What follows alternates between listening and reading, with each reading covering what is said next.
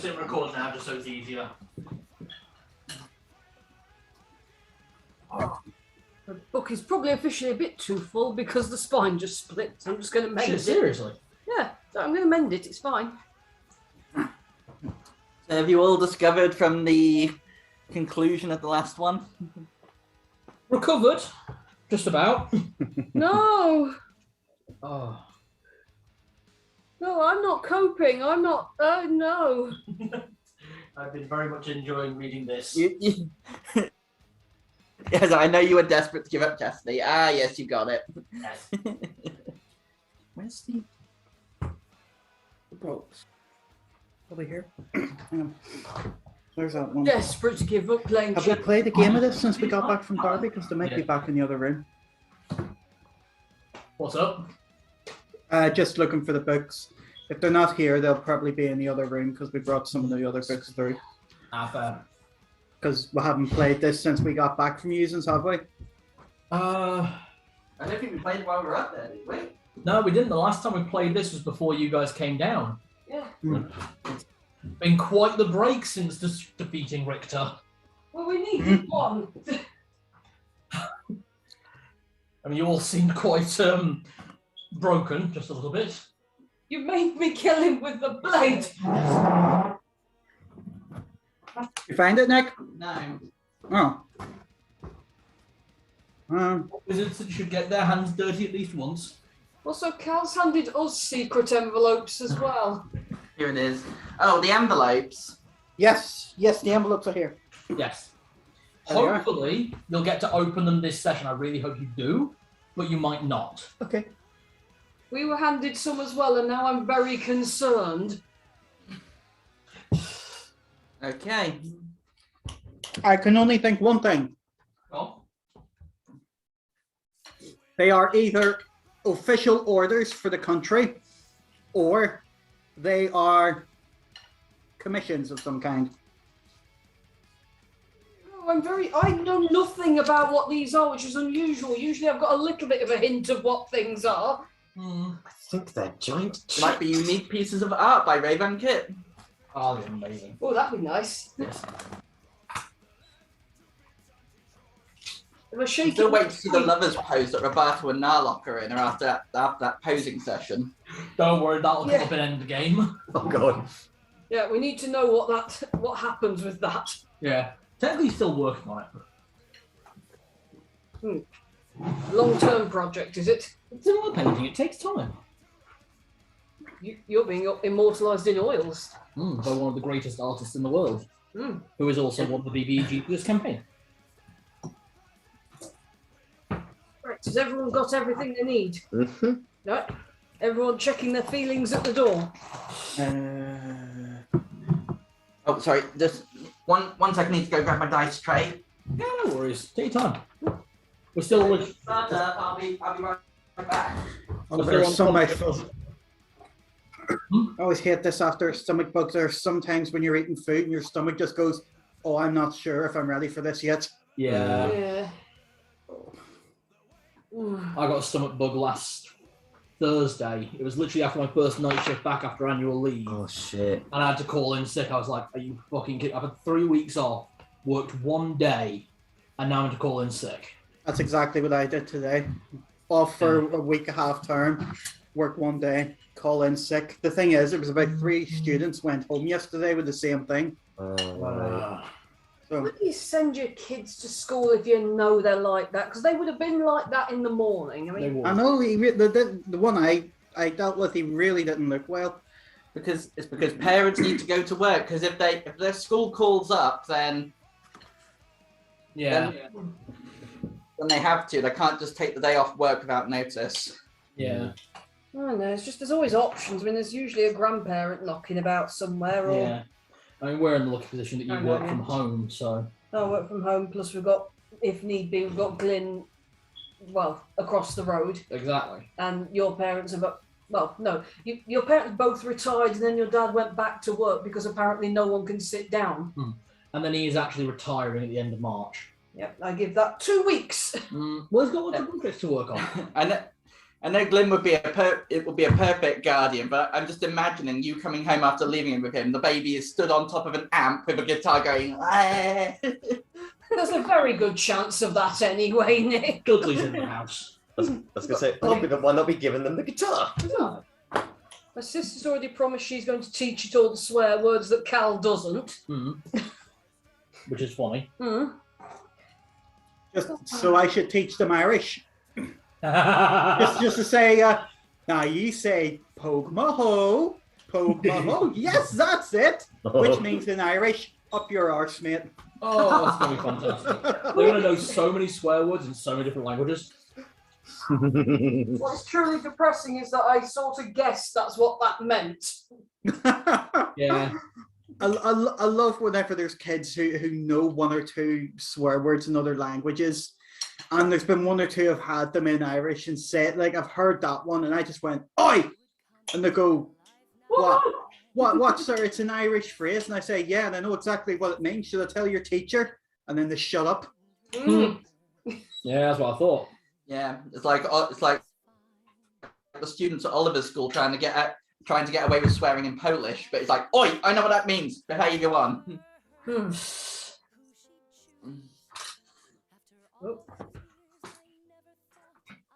Still copyrighted music. Yes. Right. Quiet, dishwasher. Silence, water machine. If I recall where we left it last time, Celadine landed the final blow and took the crown. All hail new queen! And the Queen! And That's what Barker everyone made understands. a nightly pledge just to say that he will ensure to be there to protect her whenever he's called upon. I'm trying to remember at the end, did Narlock come basically leap immediately onto Hockey's back and go riding off to go get Rachel, or did I make that up? No, that was the first thing that he did do. He was very badly injured after the fight, so he limped off using Hockey as a support. Okay. So yeah, so you're all still in Vestalt then. Yeah. I remember my last action was to pass out on 20 who turned up. You passed out on 20 and White Band. Oh yeah. Okay. A few minutes before attempting the garlic bread because my stomach is just. So, with the battle for Vestalt concluded and victory announced for Glendorel, Celadine passes out, and the three of you, alongside Celadine, are quickly shown to the Vestaltian estate, also known as the home of Richter Belmont, where you are lavished with beds, baths, and kept out of the public eye to an extent. While Celadine is unconscious and the night rolls in, is there anything the three of you would like to do with Vestalt? The matron Hilda, the high priestess and senior doctor of Merkel, does mention it would be inadvisable to leave the estate until you have all had a chance to discuss what's happened. Dad's going to make dinner because he knows whatever they make in Vestalt is not going to be nice. As you got out of the bath and you and Tibbles were just kind of toweling off, you did see the bowl of food nearby left by the Vestaltians, and it's canine. You know that smell well. And it's like ration scraps that have then been boiled in tea, and old tea. No, break food and water right now. Fairly certain you can't feed dog to dog. Yep, okay. Yeah, you can have a nice meal on the food that you conjure. Roboto? Oh. The room that the rooms that the three of you have been taken to. Just checking my maps. B1. No, that's that. Are on the second floor, so ground first, second, so the top floor of this estate, and they are very simple single bedrooms. Roberto and Zed, your rooms have 2 windows.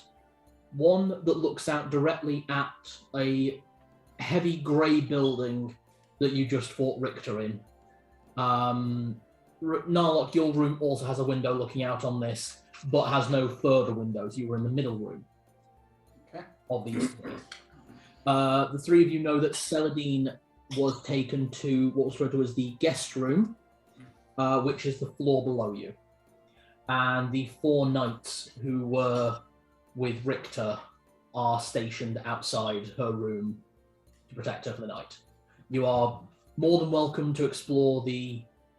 No one's stopping you from going to check on her, it's just, these are the rooms available. Yes, Roberto. Sorry about that. Yeah, all right. I think most of the time Roberto will just be like staying in, just enjoying the quiet at the moment. He probably might try and work a little bit more on the pieces, trying to prepare for Lady Esperon for the whole... There is very little quiet. The cheering and almost celebration going on outside goes on through most of the night, even until the dawn. It's not enough to... It's not like when you're in Mech Town and it was just fireworks through the night. It's almost like a constant murmur of this underlying tension of things are about to change and people not being sure if that's the good or the worse. But things are changing and it's what this country's been waiting for. But otherwise, just restful night. I like it. Narlock. How many hours can you look? I think. Probably about 2 hours. Thank you. I think first thing is he'll go down and see if Celadine is awake.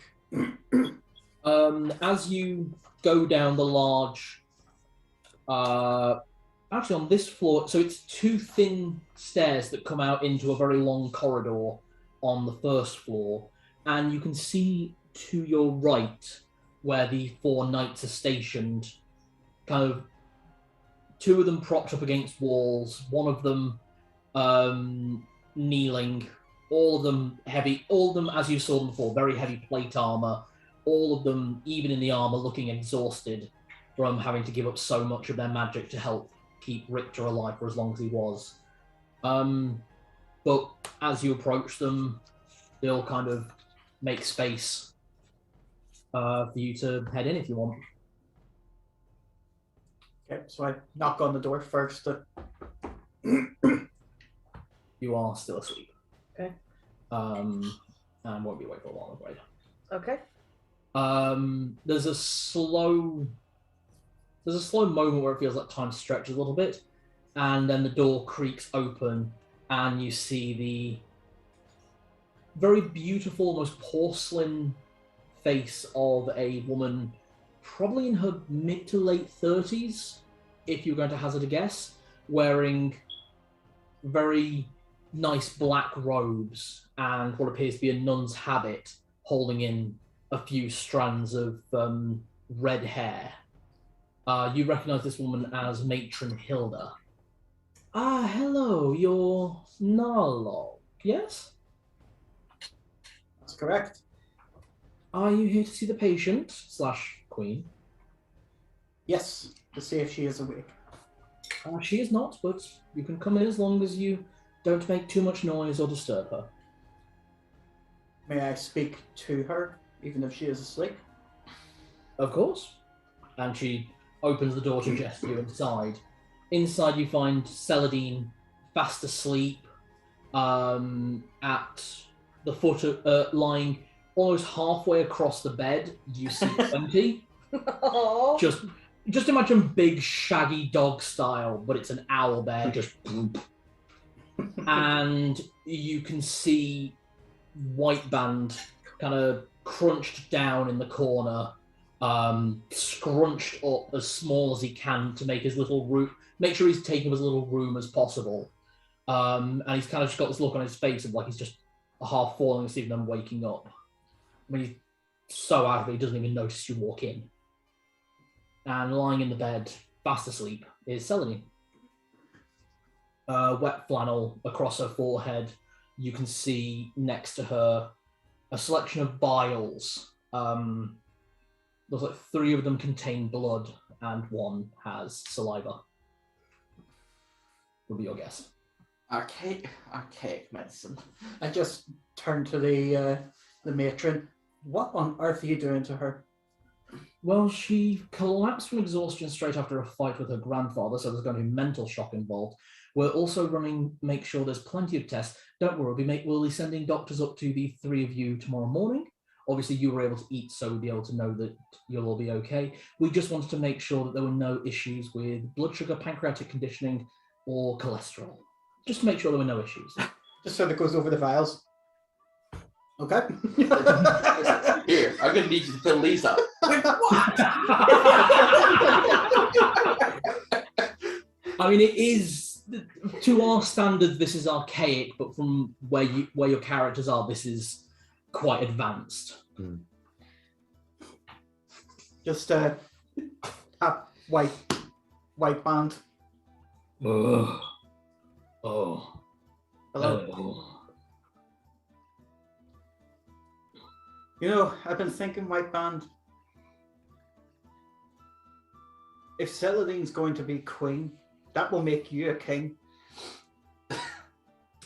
Oh, that's complex things. Oh, great, now I'm definitely not going to sleep. Thanks, Narlock. Definitely not. Mean.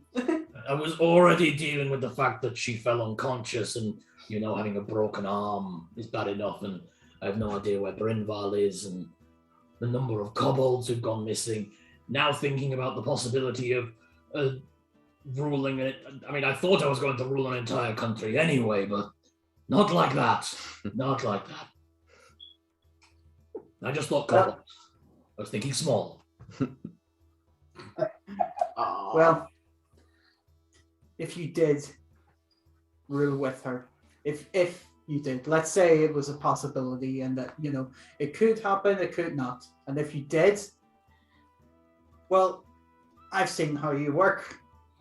And I've seen what one day of effort from me did to help you. What would it be like with the 2 of you helping each other? It would make this a hell of a lot easier. If anything, I just came down to say to her that, don't worry. It's not going to be as difficult as it looks. There's a small tittering in the corner, and as you look over, you see Matron Hilda holding up one of the vials of blood and kind of shaking it. Like, not difficult at all. And places it back.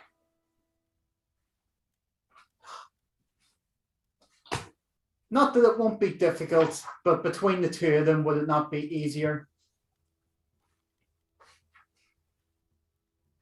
Let's just say there's about 700 years of history that's going to need to be unpacked and answered for, as well as a long list of other things that no one thought we'd have to discuss in our lifetimes. Not even Richter thought he'd discuss it in his lifetime. That was sort of the point, actually. You kind of make it seem like he was dodging a bullet rather than using this as a scapegoat rather than a way out of an endless eternity. I think the way he'd define it is he loaded the crossbow and lit the fuse. He was looking for someone to pull the trigger. It's a lot of work that he knew he wouldn't be suited for. I remember having a conversation with him once along those lines, something about if he were to take the throne, it would be a bloody coup and a monstrous conquest of this entire country where very few would be left alive. But if he could set things up in the correct way and someone else could take over, then it would be bloodless and happy. I think he knew that he would be a tyrant. Mm. But what do I know? I'm just a doctor.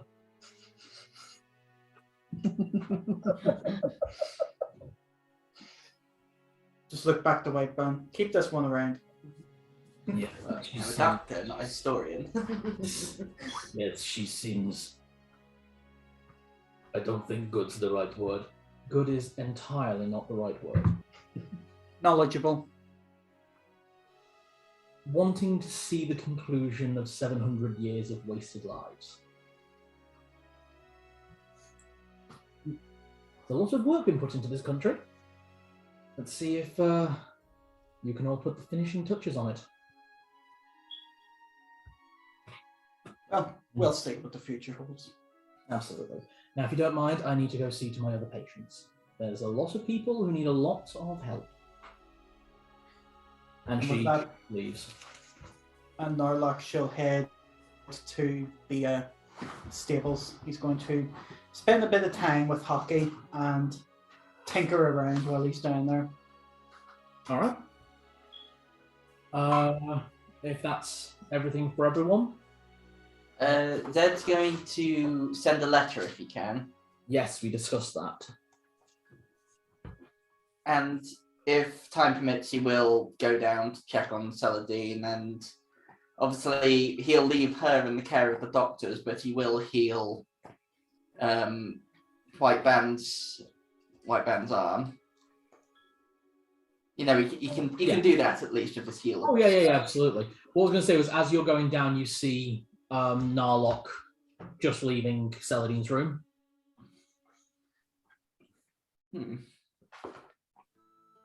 Keep your eye on that matron. Will do. I mean, you would have seen it. She was there for the battle. Yeah. Okay. You head inside. You can absolutely heal up White Band, who he's quiet, but he thanks you as he starts moving his left arm around a lot more. You can see that there'd clearly been a patching job and a casting job from the doctors, but what you just did basically healed the actual wound, so now it's just get his arm moving again. So you really should rest. Probably. There's a lot I need to sort out and a lot of people I need to see. But right now, I think I should stay here. I don't have any. Sadly, clerics in 1E don't get the sleep spell. They do not. Also, Yeah. no, dragons aren't immune to it. Yeah. Yeah, it's only elves. Only elves. Only elves and warforged. Which don't exist. Don't exist yet. So, can you at least make a first aid check on Celadine not doing anything to disturb her, obviously? Absolutely. Give me a check. While dancing around the hulking owl there. Out of 20 just kind of wakes up because obviously he could smell you and Tibbles coming in because I assume Tibbles is in the room too. Yep. Well, Tibbles won't leave me alone anymore, will he? Oh no, you ain't getting anywhere away from him. He knows you can't cope without him.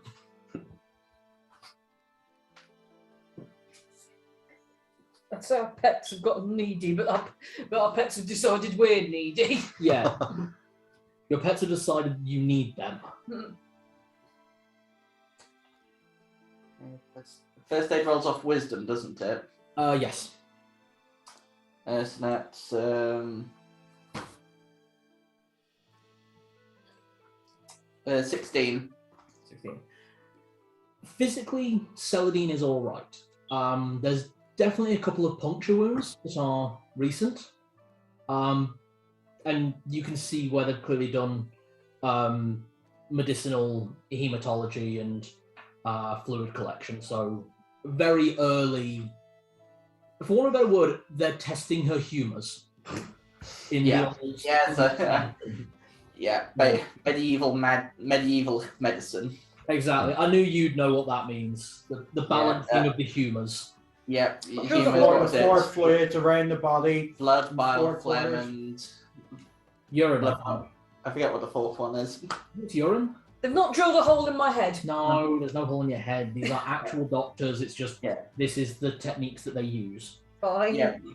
Well, as long as they decide that you haven't got enough of a certain one, because then I might try and pump something into you. Or take something out of you. Yep.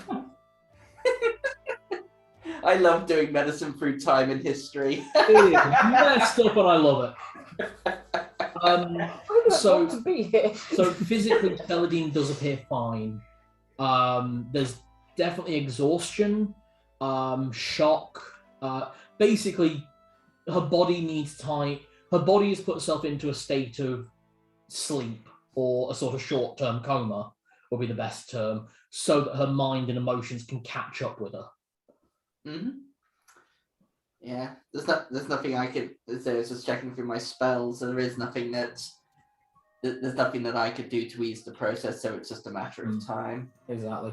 So It's kind of like the whole thing. Everyone always says that elves don't have to sleep, but the whole use of meditation is a function of keeping themselves going. Elves do still need to sleep. It's just they can cope with meditation, like a strong coffee after a short night. yeah, it's like when we necked thingy special brew. Oh, Live lives. Yeah, special brew. That was interesting. Boing, boing, Orc boing, coffee. You guys completely blacked out and failed to see White Band dropping. I think it was rocks that night. Yeah. Oh, yeah. I was fully ready to tell you guys that a dragon flew overhead and dropped rocks at her house. We were like, right, we're gonna stay up. I forget why was it was it meant to be throwing the rocks at windows and he got the wrong idea? No, the rocks all had untreated gold ore in. Oh right, it was jewelry. It was gold and gemstones. He understood that you give someone you like gold and gemstones. He didn't realise that it was like, jewelry. Because a dragon's hoard is just pure of whatever it is.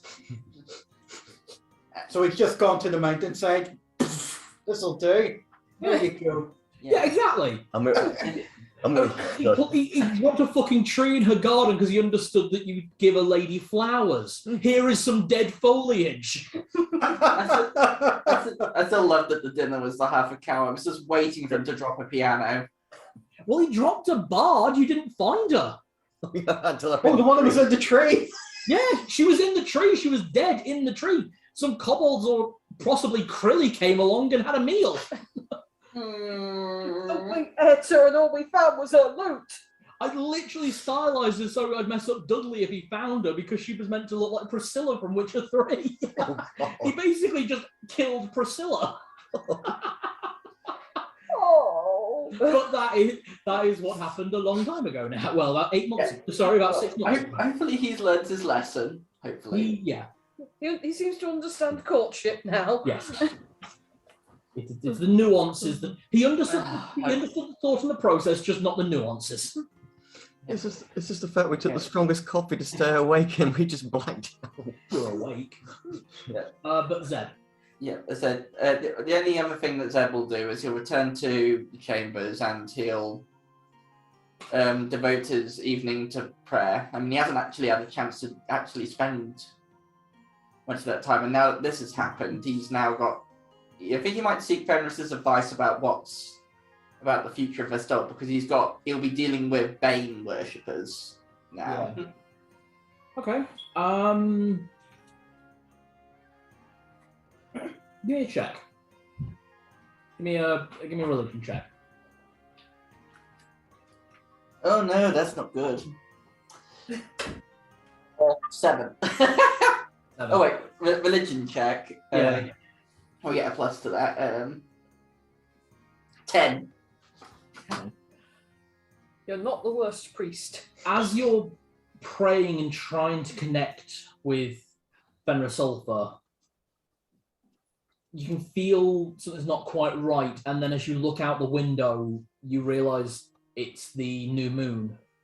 So you can't quite connect at the moment. Yeah. Hey, but I'm not cursing the new moon. That gave us a lot of help, that did. It actually did, otherwise there would have been twice as many avenging angels. And that whole flight would have taken twice as long. And that spell of yours was really, really amazing. I'm assuming that was something to do with the new moon as well. Oh, that was my craft spell. It's the blessing. It's the blessing of the lunar pantheon. Depending on the phase of the moon, depends on the blessing you receive. Nice. Or do you mean the one where he turned you all into werewolves? I meant the one of werewolves, but I assumed it was something to do with that because... No, 2 different spells. Oh. Oh yeah, no, that was my 7th level spell. Yeah, there are a few drawbacks to that one, and I kind of exploded it inside the chapel. It's fine. It's fine. We're all fine. We're all fine. Everyone is technically fine. Yeah. What do you mean everyone's technically fine? Well, technically, you're all fine. If I wake up and I'm a furry, Well, you are dating. They didn't need to roll on the bloodlust, did they? No one got that low on hit points while they were in that state. Thank God. No one stayed in that state for longer than 10 minutes. Yay! So, with the party sleeping a long rest, the sleep is easily won due to exhaustion and tiredness and emotional weariness over this exceptionally long day. I mean, this morning you were you were jumping onto White Band's back, and this evening you're sleeping in the home of a man you just killed. It's a weird situation. It's a weird feeling. But This is technically a family residence. Exactly, also true. That just makes it even weirder. Yeah. Sorry. Sorry, Roberto, what were you saying? Oh, sorry, I wasn't saying that. I was yawning. I'm sorry. Sorry, I got the right character this time, right? Yeah. yeah, I'll just reset my spells. I hadn't yet. I'd say Dunville is not playing the role of Roberto this time. Narlock, in your room, could you give me a perception check? Ooh.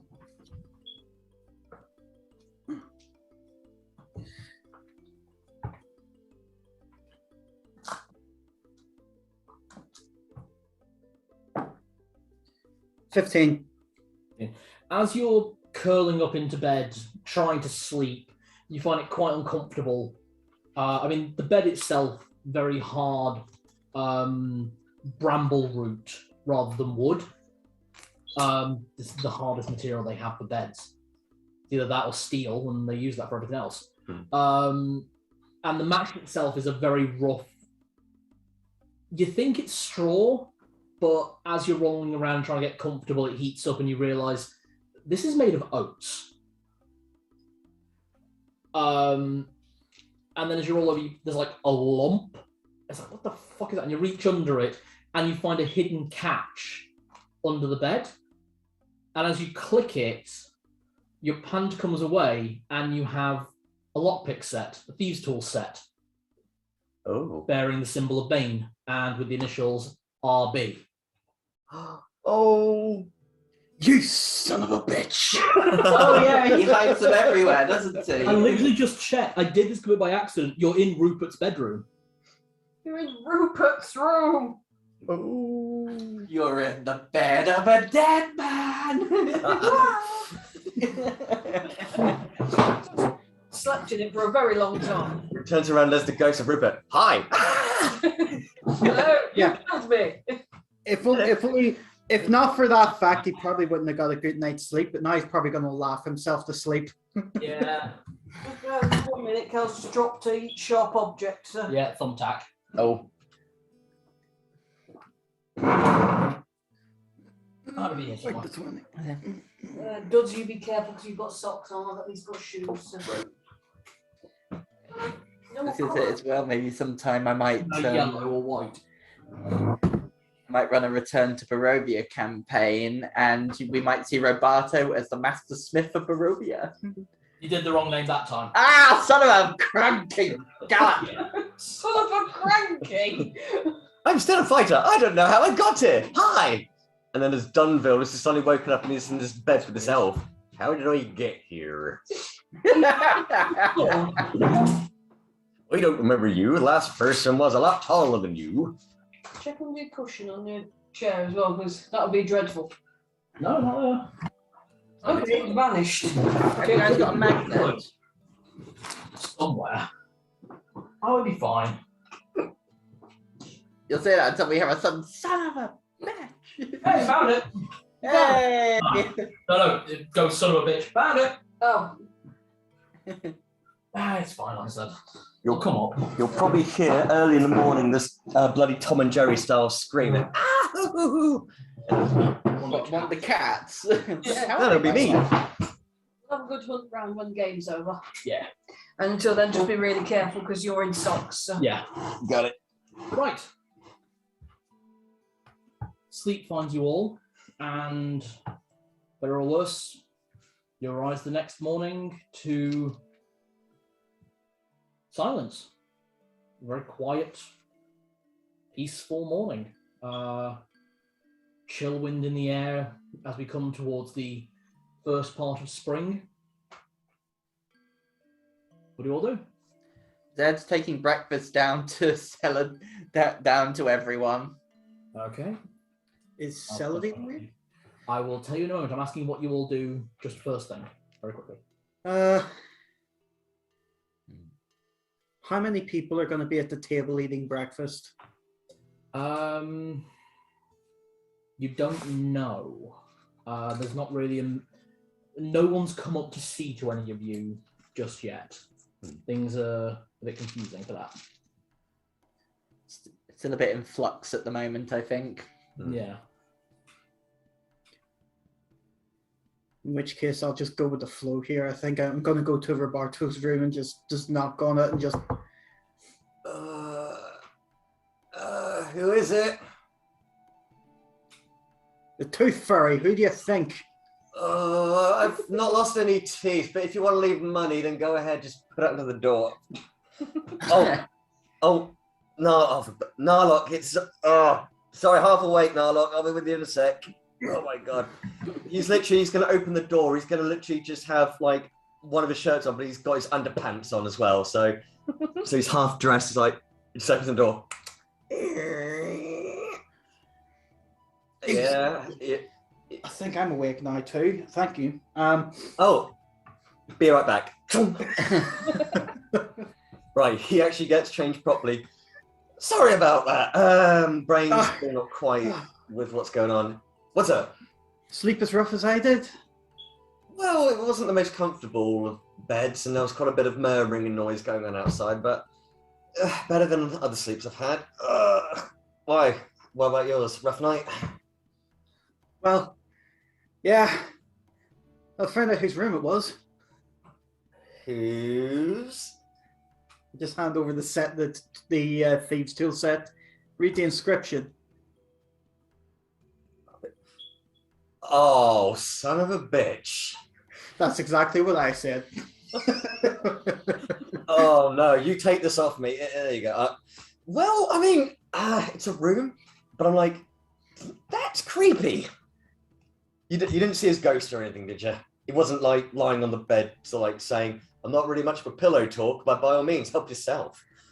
I mean, if he was, I mean, you remember what happened the last time we came across ghosts. Well, thank God it didn't come down to that. Anyway, are you going downstairs breakfast or?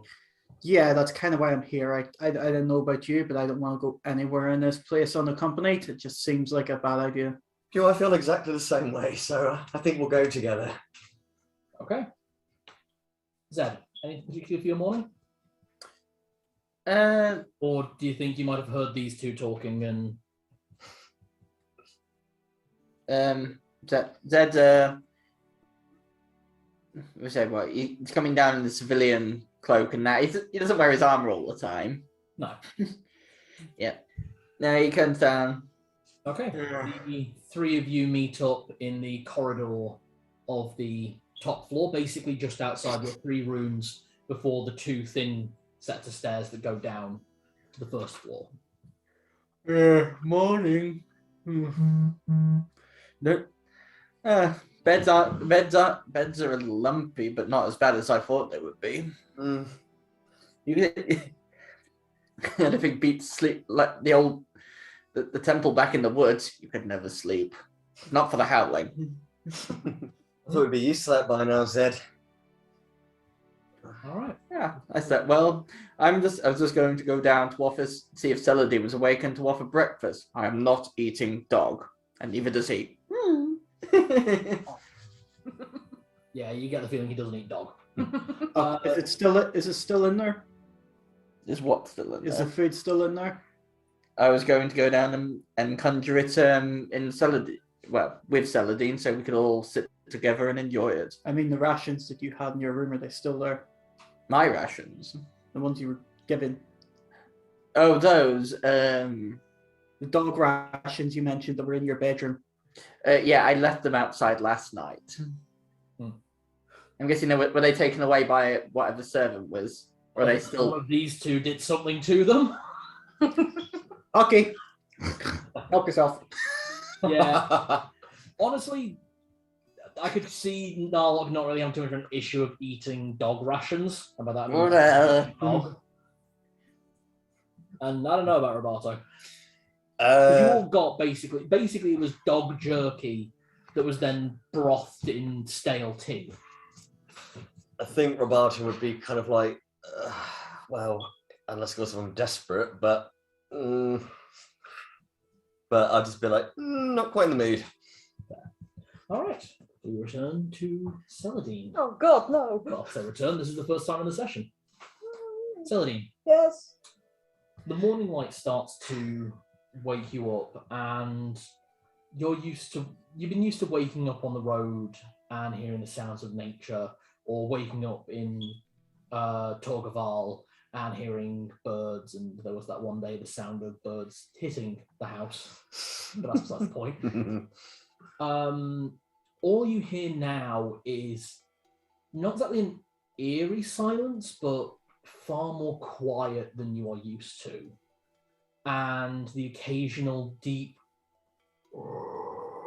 breathing sound coming from somewhere around your chest to stomach, and the weight on your legs of the familiar Owlbear 20. Can she feel her legs? They're starting to go a bit pins and needles, but you're okay. Sit up and look round. Do I know where the hell I am? You do not recognize the room you are in. The room you are in is very long. It's about 15 feet wide, which is where the double bed that you're currently lying on is, and about 30 feet long to a single door that leaves the room. In the room besides you and 20, there is only one other occupier at this moment, and it is the black-clothed, semi-nun's habit, and you can see, looking at her, very thin spectacles belying very deep black rings beneath her eyes, of one of the two, for want of a better word, invigilators of the death of Richter.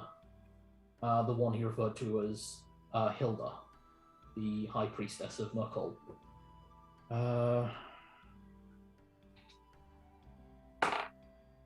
As you sit up, she pulls the glasses down, like, you're finally awake. Apparently. Very good. I'm sure your friends will want to see you very soon. I heard them moving around not that long ago. And your pet is very protective, but very, very pleasant. She reaches over and kind of scritches 20. Not entirely liking of her. Yes, that makes sense. So, just to go over a few things with you, you went into shock after what happened, understandable of course, and we have made sure that you are in good health. I do have a few questions for you, though. You probably have questions for me. Let's get out of clinical headspace. This is a new patient. Sorry, I am Matron Hilda. Hello, I'm Celadine. Leyspark. Very good. I can put a name. Put a name on a clipboard that she's got.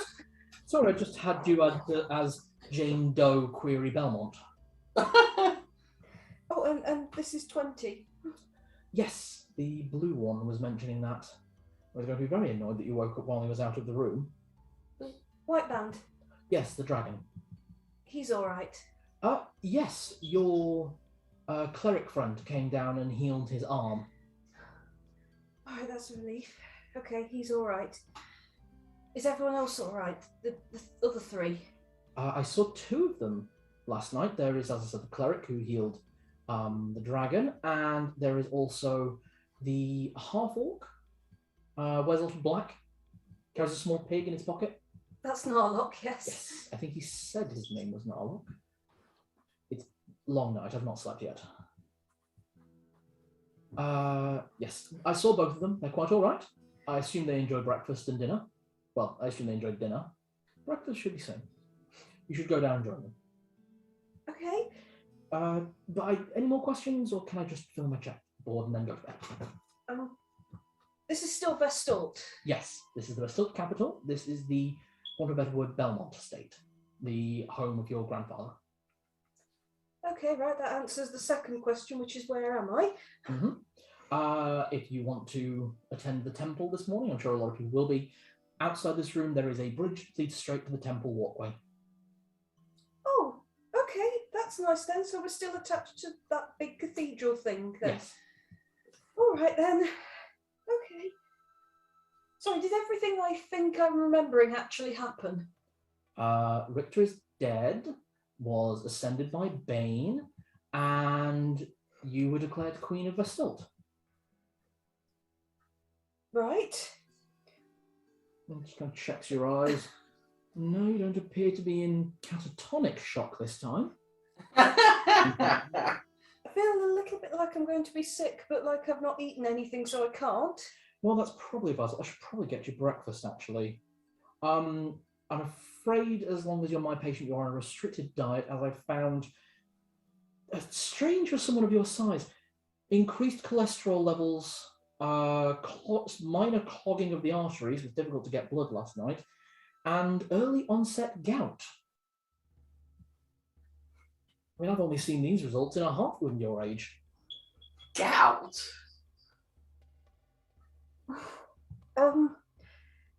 Could this happen if you eat a lot of halfling food? Do you eat a lot of halfling food? My dad's a halfling. Well, that explains a lot of things. That just kind of fills in. Right. Well, unfortunately, I can't offer you one of our heartier breakfasts, as that contains a lot of fat, so you'll have to be on this until you are not my patient, and then you can make whatever decisions you want. And she brings over a tray with a bowl that just appears to have this gloopy, gruel-like oatmeal mix, with the only thing aside it are a few what looks like jammed berries, and along the top is a very large glass of water with some more berries just in it, semi-frozen, and a selection of clearly medicinal alchemist mixes. Okay. These are your morning medications. Right, just...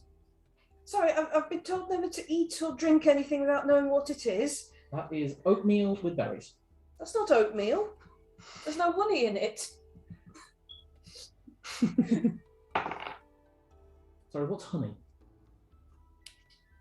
Oh, good Oh. grief. Oh, sweet Jesus. It comes out the back end of bees. Oh, that sounds very unhygienic. Next, be saying you eat things that come out of birds. Thinking into internal monologue before we get it. What kind of back-ass country is this? It's your back-ass country. Okay, number 1 and number 2 on the list. Number 1, acquire bees. Number 2, acquire chickens. Acquire literally any food. This isn't food. Number 3, recipe for honey eggs for some reason. As for these, that is to help with gout, that is to help with pain, that is to help with exhaustion, and that is to help with shock. Take that one if you feel things getting a bit too much.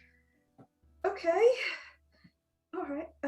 I'm just making sure. And you're Matron Hilda. Sorry, there's Yes. going to be a lot of new names for me to remember. My name is Matron Hilda, High Priestess of Merkel, High Priestess of Merkel. Yes. and Chief Doctor of Merkel's Sanatorium. Okay. Right. I will do my best to remember that. I can introduce myself multiple times if necessary, but right now, I need to go to bed. Yes. Is it easy to get around? Oh yes, I'm sure your friends will be joining you soon.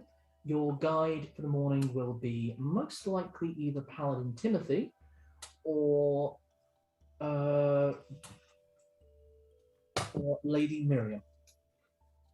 She was the other one. Yes, the High Priestess of Baal. Was she the one with the cloak that was made of screaming? No, that's me. And as she turns around, you see the gossamer cape that she wears has skulls stitched into it. So imagine like a lace cape, and like when the light hits it, you just see screaming faces. Just imagining that Beetlejuice thing. Oh, is it scary? She's the one with the cloak full of knives. Ah. Okay. No, she's Miriam. And this is Vestalt, and my friends are all okay. Okay, right. I'm going to have to deal with things one stage at a time, I think. Right. The three of you, as you come downstairs, you see White Band looking very frustrated, arms crossed, standing against the back wall with two clerics kind of stood either side. And it's two of those clerics that you saw during the fight with Richter with the large mauls. Looks like they're almost like, one looks like they're half asleep standing up on their maul, while the other one looks like they've just got their maul planted, and it's a very different feel from both of them. There are two more knights who appear to be sleeping on the floor in plate armor. What? Taking a morning walk, White Band? I leave to go to the toilet for 5 minutes and she wakes up. So I can't go in if I left. But for 5 minutes. Well, at least that means she'll probably join us. I was going to conjure up some breakfast. No offense, but I don't fancy eating dog. I found 5 rats this morning. I'm fine. Massive rat, by the way. I Yeah, can't I was gonna say, 5 rats. How big was that? Huge, oat-fed. Must be a type of Vestoltian rat. I think they thought it was a bit weird when I ate them, but Kobold's been eating good. Are we sure we want to move here? We will make it better. We will make it better. What's the other option at this point? Mm. I mean, I don't think I'll be welcome back in Celebor after what happened between Brynval and Ixom. Oy. What happened between them? Oh, Ixom's dead. What? Brynval definitely killed her, but we can't get any answers because he's gone AWOL with about 15,000 kobolds.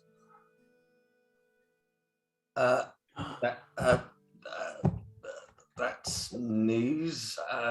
Just a bit. I only found out this morning. Are you 100% sure it was him? All the reports say it was, and I can't get in contact with him. Innocent until proven guilty. I get the feeling that if he was going to kill her, he would have done it. He would have done it before this. No, I feel like he was going to kill her. It would have been after. This feels weird. As you guys are all talking, the door opens and out steps Matron Hilda. You're all here. You're all welcome to go and see her, and I am going to bed. It's very nice to see all of you. It's just been a very, very long night looking after the sick, wounded, and never had to understand kobold anatomy. It's interesting. She just kind of walks away, that kind of half asleep walk that doctors and nurses do, where it's like they're walking a straight line, but you know they've got their eyes closed. I hope she's not going to run into that. I hope she's not going to knock into anything. I do not like nuns. One of the clerics aside, she is not a nun. She's the head priestess. Mind you, she did have a certain way how she held herself, though, even though being incredibly tired. She's also a doctor. That's helpful. And there's just one of the two knights. The one who actually looks like he's still awake. Oh, that's very interesting. Very well, my apologies. Right. If she's awake, I think it's about time we all went in to see her, because she's probably very confused as to where she is. Knock on the door and open. As the door opens, you're expecting any number of people to come in, but in walk your 3 friends and the white band. And Tibbles. The room's getting a bit cramped. It's big enough for all of you, yeah, but it's cramped. Morning. Morning. Oh, what is that? I don't know. She said it was oatmeal. I None of you take a recognise sniff. this as oatmeal. That looks like. Do you take a sniff, Zed? Yeah. Give me a... Can I give you a perception check at base? 17. 17. This is oatmeal mixed with hot water. And then a little bit of salt instead of sugar. It is very hearty and tastes like crap.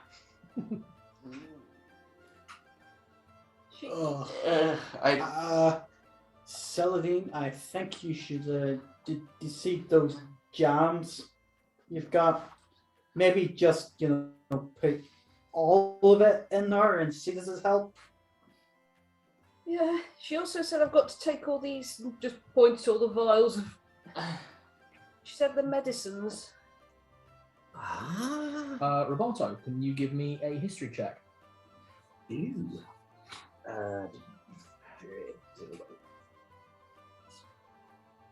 Apparently, halfling food's been making me sick. Is that off intelligence? It is. Okay, that'll be +1. Get the correct dose. That's a 16. About 2 of these look like the medicines that your father has to take every morning.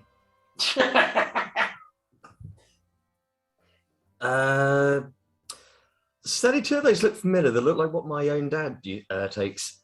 But Is he's going to ask Roberta, what are they for? can I look further? Can I You know that your dad suffers quite badly with, for want of a better word, cholesterol, basically.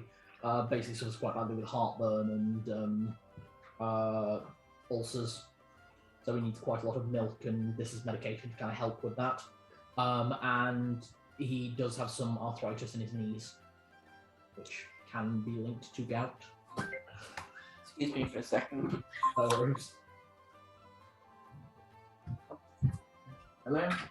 Right, so this one, I actually sort of like pull it up and just have a look and like, did they say anything about cholesterol, Celadine? Yes. She said that it's like I've been eating very rich food all my life. Right, this is kind of something similar to what my dad takes, so that's for cholesterol.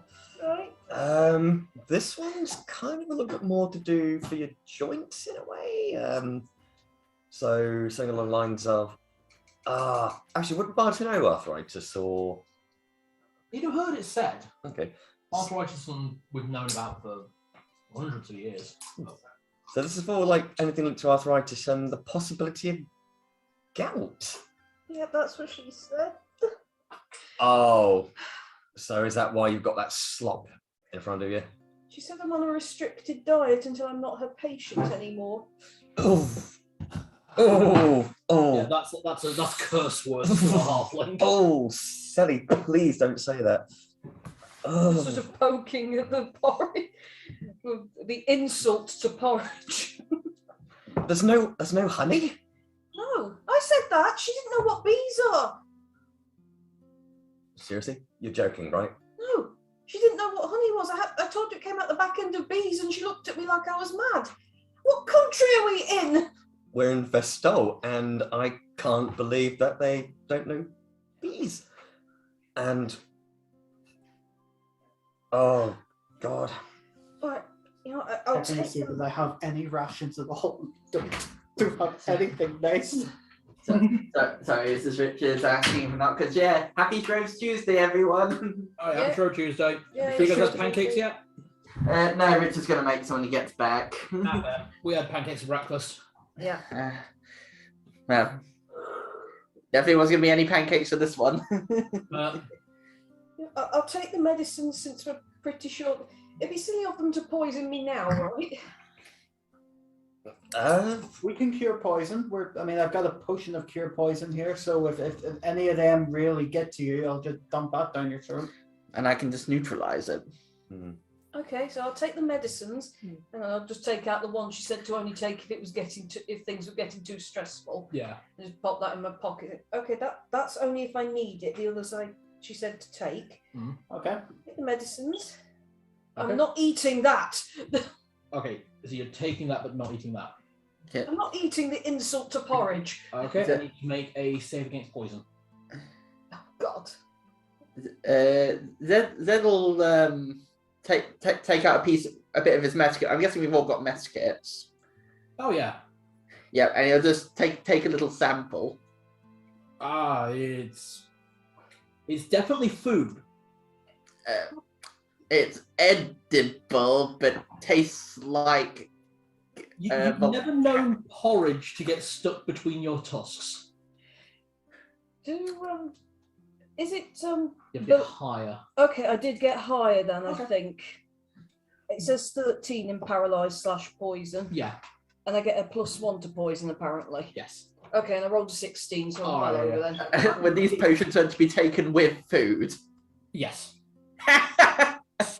Oh. They do give you like a stomach turn, and as you kind of taste it, it's like you recognize kind of a back taste on this. One of these potions had to have been made from a catalyst that was a poison to help it get into the system. I mean, you did herbology with Mrs. Fizzy Swivel. Yeah.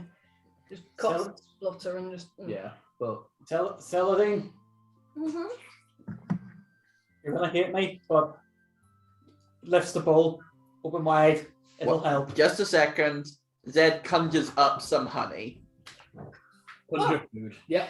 Yeah. Hold on. Yeah, go for it. Honey can't be bad for you. It comes from insects. It's natural. It's natural sugars. It's not processed sugars. Okay, I got the honey in it now. Okay, open wide. 2 gulps. It is more edible, but it's really bitter. A cure tastes worse than disease. Because the only bees that can live here are vulture bees. Oh, not vulture bees. Oh, does the spell draw influence from the place that you're in? You create food that would be associated with a local area. That said, when you finish it, there's a very, very strong flavour of blackberries and elderflower. Oh. Sorry, elderberries. Ooh. The honey's actually not too bad. It's very, very bitter for honey, but nice. Yeah, Zed tries a little bit because this food doesn't disappear; it stays. It's permanent.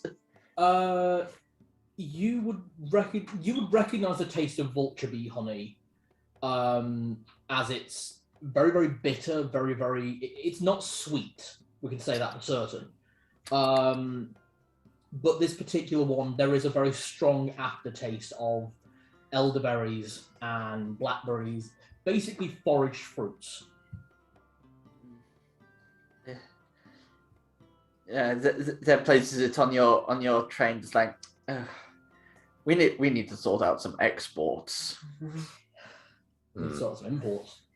We need to sort out a lot of things. Okay, right. All right. Yes. What are you all going to do now? I don't know. White Band, by the way, sorry, Yes. has been watching all this going, it's very nice that you are awake. You look exhausted. Did you sleep? He just falls sideways in front of the door. Crumples. At which point the 4 knights over like, we had. Oh, don't disturb the dragon. And then comes back out and closes the door. All right, everyone, grab a limb. Let's lift him onto the bed. Onto the bed. He needs. We can't leave him sleeping on the floor, can we? That'd be horrible. Well, I can help. I'll try it. I'll grab part of his tail. Due to space, I'd say only three of you be able to make an attempt, and there's no point selling and doing it. 20, come on. You shouldn't be sleeping on the bed anyway. You're a dog. Yeah, Pad walks over White Band to sit next to Tibbles, and wagging his massive owl bear tail. there's this really cute moment where he tries to sit like a wolf, so like crunch the legs up and sit down. It's uncomfortable, so he winds up just flopping backwards. You know how bears sit. Yeah. Tibbles just looking at him like. Oh, this is my life now. And then you just got like Measly sitting on 20's head, who Measly appears to have like attached feathers to the little cape he's got. I no longer question anything Measly does. Best not to. Yeah. Okay. Can you three lift him? We really shouldn't leave him on the floor. I don't think. Why You can give me a brute strength check. There we go. If we can't, we'll put pillows and a blanket on him at least. Okay. Do you say strength check? Yeah. Oh, this is 15. Oh, 18's a +4, isn't it? Or In first, actually yours it's +7. oh, good, 12. Jesus. Oh boy. I rolled an 8. Total. Mm. Ow. Mm. Narlock. 15. The average is there. It's less picking up and it's a lot more dragging, as you very quickly realise that although he is in this shape, his weight does fluctuate with his size. It's not a situation of mass condensed. So you guys are able to drag him half onto the bed. Yeah, there we go. And when he's there on the bed, there's one massive wing just wraps around himself. There, you sleep. Good dragon. I'm half tempted to tell him that whenever he wakes up. To be fair, he worked for 3 solid days and stayed up all night. Yeah, he deserves a rest. And blue dragons are the Right now, we need. blue dragons. I think it's probably best that we all sort ourselves out and we figure out what we're going to do. Mm. Yes. Yes, I think we better. Oh, good grief. Okay, right. Give me 5 minutes to get myself sorted and find where they put my stuff and things and. Quick route around the place, you find it in the cupboard that's in here. Okay. She said, Matron Hilda said there'll be guides, a guide for us. It would either be Paladin Tim or Lady Miriam, the High Priestess of Baal. I'm not sure which one of those two I prefer at the moment, but she did also say that those doors over there lead straight back to the cathedral where... Yeah, as you guys get back on the corridor, you can see a doorway that's just a long stone corridor with a wooden door at the end. And the Iron Claw of Bane embossed in it. So, Actually, if you've left the room, by the way, the 4 knights who were stationed outside all see, "My queen!" and all 4 drop to their knee.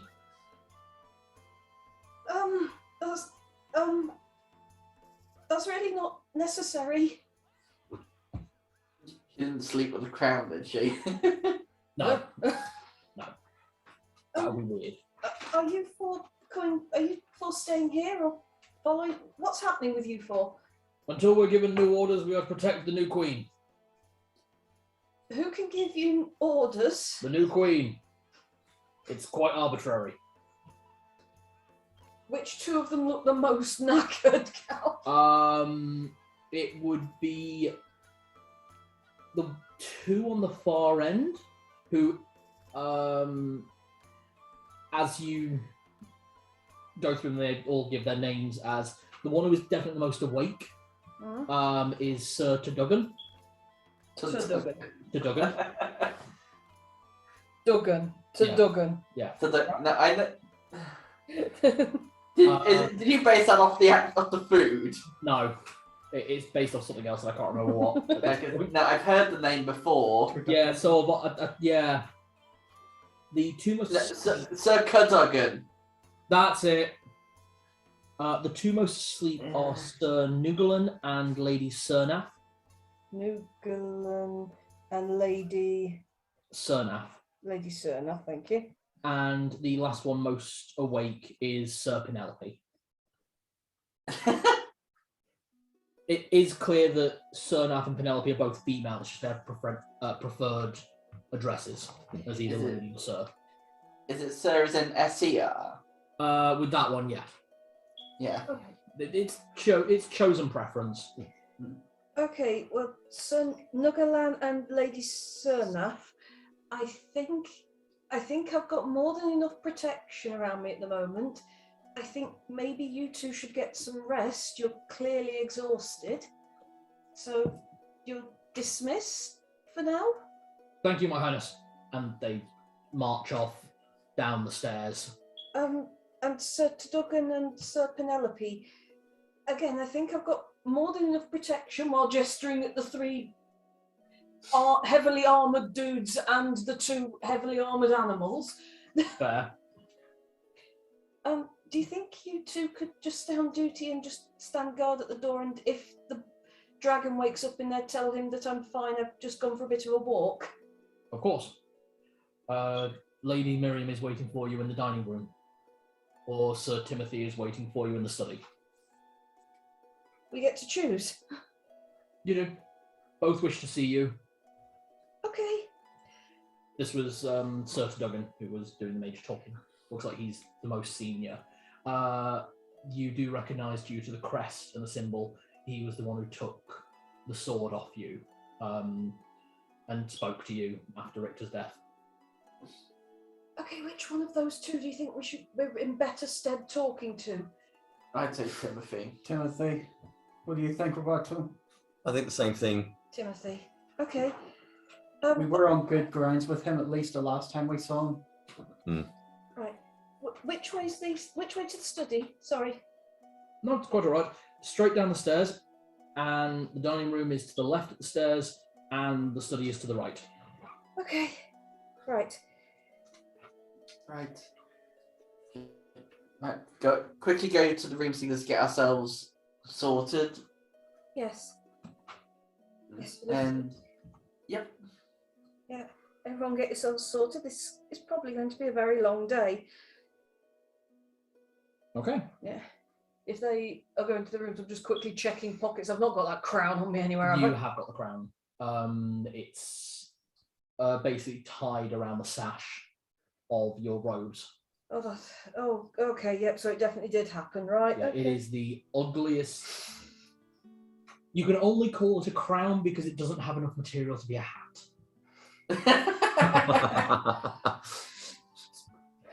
It is on par with the hideous scarf Richter gave you for your for Christmas, effectively, for the Winter Festival. Definitely handmade by Richter. That man has no crafting skills, trust me. All right, so it definitely happened. It's definitely real. It's happening. Oh God. I'm just sort of standing there. I'm just like ready to catch her in case she faints. Right, I'm not going to faint again. I'm not going to faint again. That's a stupid thing to do. No. And I'm not stupid. I'm very, very smart. You're very smart, but if you do happen to faint or trip, I'll sort of... Why do you buy bananas? Those aren't ripe. You're not bitten into one of them. Oh my God. All we heard there was, have you tried those bananas? They're not nowhere near ripe.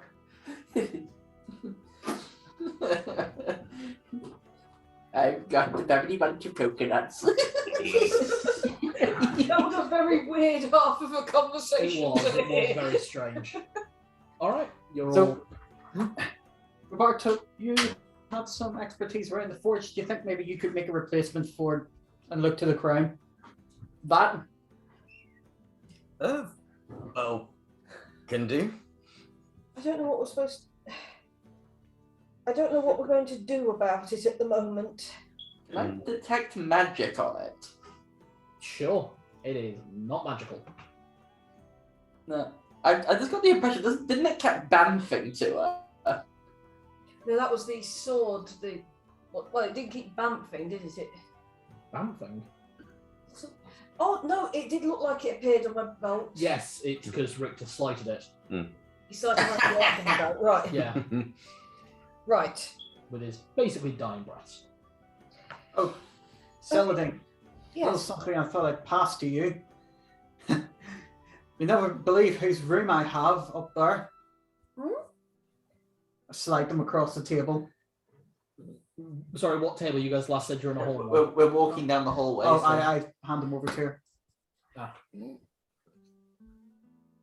Oh. Well, she did say it was Richter's house, so I don't think he's slept in here a very long time if you're in his room, if that makes it any better.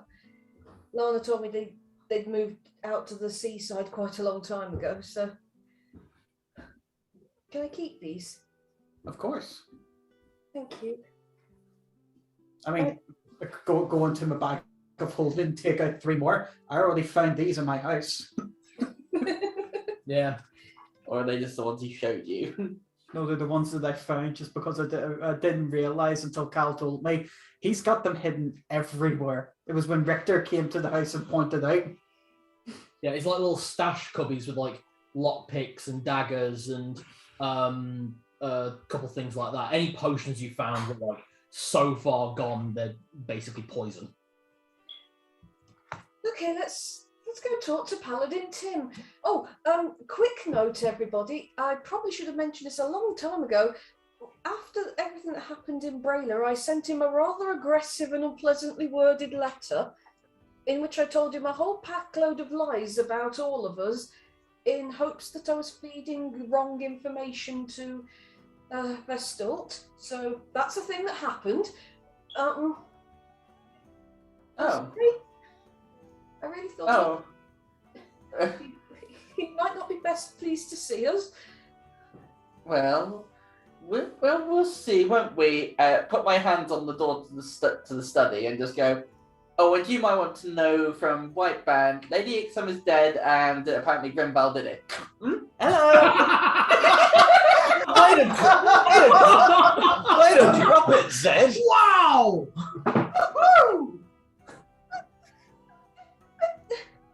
We cannot fully 100% confirm that it actually happened, but I'm still baffled. But we'll figure it out at some point, I don't know. That was a hell of a mic drop. Yeah. Where's that potion? No, I don't need it yet. Don't need it yet. Don't need it yet. It must be something in the honey. All right.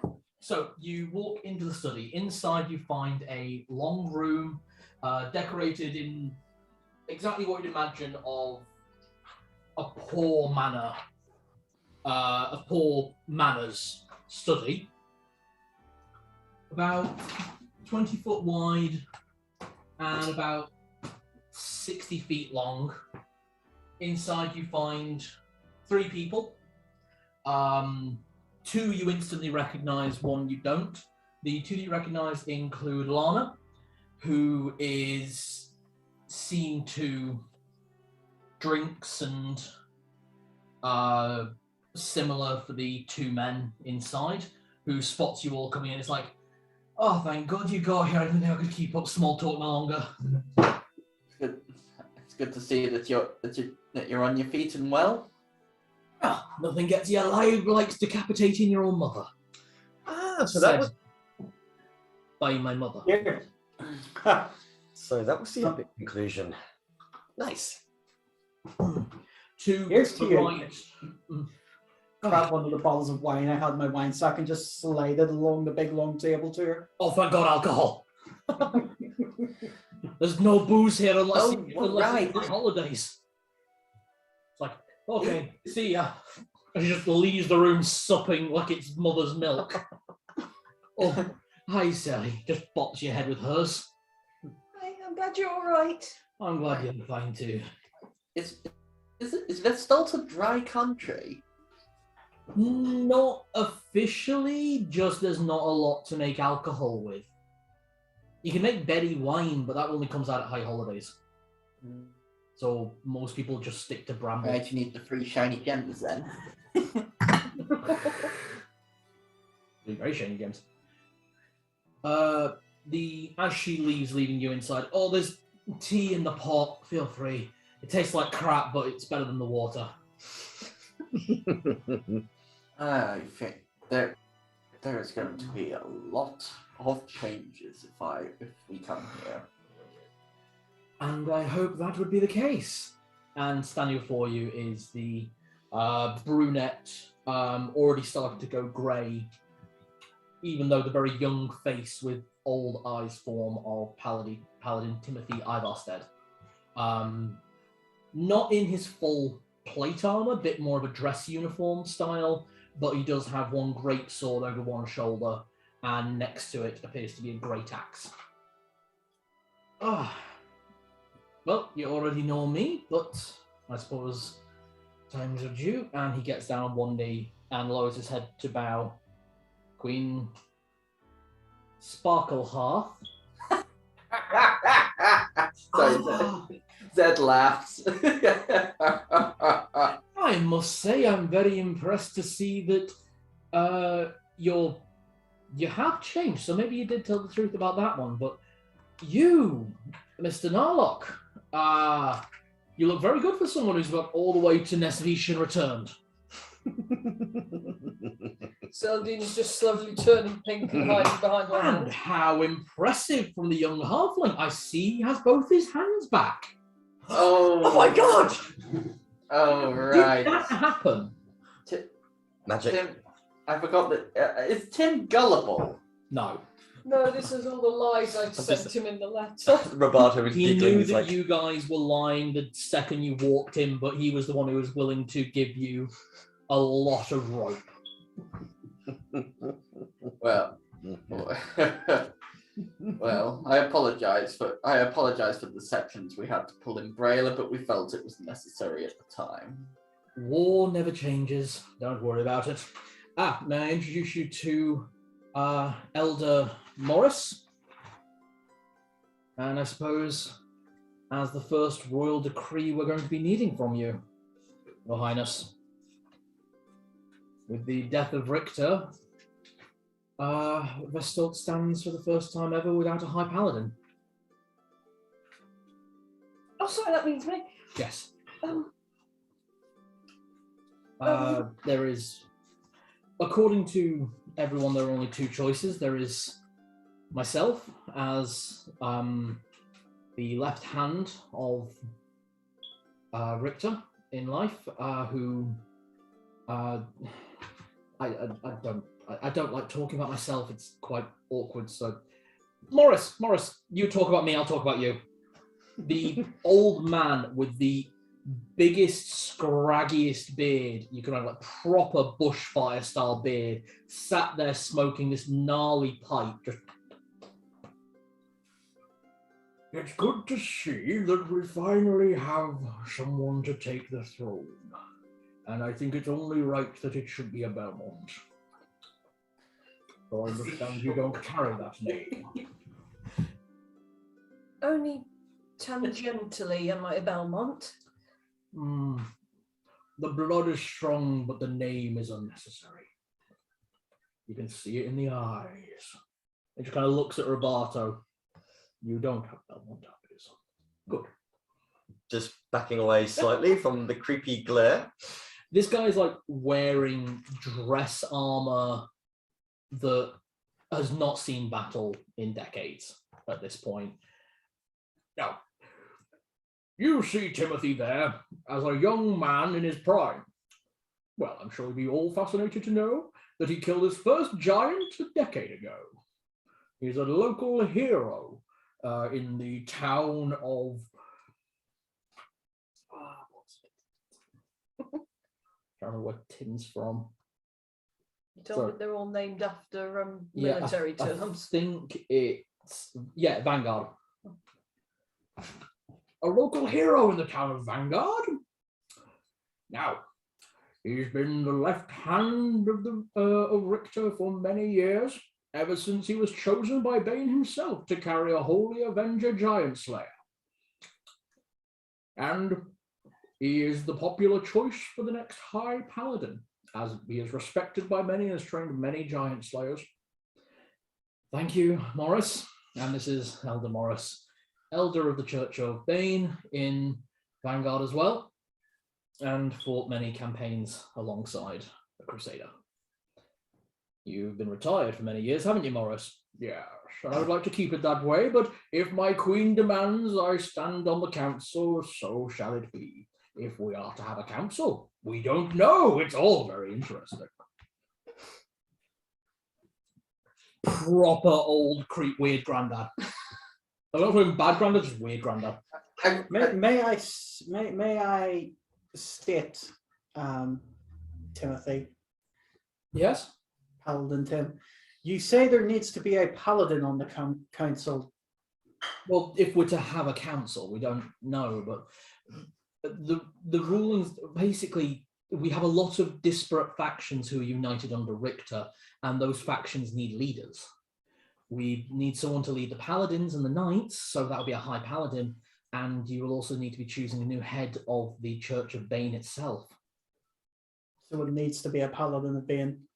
It does. They wouldn't accept anything else. I mean, I understand that you yourself are a paladin of Helm, but what do you know of the Church of Bane? That's Very little. that's Really just things you've read and stories. You didn't fight alongside these people. You didn't work to protect them. So, although a paladin from a different religion could indeed be the high paladin of this country, I think it would be too much change too fast. so. So Richter had this council. Was that how the parliament was set up in Vestalt? Richter was the de facto leader, sort of more martial law, until a monarch was found. It's how this country's always worked. And alongside him were the leaders of Baal and Merkul. It's just the way it's always been done. But without him, there needs to be something new. So, we need a high paladin of Bane, Yes. a head of the Church of Bane, because Richter was that as well, I assume. Yes. And there's going to be a lot of other things that need to be made decisions There on. is a very long list of things that need to be seen to soon, but with the way the country is at the moment, if time is needed, I'm sure things could be put on a back burner. It all really depends. I mean, I know Glendoril are already demanding restitutions for the war, but we could push that back if necessary. And without a leader, we are looking to, I suppose, the four of you. 5, actually, with the dragon. Weirdly, our population has doubled overnight, though I'm not sure people are counting every kobold as one. The kobolds are citizens. Individually or as groups? That's the confusion.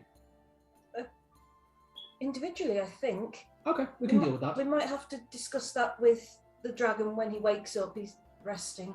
Understandable. He seemed quite tired, and from what Sister. There's a lot of names, guys. Right. I think it's probably my suggestion that anything that we can cross off this lengthy list, we do it as soon as possible, because not only do we have to deal with the politics of Vestalt and Glendoril, we have Skura to deal with. Yes. If it helps in that regard, the politics of Vestalt should be fairly simple. There aren't any. Oh, that's even better. We've got to set up a whole new load of politics. As I said, we've technically been under martial law for 700 years. And now without a military leader, people are happy, but... Confused? Confused the wrong word. You have to understand, Vestalt has been a country in wanting for a future that was promised to it. And now it has a future, but it doesn't know what that future holds. So it's disorganization. No. One thing we do very well is organisation. I So mean, it's organised chaos. no, there's no chaos. Where are you getting? Look out the window. You'll see for yourself. And he gestures to one of the windows. The city of Vestalt, the capital, is running as you would expect any well-organised and ordered city. But there is this look in people's faces of they're doing what they know they're meant to, but they're waiting for the next order, and there's a very limited time until they don't know what they're going to do. They're looking for their leaders. In which case, what this is going to be a case of is establishing the ground rules of the basics, and anything else will recommend people to put forward ideas on what they want to be heard and work out from there what is the best fit for everyone and what's compromised. Right. I like that. Yes. I think the first things we should do is settle the two main ones. It's like find the chief, elect the chief of this council and the head of the church, as Tim has requested. Who, as head of the church, who were the most reasonable candidates? We have 3, but there's a problem with one of them. They're being indicted under war crimes from Glendorrel. So they may not be the best choice until that is dealt with. So who is that? So as it stands, the 2 most legible at the moment would be Sister Claudia Belmont, who is the chief cleric of the Avenging Angels. Oh dear. And Vincent Graves, who is the current archdeacon of Armos in the south. If I know I've not been formally made High Paladin yet, but if you'll take my advice, he's a money-grubbing, land-wanting shyster. Ideal for the job. I'm just imagining Sean Connery from League of Extraordinary Gentlemen. I am okay with this. I'm okay with this for Elder Morris. Can it just be noted, I love Elder Morris, and I don't think we should make him High Paladin, but I want to make him something because I love him. Also, I'm making him a duke. Can make him a royal advisor. I mean, this is what this council's all about, royal advisors. Yeah. A vizier of sorts. A vizier. Yeah, personal advisor. The third option, who, as I said, is currently being held up for war crimes until that's dealt with, is Captain Tuskroth Hamos. Tuskroth? Yes, a half-orc.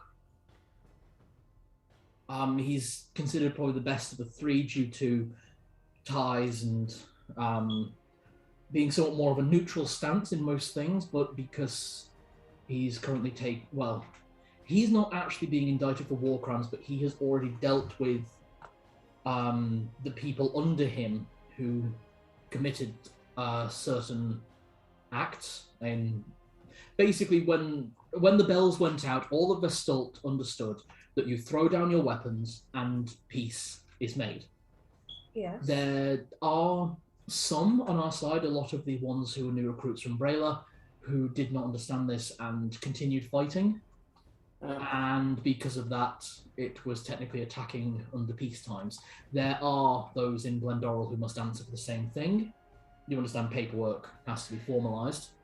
This is a faith of order. Oh dear.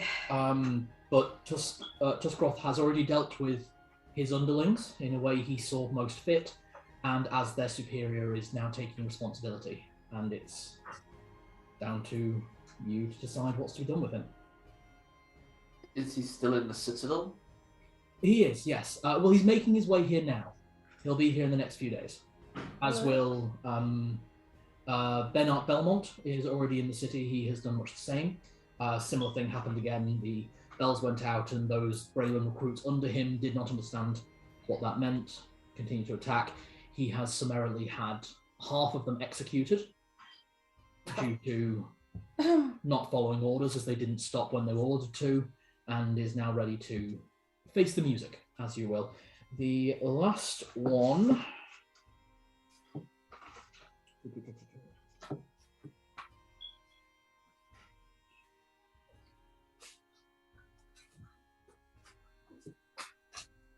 last one is... It's Bernard Belmont, Tuscroft Hamos. Elizabeth Lacard. Is this another candidate? No, she's another one who has to be decided for war crimes. Answering for crimes. Yes. As for the war crimes that need to be raised against Glendora, the paperwork has already begun being filled out. Involve repercussions against the Blue Vein family, the militia of Glendora, and the Nesvitian Armada. But we can go into those details when you want to actually hear about them. There's a lot to go through. I can see that. Right. Well then. So who besides you were the candidates for High Paladin?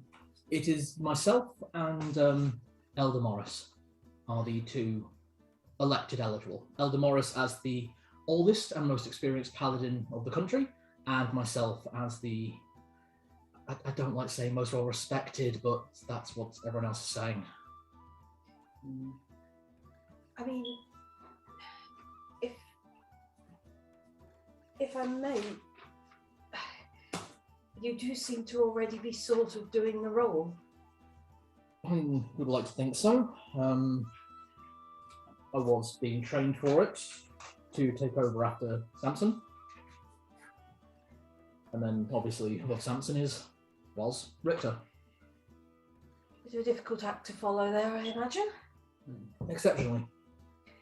Still, you don't appear to be wearing the spiky armour or insane, so that's a good few steps above her. I'll take that. And we get to decide what happens now, yes? This new council. Officially, you get to decide what happens.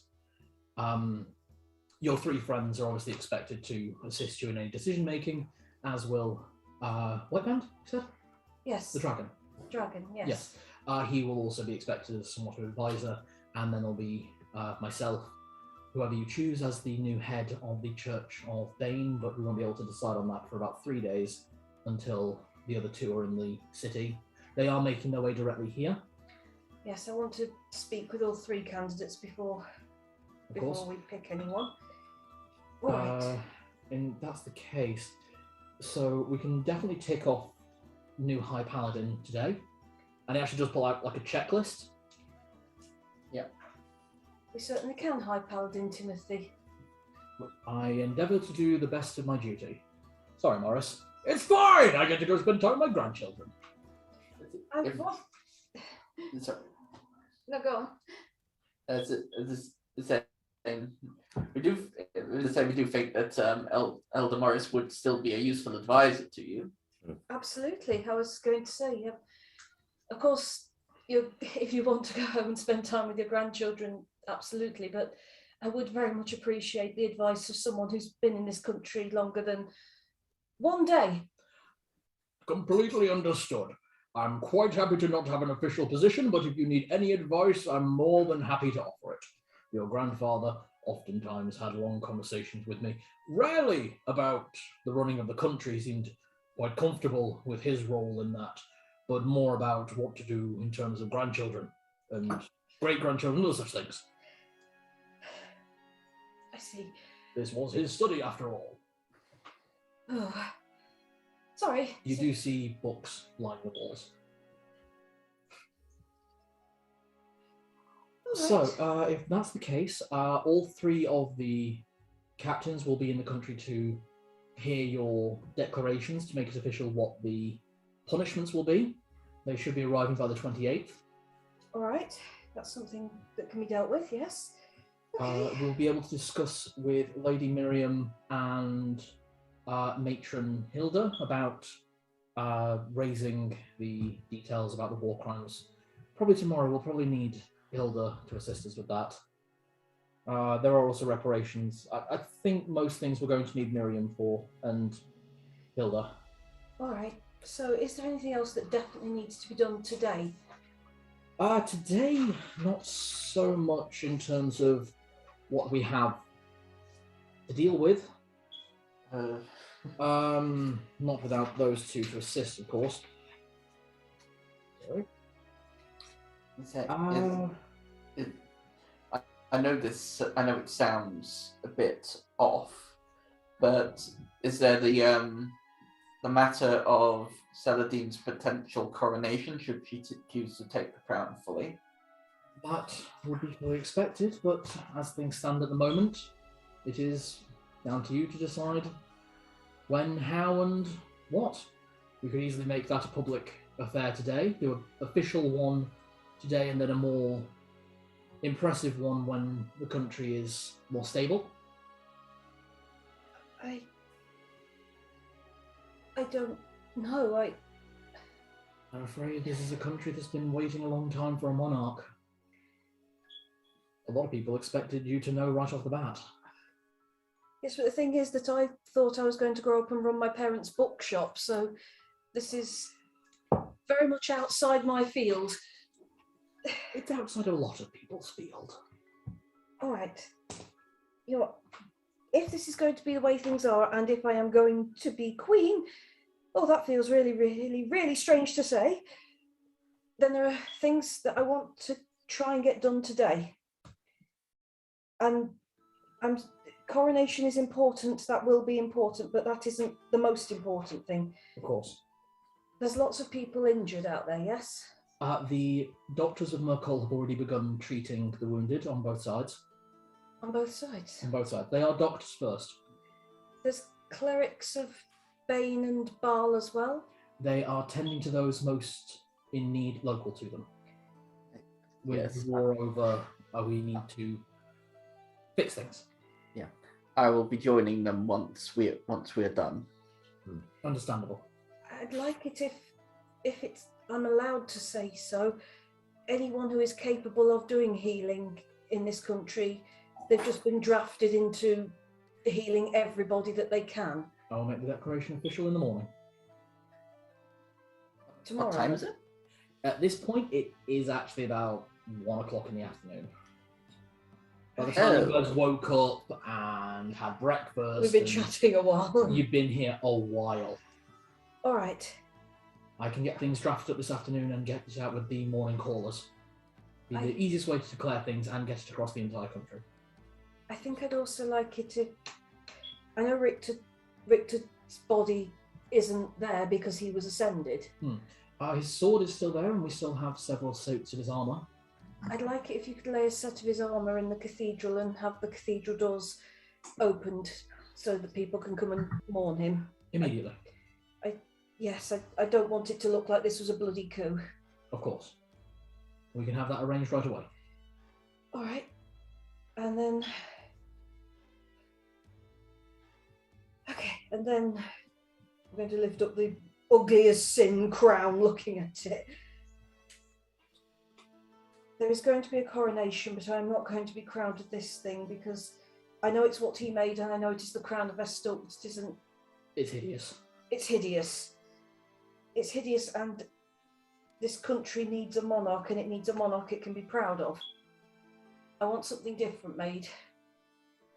Why not just reforge it with the same metal? I couldn't. He made it. So that one would be sentimental to you, whereas the new one would be as if a new start. Exactly, yes. Something Why- new. My man can wear it. It's just small for his head. It's too big for mine. Is it just like in Brave? I think he would want his covered in gemstones. So, I have an idea for that, though. I understand this is a rich country and I wouldn't be asking a lot. I think we could even supply the materials ourselves, probably. I've got an idea of something that would look like a claw. The Iron Claw. It's a Bane worshipping country, isn't it? Still to this day. Something with 3 prongs, sort of make myself the Iron Claw. In that fashion, yes. If that's the way things have got to be. can't change things overnight. No, it's going to take longer than overnight just to arrange that, but with reparations that have to be made, we may be able to arrange something. But we have a blacksmith right there. Yes, Roberto, he knows his way around a smithy. That'll be good. I know a few people. We have many very talented blacksmiths here, and an advisor who is a friend of the new queen would probably give the piece more clout, I suppose. Yes. I think that's the right word. All very strange. I'm not used to peace. There's going to be a lot of other little declarations and things that I need to make. I've got some thoughts and things I need to go through. There'll be a lot of council meetings before your first address, I'm afraid.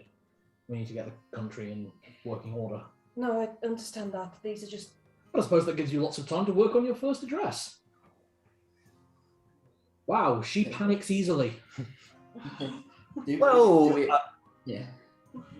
Sorry. You get Roberta. used to it. Go on, Roberta. well, I mean, if suddenly you just get appointed queen very quickly, and then a lot of this is a bit overwhelming right now. But I get but I understand the urgency of the situation. But, whew, yeah, that's a lot to take in. Yes. I never thought I'd say that for the first time. Anyway, Well, amusing. Well, until we have everyone together, there's not a lot to do. I'll happily give you the tour of the grounds, though the three of you are welcome to leave the building. I wouldn't advise you. Why can't I leave the building? Open that window. Go and open the window? As soon as you open the window, there's just this calamitous noise. Hail, Queen Saladin! Long live the Queen! Yeah. Yeah, it's Thunderstone, isn't it? Yeah, and Tim closes the window for you. Double glazing is a godsend. Who invented that? It's probably Vestoltian. Have they been doing that all? Whenever anyone opens with black hair, yes. Oh dear, right, okay, so yes, I can't leave this building for the moment. Well, This building or the adjoining cathedral. you can't looking like you do, but Oh yes, I can make myself look like someone else. The mask. Mask? First thing you gave me, Cal. Oh yeah. The mask of disguise. No, I had it to Zelding. Do I just put it on? It's a devil's mask, is how it looks. Huh? You still look like you wearing a mask, but everyone's a bit like taking a step away. It's basically a mask that causes terror. Oh, terror. Yeah. Oh, I thought it was a mask of disguise. No, it gives you advantage on intimidation checks. It was meant to make mugging easier for you. Ugh. Oh, okay. I take it back. It's a first edition item typically given to thieves during early sessions. Is it? Yep, that'll keep people away, all right. it's only keeping me away. it's not quite the impression I want to give off. I've got things, I've got spells I can do for that. I don't know what's... Because Narlock, I'm sure you want to go and get Rachel and let her know everything's all right. And Yeah. Well, Yes, I think you need to make haste to the. to the temple. let me see. I might be able to make the journey a little shorter for you, but I don't know. I'd have to double check how it... Out of up here, I'd have to check how it works. Once White Band's up, I can ask him to fly me there. It'll take us about, 8 hours? Yeah. Actually, What not bank so can fly you there, yeah. That might be the best idea. I just want to check it. I don't think I can make it all that much shorter, but I could probably make it a little shorter for you. But it might be just even at that better to wait for White Band. Distance distortion. I will say this as just an additional thought on everything. Obviously, the names put before you are only ones that have been recommended by citizens of Vestalt. If there is someone that you think would be more appropriate for the role that you meet while you're here, that is entirely at your discretion. I don't think Lana would appreciate being made being tied down. She's also not a cleric. It has to be a cleric, and it has to be a cleric of Bane. Yes. Now, in terms of this half orc you have coming for us to see. Yes. Captain Tuskroth. Yes. What do you think are the chances now, the people of Nesfish who are here from Gatlock Kerr, what do you think are the chances he may integrate them into the protective services of the Stolt? Well, Captain Tuskroth has always been very well respected. How do you think these newcomers would find basically very heavy expectations, basic expectations of success? They're from Nesfish. I don't really know what that means. In Nesfish, it is critical that you serve the tribe and you serve them well and you serve your tribe leader and you always serve the giants. You have to keep your privilege with them. So they're very used to that way of life. When you see the mention of serve the giants, you do see Tim's neck just crick a little bit at that. Different strokes, different folks. I know that's not a thing. Different culture. Different culture. Just out of RP really quickly, because he mentioned his weapon as Holy Avenger. He has two weapons. He has a Holy Avenger Greatsword and a Holy Avenger Giant Slayer Great Axe. Even at the mention of giants, do they flicker? Do they do anything? No. They're not sentient. Okay. Basically, a Holy Avenger is a paladin weapon designed to be used on fiends and undead. Fiends and undead. And a Giant Slayer weapon is a weapon designed to be used on giants. So a Holy Avenger Giant Slayer gets the addition to giants put in there. If anything, having people who are used to talking to giants might actually be a way to begin peace talks to break down situations before it has to result in violence. Sure. Speaking of, since the theoretical head of the snake has been severed, so to say, what has happened to everything? What has happened to everything else? All those that swore fealty to Vestalt, like the King of the Elves, for instance. Oh, the King of the Elves never swore fealty to Vestalt. It was an allegiance made between Richter and the Lead Witch. Now that Richter is gone, that allegiance is severed. Has there been any word from the Lead Witch or Break? Nothing in the last 12 hours. Probably need to reinforce our borders. We can do that. We're very good at that. So, considering that obviously we need to get the coronation done at some point, I think it's advisable that we invite the leaders of the nations together. That way we can get an order bonded as soon as the new ruler is put into place. Yes. That would take some time. We have time before. If we send the invitations out now, we have time for them to you up for that? Sending out invitations. I've not done that since my granddaughter's wedding. It'll have to be to... Well, there's no one in charge of Brayla, is there? What has become of it?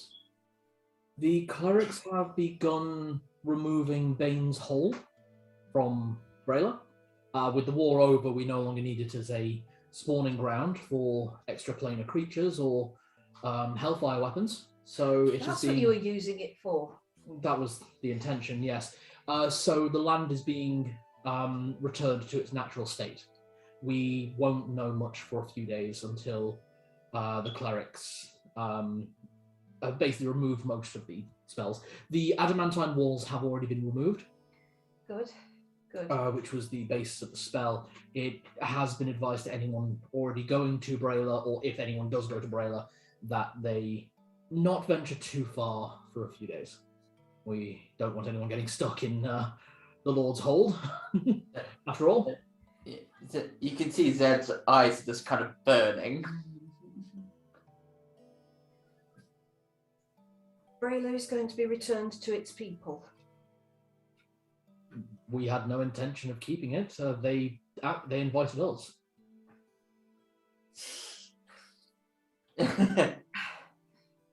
All right, let's. We have Vestalt. That's all the people want.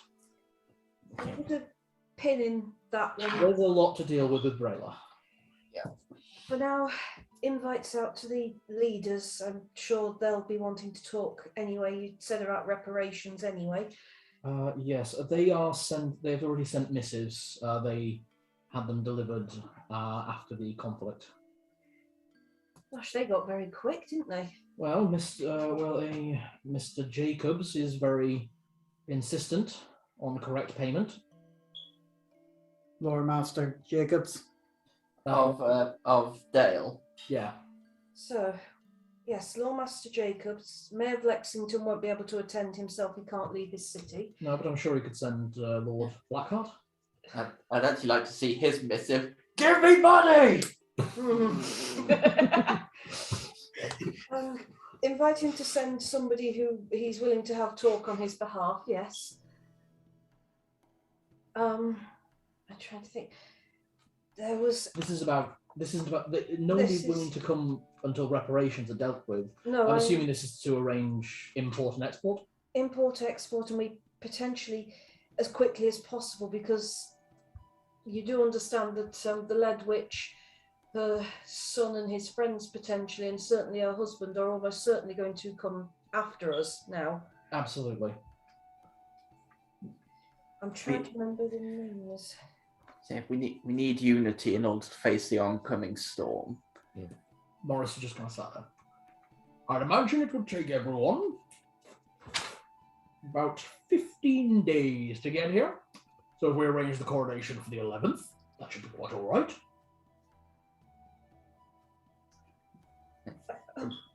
All right then. The 11th of Tarsak. Roberto, is that enough time to forge a new crown?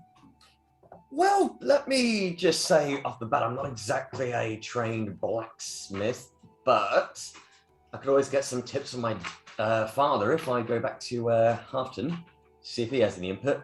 Because I still remember that important lesson he gave about when you make something and if it has a name, then you need to stick an honour to that name. Yeah, the day of the promised attack is the 10th of the 5th. You're about to go into the Pancakes. fourth month. Are we? Yeah, you're currently in the 3rd month. Chess. Right, this is the 2nd one. It's a cut up a lemon and just squeeze There it. was a lot of downtime. Right, sorry, let me just. This is adjust the my 3rd date month. You're just about to get. You're just about to. Actually, no, you're in spring now. It's just been the spring equinox. Oh. Spring. Yeah, you're in spring now. The smell of freshly protruding mud. Well, okay. Wait for those guys to get back, and then we'll continue. Oh, sorry. No, I'm just closing the door because, when pancakes are frying, it's loud. That's fair. Okay. By the way, what time is it, by the way? So we've got- Out game. 9:30. Okay. All right. Bloody hell. Yeah, I've been doing this a lot. Nice. Okay, so we've dealt with the new High Paladin. The cleric will be dealt with within 3 days. The coronation within 15. The new cleric won't be able to be dealt with until the 30th. It's the war crimes will be dealt with in 3 days. Well, I thought you said it would take 3 days for him to get here, and then that's when we It'll can deal take with 3 this. days for him to get here to answer for the war crimes. The other two, the last of the clerics up for debate can't get here until the 30th. That's Yeah. fine. The coronation can be arranged for Okay. the 11th.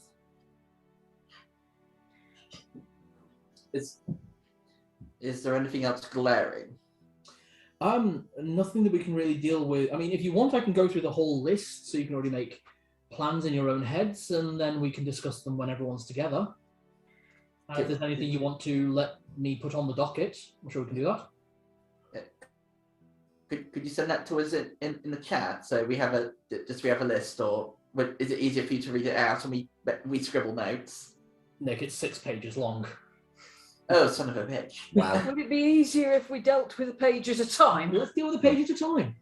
Yeah. Okay. Okay. Let's deal with the first page then. What else is on the first page? You've already heard the things off the first 3 pages. Oh, The first page was New Paladin. well, Paladin Tim. Yes, done. Hi, Paladin Tim. Hi, Paladin Tim. Hi, Paladin Tim. Hi, Paladin Tim. Let's work out then what do we want to do with it, because there's going to be blocks of time in between things where we need everybody here, where you three could be doing things. Because this is very annoying that I can't leave this place. Because you said about going back to see your father, and yes. I could always, if necessary, try and round up some people, maybe the Blue Veins, see if we can help fortifying the defences again and the walls, because... Oh, no one will let the Blue Veins in the country. After what they did. Yeah, that's good. Massive problems. I do have a thought though, Roberto, if you'd be willing to listen. At the mention of the Blue Veins, by the way, Tim actually starts turning slightly red. Okay. I liked Zed's idea of let's get the leaders in to talk things through here, because we're definitely, this has got to be a united front against Scorer and his mother and stepfather / actual father. If you're going through Tulok anyway, Tulok I know is neutral, but could you potentially come back via, is it Van Betro? You can get from The route we Tulok to Van took. Betro. Basically the route we took, because there was the dwarf city of Dunda, we could possibly call on King Zal as an ally, and the king of, I know the king of the giants wasn't exactly the friendliest, but he might be willing to, you're good at talking to people, so we might be able to gather him up then as well.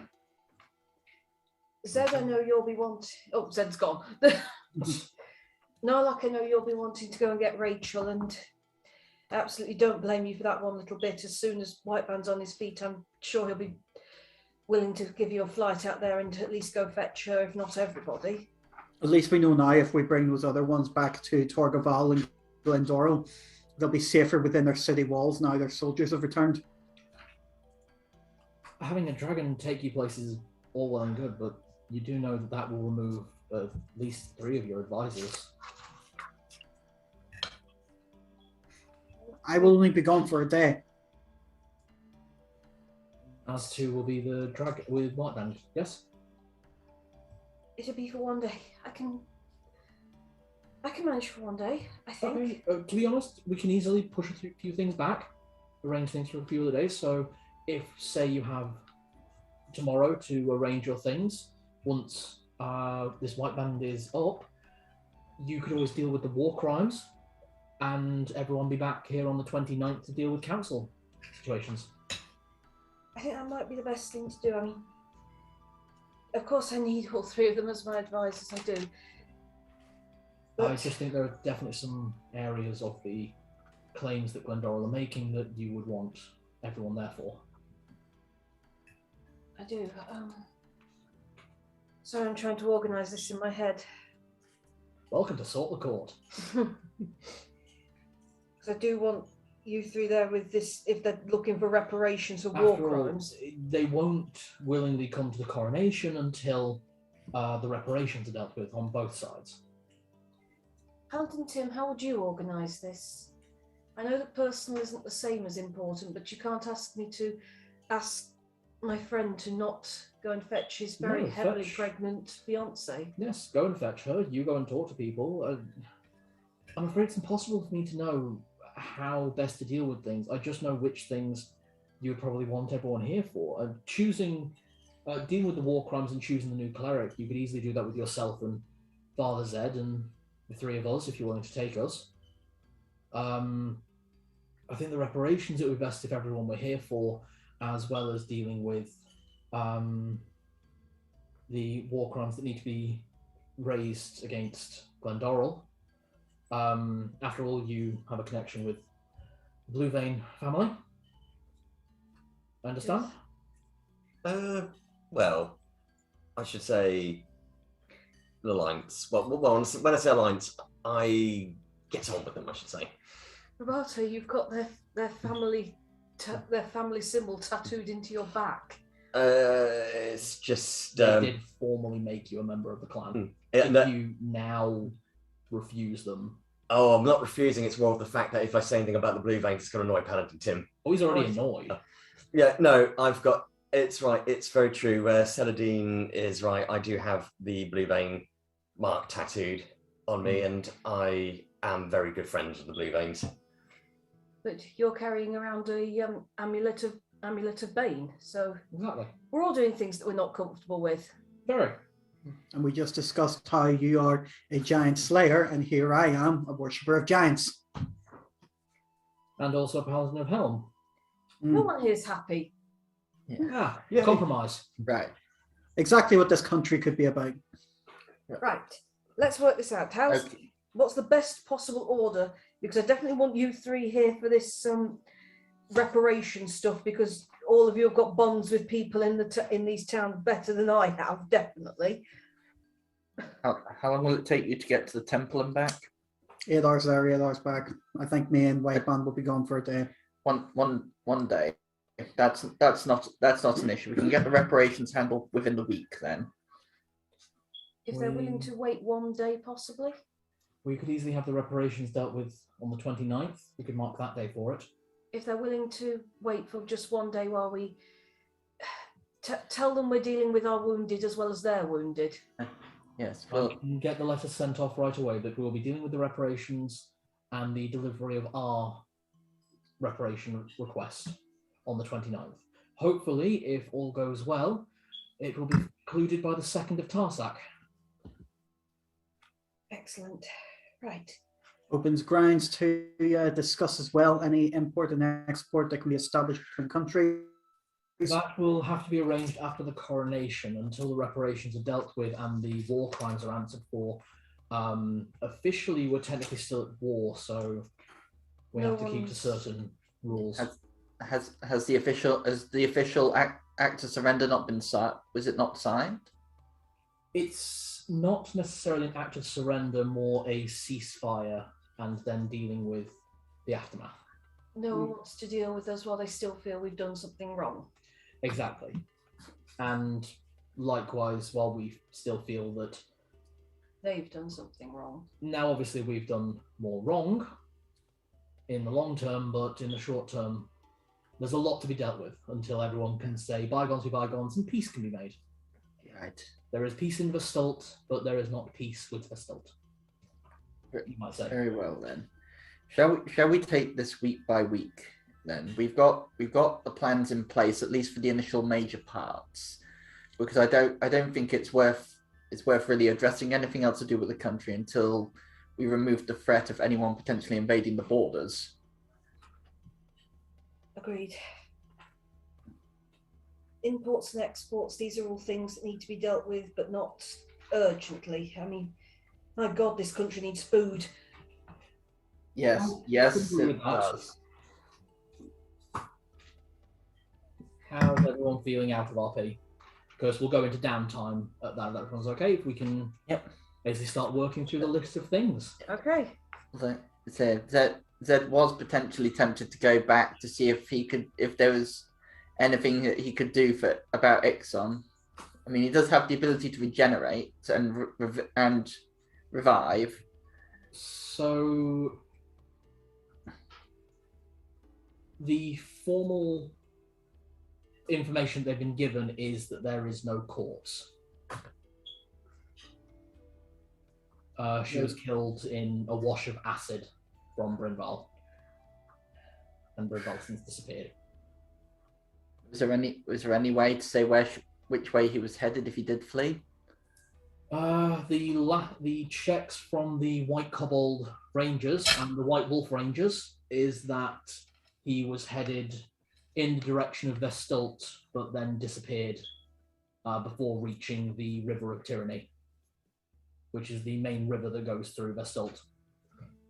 And the only place he could have gone is the mountain.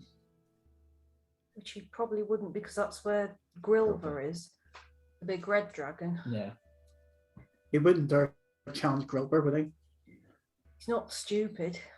I'm honestly surprised he challenged Ixom, so... Is there news about her Drakelings? No, Nothing. I'm good.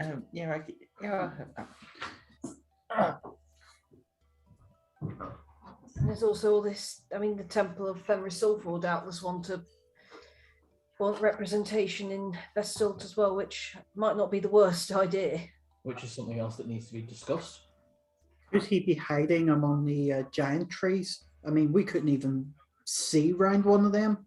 There's plenty spots there for him to hide amongst. That's further south. Mm.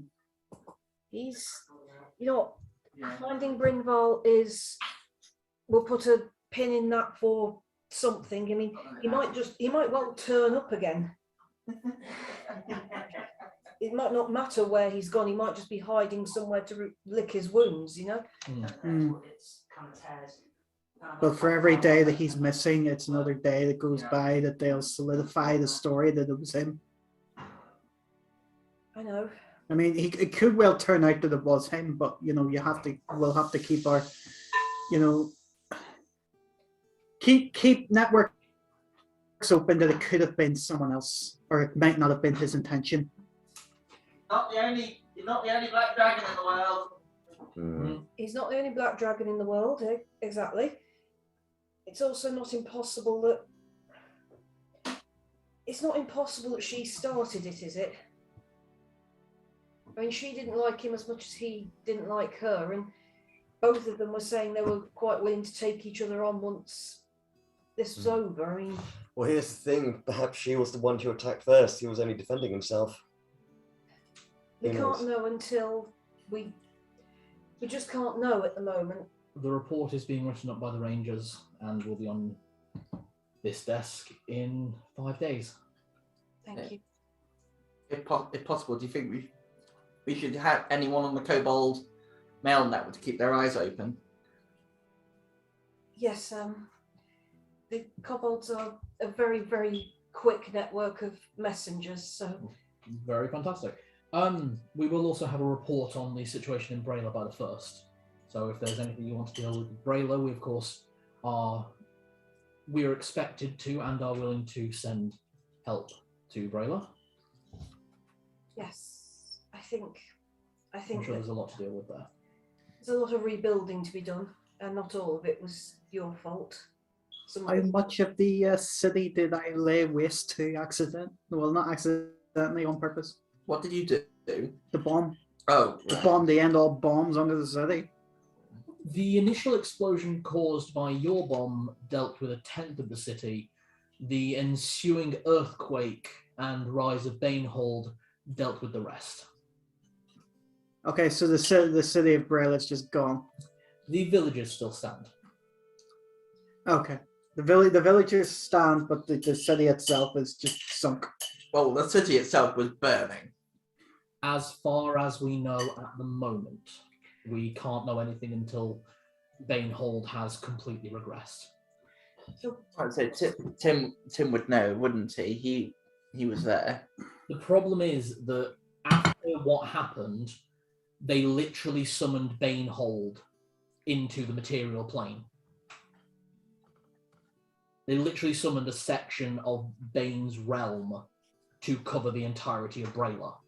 So they knew nothing until that burning wasteland of black dogs and death recedes. But at the receding at the moment, nature has taken back what it could. That's just reminded me of something. This is probably a matter for Lady Miriam, actually, but... Well, you can see her probably around dinner time, we're getting towards that time. It's probably a matter for her rather than putting another job on your plate. I can deal with quite a few bits. We can get a few things started. At this point, we have gone on quite late. I'll need to work quite late into the night if we want those declarations to be delivered first thing in the morning. Yeah. And I'm sure Lady Miriam is still waiting to speak with you. She's very patient. So what does Lady Miriam wish to address? She would like to meet her new queen and discuss plans for this council and basically just touch base and introduce herself formally. Absolutely. Right. Very well then. Right. If there's nothing else, then please get on with what you can. If there is anything else, well, it's not as if I can leave this building, so...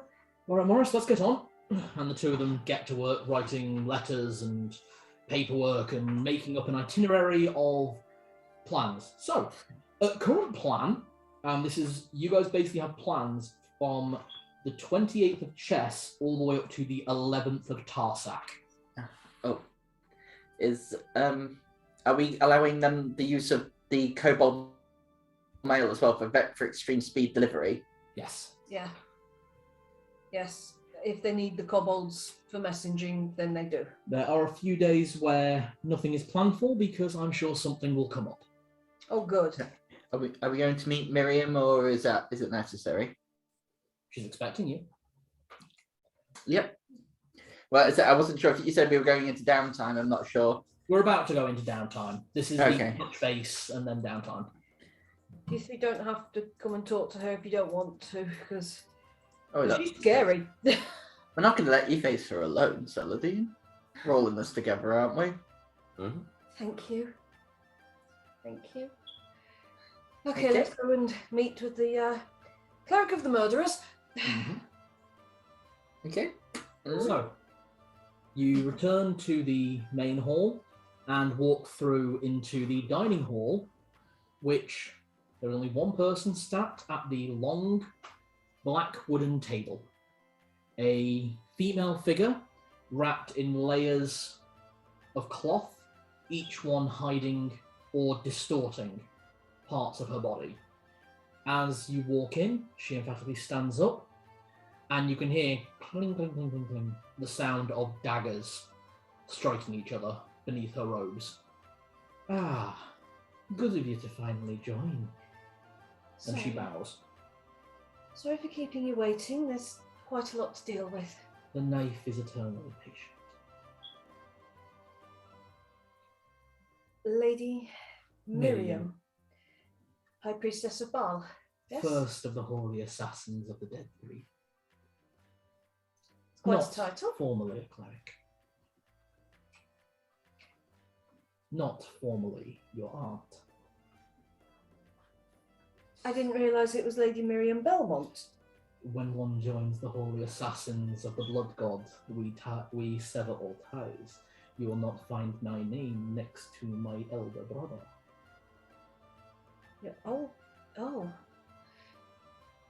You do Rupert. have his eyes. People keep saying that. I think you've probably met all of us. She nods in turn to Zed, to Roberto, to the two animals, and then stops at Narlock. She has his eyes, but you saw his last.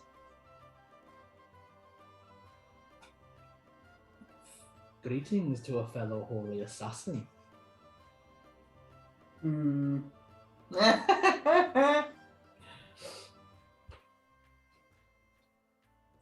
You did know that he saw him last. That is known. Yes, I know. This is spooked because she knew that. That's spooked. One murderer to another. Oh. To be fair, he is an assassin. He's an assassin, a paladin. I don't think there is more definition of a holy assassin. Yes, well, we could talk about all the terrible things that everybody's done around this table. But I'm sure you'd not like to hear all 158 of my stories. Is that I just suppose you should know then, as I follow with Helm, the ends justify the means.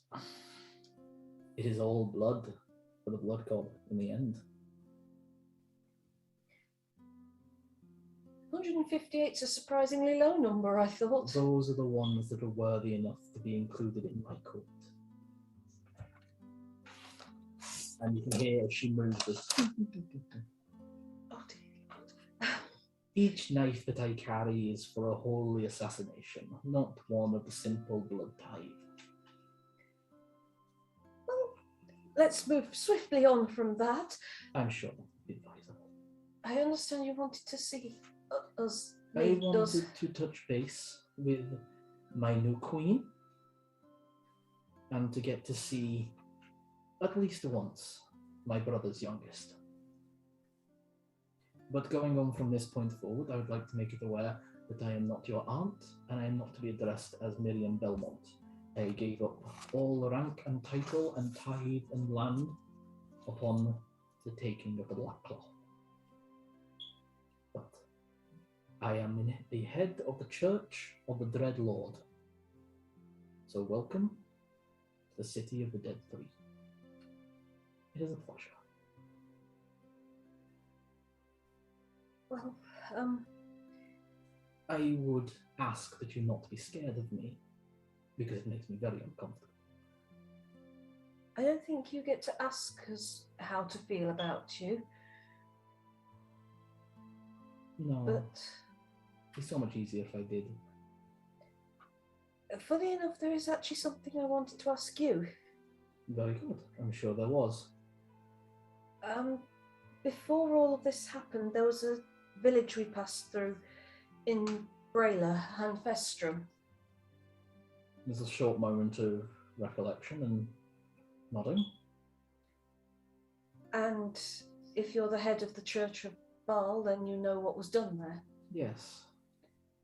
I would like to see the clerics, I think, who are responsible for what was done there. The clerics. Someone is responsible for what was done there. There are many people responsible, myself included. By sheer distinction that I am in charge. Yes, but I don't think you're the sort of person who would have ordered deaths that have nothing to do with your church. Well, the deaths always have something to do with the church. I'm very sorry, perhaps I'm misunderstanding from what I've read about the Dead Three. Church of Baal is specifically about assassinations for either profit or bloodletting in the name of Baal, yes? Ah. Could you please explain to me then how poisoning a village full of peasants who weren't fighting back was for profit or involved bloodletting? Kind of sits back, actually genuinely surprised that you knew all that.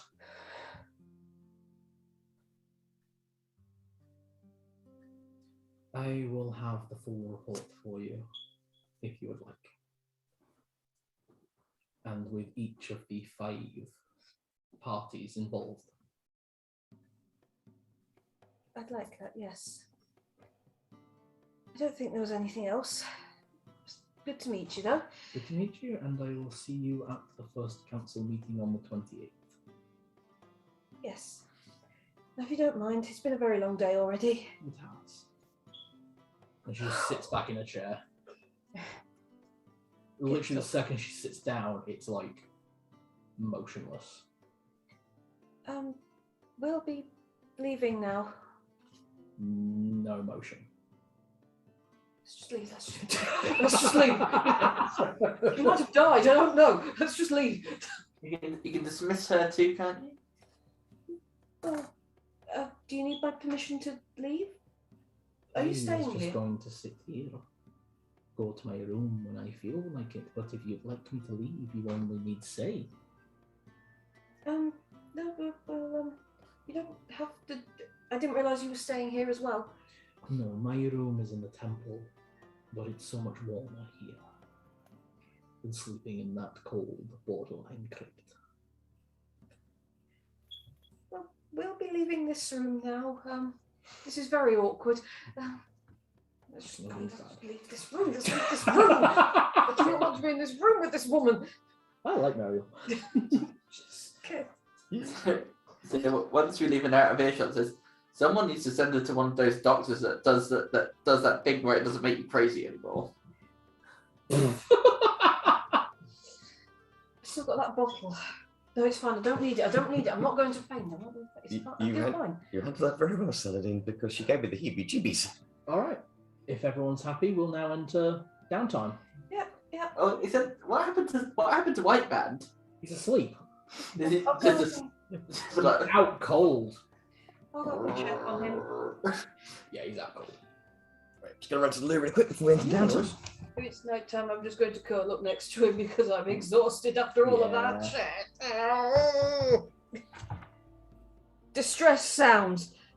On the 27th, White Band does wake up and takes Narlock and Roberto where they need to go.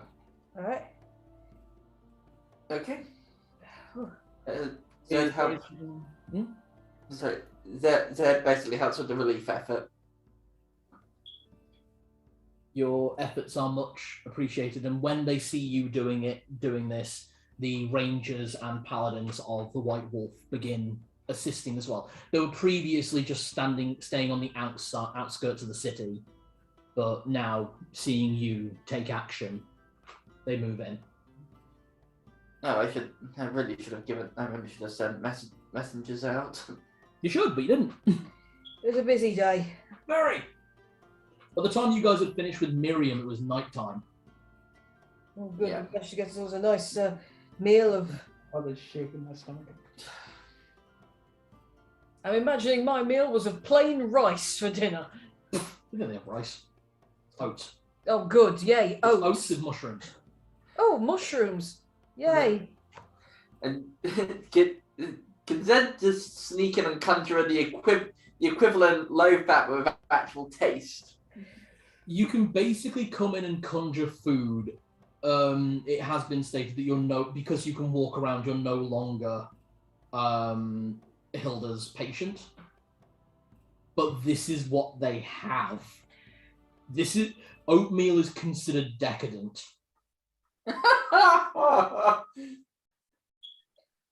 The first thing we're doing is importing some crops the second we can. Oh, they have crops. Oats! Yeah, yay. Oats and blackberries. Zed's just like, I'm actually, do I want to move here? Do I want to move here? Do I want to move here? Goodness sake, people, I need meat! Bones! Is that what they There's dump a dog? horses. They have plenty of meat rations. They dump a dog on your plate. A duck, for Christ's sake! There's horse. Look, horse. Horse will do. Do you want Alsatian or Clydesdale? Oh, please. These aren't Clydesdale. These are guaranteed Vestultian war chargers. Okay, everyone, you have option A or option B. You have Twilight or you have Beethoven. Oh, I love it. Or I've sent a letter home at some point just telling my parents I'm still alive, although they've probably had the news at this point. You actually get a message back saying they're on my way.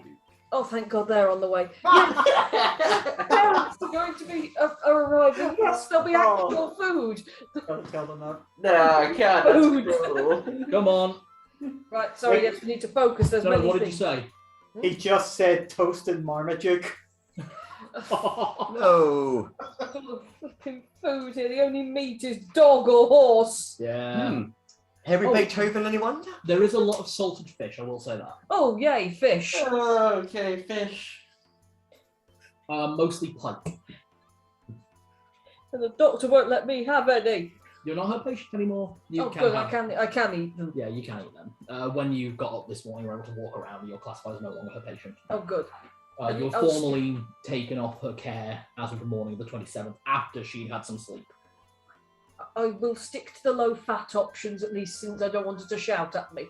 While you have the 20... Okay, so going into the 27th, Zed is performing relief work. You are headed to Tulok, is that correct? Mhm. To get advice from your dad about some blacksmithing for a crown. Narlock, you're going to collect the refugees from the Temple of Helm. Yep. Celine, Yes. is there anything you're going to do on the 27th? Um, Would you like to have a wander around the place? Would you like to just see what books there are? just a bit of a wander, look at the books and make myself available if Paladin Tim or any of the other two want to come. And I'm still trying to get used to this.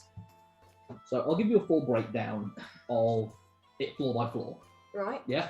So on the top floor appears to be the major family floor. You find the 3 rooms your friends have been sleeping in.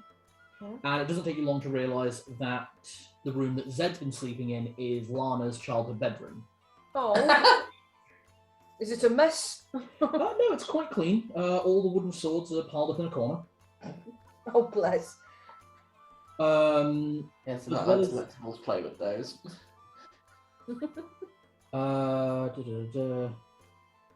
The room that Roberto has been staying in is. Yep, that's that. Looks like it can either be a bedroom or a nursery. There is an adjoining room from the room that Roberto has been staying in, which appears to be Richter's, for a better word, marital room. It's a double bed, more lavish than most, but not really. And at the far end, next to the room that you now know to be Rupert's bedroom, and the one that Narlock has been staying in, is a shrine to Lobiatra, who is the bride of Bane. On the altar is a whip, bullwhip, which a quick cast of identify. It informs you this is the holy relic of Lobiatra, the Painbringer, which is a +1 bullwhip with detect thoughts. Yikes.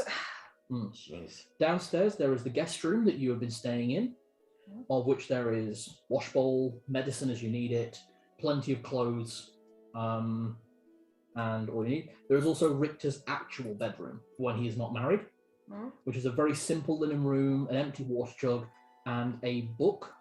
They're Stalked by a Thumb by C. Tully. They're stalked by a what? By a thumb. You know, like thumbing across the countryside. By Roberto's mum. You know this one has very little fornication. Oh, I've read this one.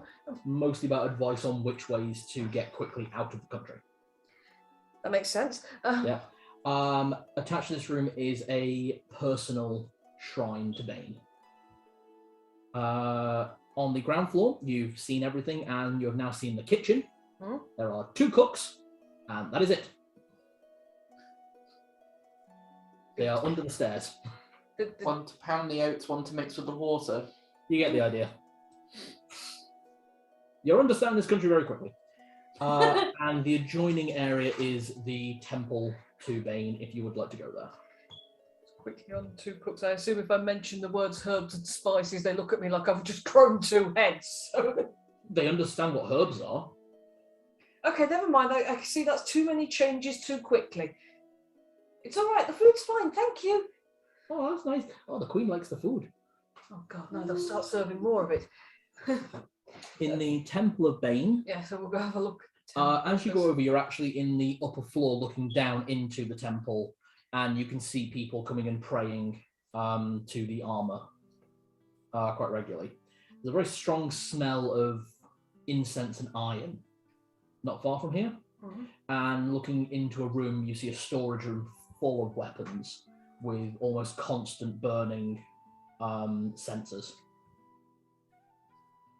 Can I, from there, get down into the temple itself? Oh yeah, there's a staircase, yeah. Right, I know this might not be the wisest decision because of all the screaming that they keep doing. It's a temple, very quiet. I would like to approach the armor and just do the kneel and the pray thing, just show respect. And like I said, this cannot look like a bloody coup. No, everyone lets you through. Everyone's very quiet, very dutiful. The 4 knights who've been going with you are still with you. The 4 clerics. At the back of the room, you see a selection of equipment behind Richter's armor and sword. These are marked as at the shrine behind the Shrine of Bane. These are marked as the Shield of the Tireless Mother, the Flail of the Peerless Brother, and the Sword of the Faultless Father. Those be the weapons and things of his family. Yeah.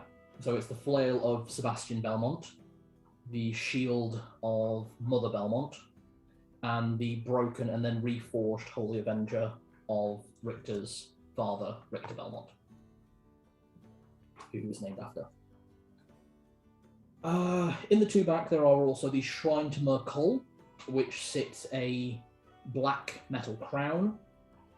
You know this to be the Crown of Madness, an artifact given to Wizards of Merkul, it's a +3 arcane focus, +1 if you're casting necromancy, +1 on top of the +3. And in the Shrine of Baal is a dagger with an enchantment you recognise, a 9-live stealer, and an ever-smoking bottle. Ideal for an assassin. Don't know if I should mention that to Narlock or not. And these are holy artifacts, so but they'd be useful, but they're holy artifacts, so nicking them might not be the best idea. In the Shrine of Merkul, there is a spiral staircase that goes down, and descending it, you find yourself in the hospital of Merkul's sanatorium, where people are quite happy to see you, direct you. A lot of the very sick and injured. It's like any medical bay after World War I or World War II. It's shell shock, PTSD, missing limbs. But as you walk past, everyone is happy to see you, is bowing, is finally this is over. Their sacrifice was worth something. God, you will be worth something. This is awful. This is when like royalty go wandering around those places. Yeah. And Ewan, what do you do? Not much since I lost my foot. Oh yes, you're Queenie now. Oh, no. Oh, that's very nice. Well done. Zed, I shall find you a Your- medal. day is filled with a combination of healing the sick alongside paladins, clerics, doctors, many more. You wind up working quite closely at times with matron Hilda, who is back on her feet after only a short rest. And the day goes quite well. You use most of your spell slots either healing or producing food that isn't ration packs. Yeah. It's still, unfortunately, mostly horse. It produces what the local cuisine is. Yeah, you can just see every time Dan Jones has it. This time it'll be better. This time it'll be better. Bollocks. Venison, venison, venison, venison, horse! I should have asked Norlock to bring some pigs back with him. Narlock and Roberto.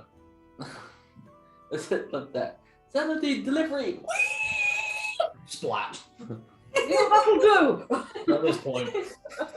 White band, they need to stay alive. Oh, you didn't mention that part. Banks back around. Roberto, you are dropped off in Tulok, and you wind up spending a day with your parents, who still don't know that there was ever a war. They're neutral. They didn't need to know. Yeah, no, this is Switzerland. And you get some good advice from your dad about materials, crafting, things like that. Again, as he always points out, he's not a master craftsman, he's just a hobbyist. But if you've got lots of people who are master craftsmen, maybe it would be advisable to not exactly hold auditions, but ask lots of blacksmiths from the local area to produce what they think would be a worthy crown for their monarch, and choose the best one. As such, giving that one royal proclamation. Ooh. I'll try and sketch out what I've got in mind for you as well. So Cool.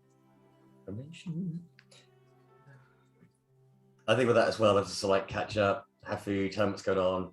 Lovely. You get to eat something that's not dog. I'm just like, oh, it's not dog. It's not dog. Thank you so much, Mum. Thank you so Very much. confused, but That's happy to give you quadruples. And I'm just like, ugh. And then I'm like, could I perhaps take some back from my friends as well? Because they Lots of packed lunches. He spends the day cooking, and by the time White Band and Narlock make the bank back over to collect you in the evening, ready to go. Narlock, you arrive on the back of White Band, who has basically, you've managed to get a, for want of a better word, a carry box. So you can take everyone back to Vestalt or Glendorrel or wherever they're going as quickly and efficiently as possible. Yeah, I think the rest of them are going to go to Glendorrel, and then because they're going back to Torgaval, and it's just Rachel he's going to take with him. Okay. No, do you want when he gets to Rachel, he'll say, Rachel, you have a choice. I can take you back to Torgaval now, or you can come with me to Vistalt and at least get a look at what we have ahead of us.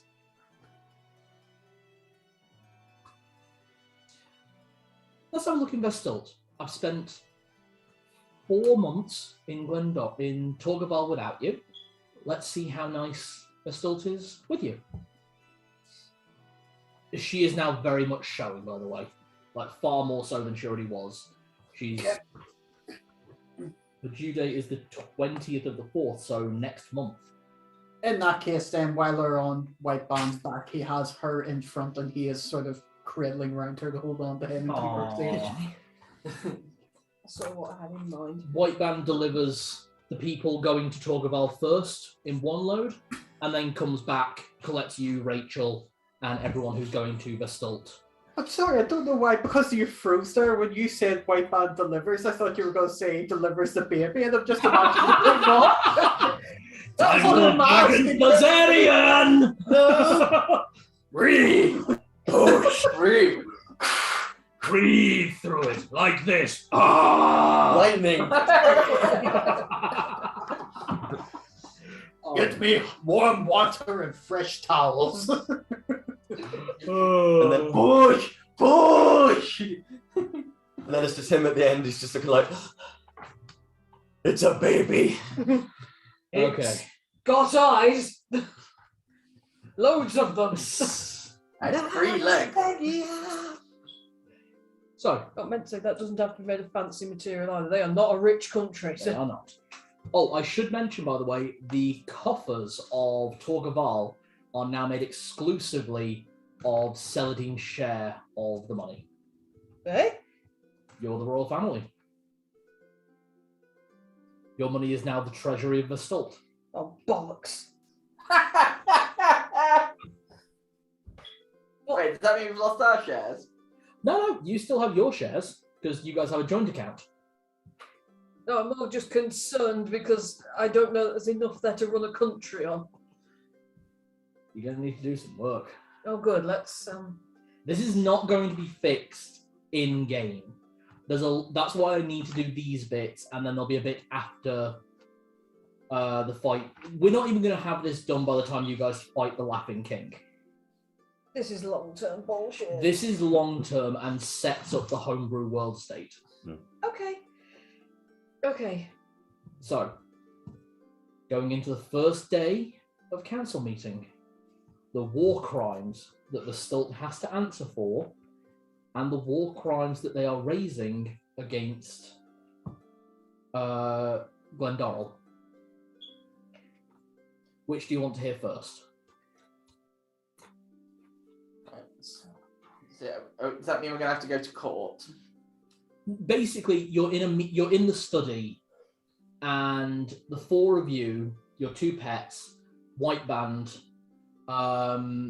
Lady Miriam, Matron Hilda, and Paladin Tim are all there. Everyone can give advice, but the final choice has to be made by Celadine and signed off as the queen of this country. But you are her advisors, and it's between you 4 to really work out what the plan is.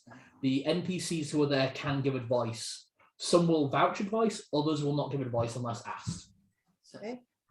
So it's got to get royal assent. Okay. Now, who else is here on behalf of Glendorrel? No one's here. Basically, what you have is the letters. Okay, so they're sending letters of complaint, effectively. Basically, yes. Okay, who are the letters sent by? Let's answer the crimes we're accused of. Okay, so this is reparations of war.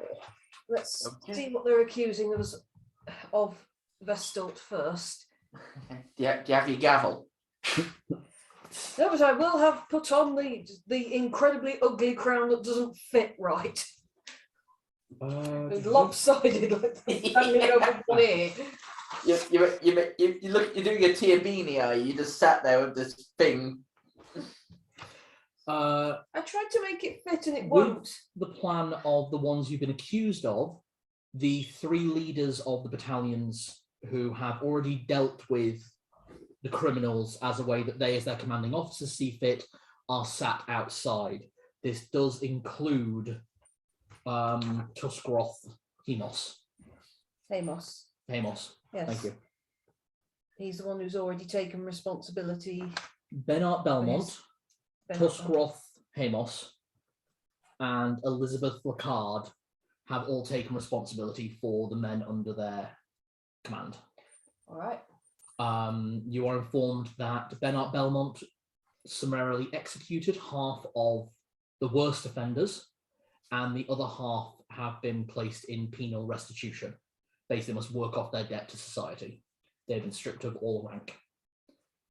Tuskroth Hemos has dictated that those that did not follow the orders as they were given and were meant to will be subject to monthly review as they work to better Vestalt, and he is willing to send, well, no, that's the punishment he's dealt out. He is ready to accept whatever punishment the Crown sees fit to deliver to him as their commanding officer. Same with Benart Belmont.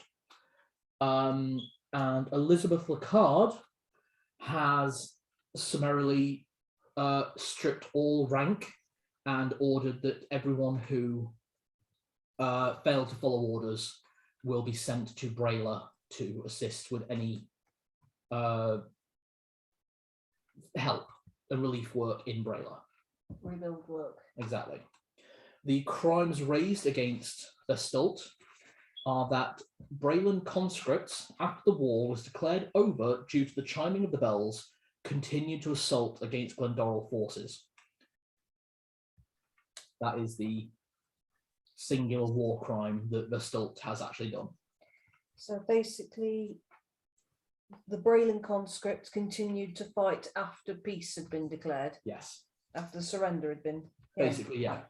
After the declaration of a ceasefire. Mm-hmm. So, right then, what do the accused have to say in their defence? Is there any of them that? The 3 of them willing to come in. They're here to take punishment for their men under control. They have delivered punishment as they see fit to their men, and are here to answer for the crimes of their men. I see. So As the Crown sees fit. Very well. as it stands, I don't actually dislike any of the punishments they've already meted out. Yeah. To work it off. If you are happy with the punishments that's been doled out, it would appear that this is the return message to Glendoral. I would quite like to see it at the very least this Captain Tuskroth, simply because he's also potentially up for the role of High Priest of Bane, isn't he? Yes. Certainly I'd like to see him. I don't dislike the punishments they've already meted out. That said, Glendoral probably wants there to be a bit more even than that, so there's potential of us. Perhaps we could send all of them in that are still alive to be helping with the Braylan relief effort for now. Well, it depends what relief we intend to send. We're still waiting on a report from Brayla. The people for now, let's have them working off their debt as best they can for both sides and running supply lines, keeping roads open, that sort of thing. That can be done.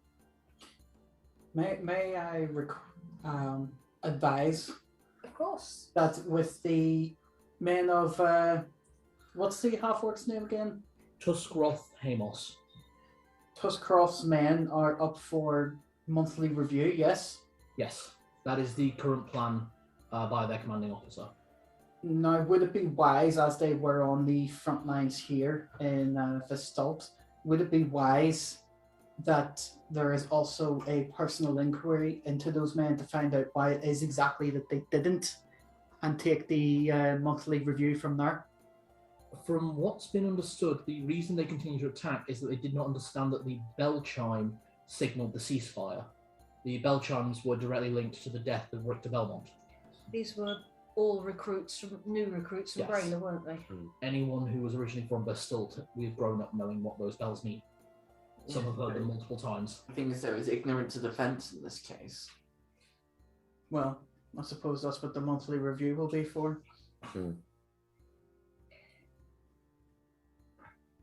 I don't dislike the stripping of their rank either. From Elizabeth Lacard. I think ideally what we want is to try and combine all three of their methods to some extent. So execution, monthly review, and... Preferably not execution. There's been enough death already, I think. Bernard is known to be harsh with his punishments. But his men rarely need to be punished. Execution seems more like a case for those who have no regrets for what they have done wrong. And what they have done wrong being not that they went to war, but that they committed a war crime during war. You will all remember Ben, and this actually is both Cal and Tim, you will remember Bernard Belmont as the military leader who took over one of the towns in Dale, in Braylor, that the captain of the guard was highly corrupt. The one that Zed was from. Yes. The one that you all promptly lied to his face. Well, he had no choice at the time. True. It was war. It was. And war changes. Well, it was an occupation at the time, wasn't it? Or annex. Annex is the wrong word. We were invited in. Stripping of their ranks. A severe dock in their pay if their pay hasn't already been effectively ceased and they live on Pay? Oh god.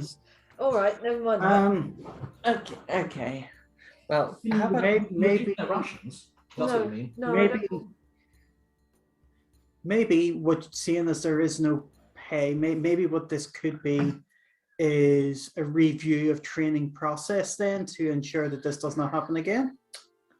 At least makes it seem like you're taking some portion of responsibility yourself then.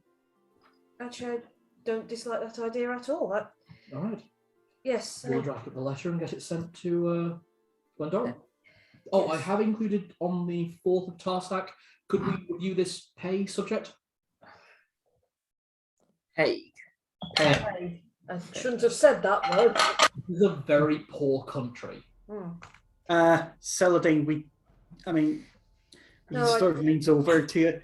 I mean, we pay the kobolds. It wouldn't be out of the question to pay your soldiers. Of course not. Of course not. I'm just working out where on earth we'll get the money. But yes, for now we're going with they're having their ranks completely stripped back to, I don't know what the lowest rank is here, but we can make them work on the farmlands. that actually would be a very good idea. We're going to need an awful lot of farmland. We are. We have to get through what. So I was going to say, yeah, we need to start prepping appropriate ground and getting it fertile. Actually, that's what we're going to go into next. Actually, with the. Would you still like to meet Tuskroth? Yes. Yes. All right. I'll start drafting the letters. He can come in and you can meet him. What would you like me to do about Elizabeth and Bernard? I think. Oh, sorry, it's not my decision. I think because she seemed quite moderate in what she did, and honestly, I don't think that I would have done very much different with her punishment she metes out. Bernard, I want it very clearly understood that the execution was completely unnecessary, and it is now completely his responsibility to be looking into training review of his men. Clearly, he can't be training them very well if they didn't know. Absolutely. Thank Right, I you. will send them both away and ask Tuskroth to come in. Thank you. All right. You hear Tim step out for a moment's conversation, and Tim walks back in with a tall, late middle-aged half-orc with a broken tusk on the left side and a ring through the right. This ring bears two symbols, both of which Narlock and Zed recognise. One is the Iron Claw of Bane, and the other is the spearhead of Grumsh One Eye, the leader of the Orc Pantheon. You called for me, my highness. He bows low. Yes. I understand that you are potentially up for the role of a High Priest of Bane. Only if my crimes are accepted and I am believed innocent, or have completed my restitutions. It is not right for a criminal to stand among peers. That's true, but it's also not right for a captain to not take responsibility for his men. Exactly. Which is why I am a criminal.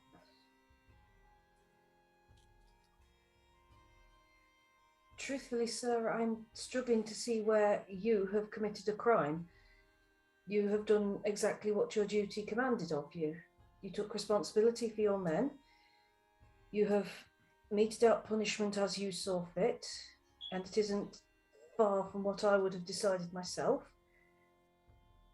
I can't see any good reason why your name shouldn't still be in the running. Thank you. If it is felt that I have done fit by the crown and by my gods, then I would be happy to stand as one of the chosen.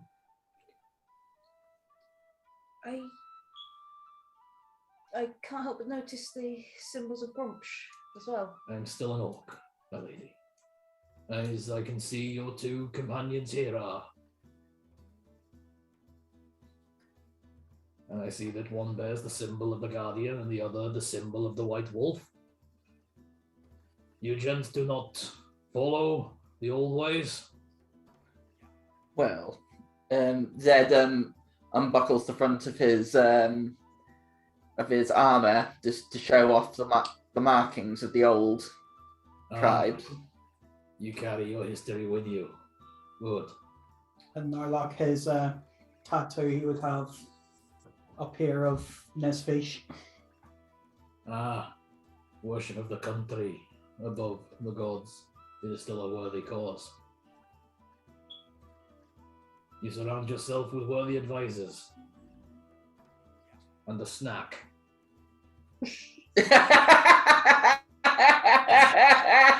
Roberta just literally busts in like, I'm also one of her friends, advisors. Please don't call me a snack. It makes me very uncomfortable. I'm trying to learn new parlance. I thought snack meant attractive. Oh, well, if that's the case, I'm flattered. I think. Oh, I'm sorry. I didn't mean to step on you. Flattered, not flattened. Oh, I'm sorry. And he pulls back where he's got the missing tusk, and you see he's got a full-on rugby player cauliflower. God, I'm very sorry for the confusion. I'll just bow slightly. I'm sorry for not being of the times. Battle has pulled me away from people.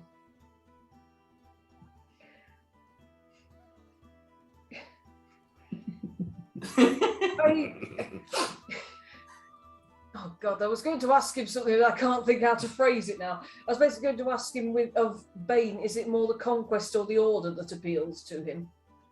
It has been conquest for too long. It is time that we establish order. That's good to hear from someone. Right.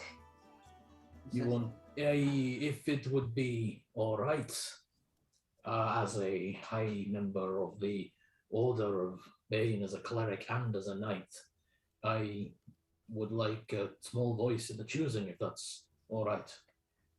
Of course. Don't choose Vincent. You're not the first person to have said that. Vincent is very good at what he does, but he has rose up the ranks very quickly, and not through any fault of his own or any trial, but he is somewhat of what we call in the church a black cloaker. or a bleeding clock. It is the old ways of Bane that you rise quickly, by any means possible. Conquest. Exactly. He is very good at what he does, and as an archdeacon, I would not choose another for Amos. But I don't think he should rise any higher, or we will all never hear the end of it. Duly noted. You're dismissed. You may go. Thank you. And he steps out. I think I'm beginning to get the hang of this. So from the sound of it, I think we should be glad that Vincent hasn't come barging in laden with gifts going, "Oh, my majesty, how wonderful it is to finally meet you." Ugh. And then kissing at your feet. Well, don't be so sure he arrives tomorrow. Uh, Oh, good. That'll be fun. well, Right, Band, you're not going. I already like. No. I like him. That's it. I like him as well. Excuse me? I wasn't pointing at you. I was pointing at the door where he left. Tuskeroth is one of the two preferred. It's definitely between himself and the sister. Himself and Claudia Belmont, yes? Yes. Yes, I think we can fairly safely put Vincent on the very back burner. But we'll keep an eye on him. We'll let him state his case if he wants to. Of course. Everyone must have a voice. All right. Is it now the things Glendorrel are saying we did? No, it's the things that we need to accuse Glendorrel of. Okay. We need to accuse Glendorrel of. Yes.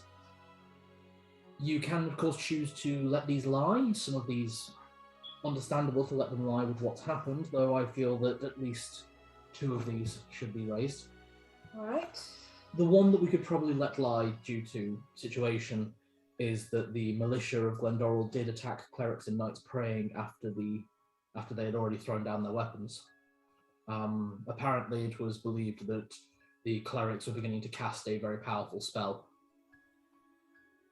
Soldiers of Glendorrel attacked knights and priests that were praying. Yes, had already thrown their weapons into the mud. Right. It is the heat of battle. A small apology goes a long way, I would say. That's why I can't. As many of the aristocracy or people who do not see battle may want greater, but as someone who sees frontline regularly, the heat of battle is sometimes difficult to shake off. Maybe perhaps a request for some reparation to assist in paying off the funerals for these men. I think that would be a worthy option. Well, let's see what else. Let's see what else there is. That does sound like quite a good idea. Yes, asking for, as you say, reparations for funerals. And, That sounds like a good idea. and Technically, didn't Glendorrel invade first? There's been a stalemate front line for about 50 years. This was just a push. Yeah. Right. Okay. let's keep that one. Yeah. Do you reckon it counts as weapons of mass destruction? Well, seeing as all living dragons have now sided with Vestalt, I'd rather not open that can of worms. Yes, let's not poke that one. Because if we claim that, technically we have to muzzle him and we have to find the black one. Okay, there wasn't any use of chemical warfare, was there? Well, there were those bombs you set off in the mountains, but technically that wasn't actually in the Vestaltian region. That wasn't actually intended to hit Vestaltian soldiers so much as it was supposed to just disrupt. That's fine, it didn't hit any Vestaltians, it only hit elves. So that's sort of what it was there for as well. Okay, well, to be honest, as long as King Ryek doesn't say that Glendorrel owes him restitutions, that's fine. I would really dearly love him to come marching out of the mountains and accuse us, because that would make our next jobs a lot easier, because he'd be presenting himself Well, to be killed. technically he wouldn't be accusing us, he'd be accusing Glendorrel. Either way, if he would come out of hiding, it would make our next few jobs a lot easier. True. Next, do you want to deal with the Medium one or the really, really bad one? Let's get the bad one out of the way first. War crimes to be raised against the Bluebane clan. Oh. The Dwarven Knights sacked the village of Letha, south of Centrus, looking for ale, of which there was none. This is a act of pillaging. The village was destroyed in their rage at the lack of ale. The temples were despoiled, houses burnt, and farmland salted with an unknown brown-yellow liquid, killing what little oat the village grew, reducing food supplies for the entire country by 3 years. Brown yellow liquid. They did piss everywhere, did they? Yes. They piss. Oh. Their piss is toxic enough to salt the earth. Apparently. And it's also potent enough to put out fires. It's not the kind of shower that they were Exactly. hoping for. Oh god, they started the fires. Yeah, they started the fires. They started the fires in the oat fields, which is a food resource we rely on for ourselves and our horses, who are also our food source. Okay, the first thought that comes to mind, and this might be, Roberto, there might be a way for you to wrap this up in diplomacy.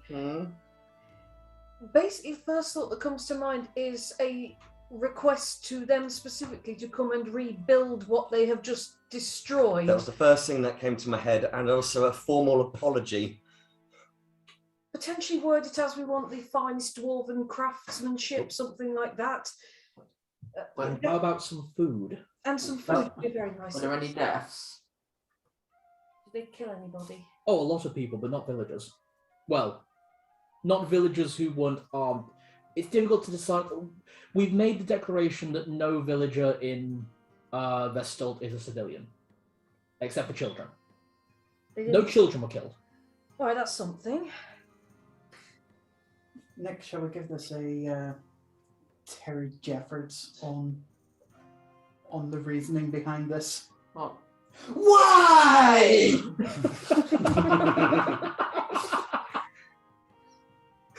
Look, you got a load of drunken dwarves walking in somewhere. They're going to be looking for ale. Just been able to sway them to apologise and rebuild. From what I understand of dwarves, the best way to get round them is a bit like with dragons: flatter them endlessly. Well, then looks at you. Well, not you. No, You're it's responsible for that. He smiles. Flattery works in diplomacy, but we're working against punishment here. Yes, but if at the end of it we still get what we want out of it, does it matter whether we have to capitulate a little bit? How about we devote into the construction side of things? They rebuild the town, but they've also got to construct and maintain a brewery on site, and they get a percentage of the alcohol produced. That's what I was thinking. If some form of, is that payment word again? But if it was in some of the brew, What would they be brewing? Oats. You can brew oats. Think so. Yeah, oat beer. oats and barley make beer. The three locals just look at each other like, did you know this? I knew nothing of this. It's quite quick, actually. You know, that could really help, actually. But we would need to regrow the oat fields, and that's going to take at least 2 years. Surely they can help. Surely they can help with the planting with the fields as well. They'll still need to grow. I'm sure there's some Oh, purification spells that we can use. There must be some magic. If you know enough druids. We can. Actually, makes We a do know a druid. We know at least one druid. Zed, It's druidess. the Archdruidess, and Zed, how quickly do you think you could get in contact with your brother? Burrs is currently on the border of Brayla. He is, but there's that little fluffy friend of his, isn't there? Ah. Oh yes. Yes, I can get. Well, I might be, depending on how fast Kobold Mail is currently running in this crisis. Fast as usual. We'll see what we can do about druids getting land purified. For the main part, let's see if we can't get the Blue Veins to at least rebuild the town and construct some useful things there. If they can rebuild and get that town up and running. I mean, it was one of our primary farming communities. Or they can rebuild. The trick is to get them to do it. And I've just thought of another method if flattery doesn't work. Imply to them that perhaps they don't think they can manage it. What? Another thing dwarves don't like is being told, perhaps you can't manage it after all. It's all right, we'll go and ask one of the other dwarf clans to do it. Oh, just imagine. That'll do it. Oh, just imagine it's like saying, okay, I'm just going to approach the Ironfoot clan instead. There we go. All right, Mr. Roboto, I'll leave that to you. Oh. Letters to you. You're good at talking to people. But this is the Blue Veins, and you try and say to them that they've got war crimes to answer for, and they'll be like, whatever. They're like my best. They're like some of the people I get on with so well. But I think the best way to do it is if there's any possibility to bring like at least one person from the Blue Vein family, either to the council or because it would be better if they were in the presence of all of us. They won't come here until the war crimes are answered for. This has to be arranged before we can have any of them here for the coronation. Honestly, don't be so doubtful. They like you. That's why you'd be a good choice to send to talk to them. They're already on your side. All you've got to do is persuade them to be on our side as well. And besides, they presumably, if you tell them that they have just destroyed food supplies for 3 years, there's got to be some amount of guilt they feel for that, surely. I know it's probably not a lot, but it's letting them know that if they come to help rebuild and mention about growing the barley, the oats, to then make their own brew, which then can be part of payment. Blue Vein Brew. Yeah, I like that. Brew Vein. Brew Vein. Brewed in Vestalt. All right. Give me like a persuasion check in your writing. So just like, and then I actually draw a proposed symbol, which will be the handprint. Yeah, I like it. It'll be the handprint with the ale, and then the swords going through it. Okay, give me a persuasion check at advantage. Solid call. Please. They would love that. Yeah, they would. They won't even write a response. They'll just be there outside the door. Right, when we start. Reroll the nat one. Yes, reroll that one because, oh, for goodness sake, They're all shit. They were all terrible. I got an 8. With your persuasion? Yeah. Tim looks it over and goes, maybe try a bit more formal? Yeah. This reads like a drunken ramble. Yeah. Well, then they'll understand it. Actually, maybe lean into the drunken ramble. Actually, I'm being too formal.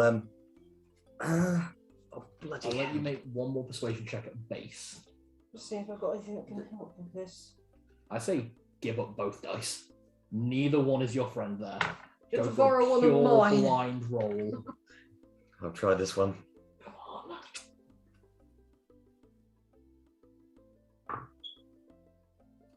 I hate you, dice. 10. 10. Yeah. That's it. Is that the pass? That's the pass. Thank you. It's a low DC. Most people want peace. People want peace, and the Blue Veins do like him. They do like him. It's the right kind of calls. Basically, everything you guys made there was reduce the DC to about 9. Thank you, It's dice. just fucking awful that you rolled low. It's me and D&D. Yeah. You really need to start appeasing the dice gods. I'm going to get you a set of loaded dice just to see if you can break them. The final war crime to be raised against Glendorel and their allies. The Nesvitian Armada destroyed fishing nets off the coast of Bulwark and Pike during the assault. We understand this was an accident, but they have reduced food supplies for 2 years. All right.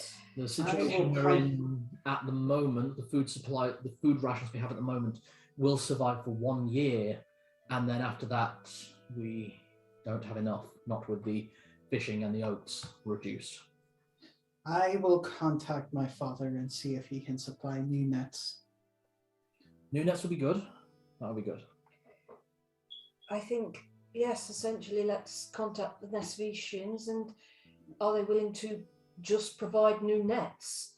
I mean, the Gatlock are are here to stay, would it not be better then, now that they have the ships to add them as a potential roster of fishing ships? If they're willing to go to Bulwark and Pike, absolutely.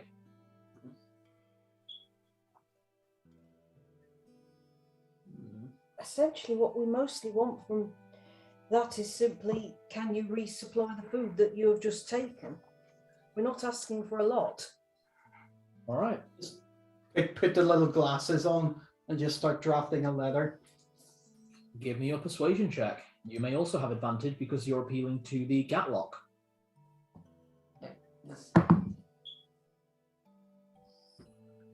Okay. 17 for the first roll. 18 for the second roll. I will take 18. Nice. Nice. Okay, yep. That letter goes through and looks like it'll probably come back positive on the 2nd. Okay. And that concludes your meeting on the 28th of chess. How's everyone doing? This running a country stuff's stressful. But I think we're doing it okay. Welcome to global economics. Global Economics 101. And you fail. What's... Is On there the anything... 29th? On 29th, yes. 29th?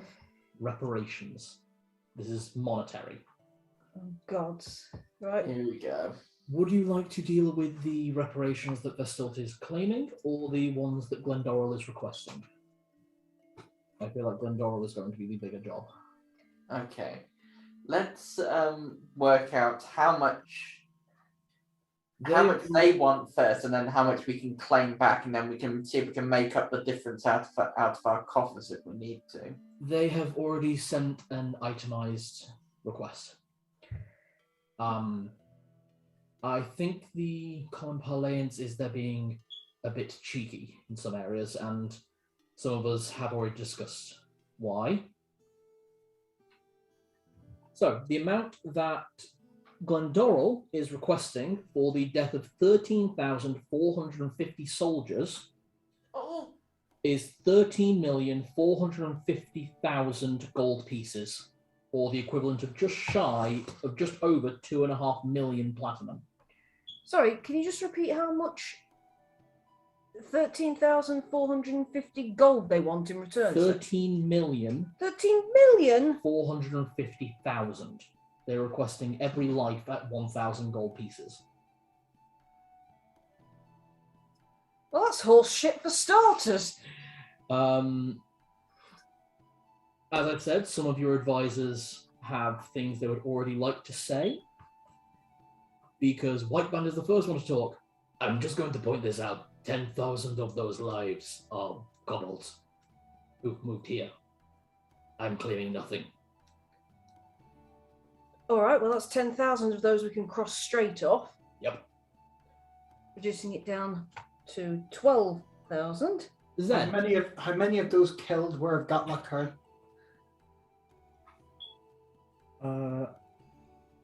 None that they are itemizing, but the Nesvetian Empire is not requesting reparations. Good. As they were mercenaries in this situation.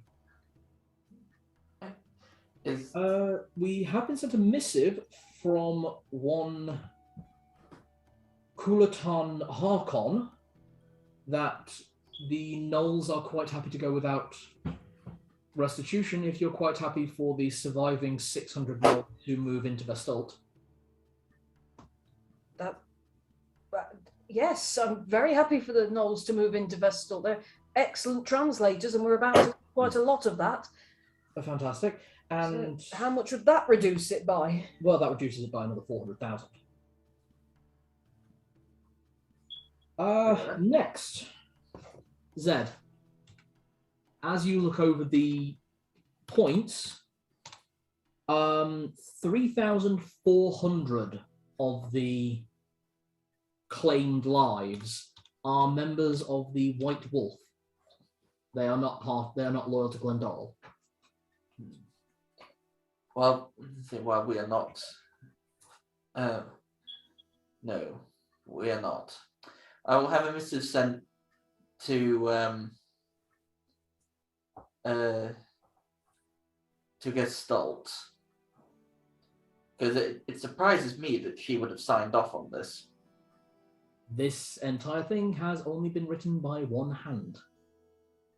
Lawmaster Jacobs. Of course. All right. I will strike off the white wolf. I will deal with Gestalt when we get back. You see him kind of shiver slightly. How much does taking off the white wolves? Quite a lot, to be honest. That reduces the amount by a further quite a number. We're actually getting down into something more manageable, I think. Well, by my count, reducing it by the gnolls already takes us down to 8,450. So take off the white wolves. How many white wolves were there? White wolves, there were 400 rangers and 100 knights of the white wolf. We're now down to 7,950. Myself and Lady Miriam have also been discussing the 1,000 gold request. If I might speak frankly, you can be quiet, Paladin Tim. It's a crock of horse shite. The blood tithe dictates 100 gold pieces at most, not 1,000. I was going to say, a fully trained soldier is not 1,000 gold's worth of... Well, the fully trained knight is 100 gold, and then a foot soldier would be, okay, say there's about 10 gold, and if you don't mind me saying, a kobold, I presume, would be 5 gold. So already he is asking multiple times what he should be. He's asking 10 times the price on everything. And if it were up to me, none of the giants survived, and I don't think we should pay them anything, but then again, I am somewhat biased. None of the giants died. None of them survived. Well, none that came in contact with me and my squad. We should probably send something by means of reparation to the King of the Giants. We want to keep them on side. Yeah, and they were only acting in the defense of their. Their boundaries. True. So I think looking at this over, total we should be paying. Are you including VAT? It is a blood tithe. It's a blood tax. We could make it 8,000, and that gives him a little more than they're actually. No, 80,000. 80,000. That's a little bit more than the blood tithe actually is worth. So he doesn't feel like he's being embarrassed. So 80,000 platinum to be sent to Jacobs to divide with the giants. I don't know whether to send that to Jacobs and ask the giants if they'd be willing to give us a year or two, but reparations could be made. That sounds fair. Reparations, and if I was to go and speak with them, some formal discussions with them. Some potentially favourable trade agreements. It's quite possible. That's not a bad idea. In which case, why not reduce the 80,000 to 60,000 and we deal with the giants directly? It's not a bad. Let's send 60,000 and say to Jacobs that that is what we are offering, and some decent trade agreements, but there is not a penny more. I assume haggling is a thing, so if we offer 60,000 and see if he wants to haggle up to 80,000, we have some wiggle room. It's not a bad idea, yes. Yeah. I'm assuming this is in platinum, yeah? Yes, because that does cover what he's asking, doesn't it? Yeah, slightly more.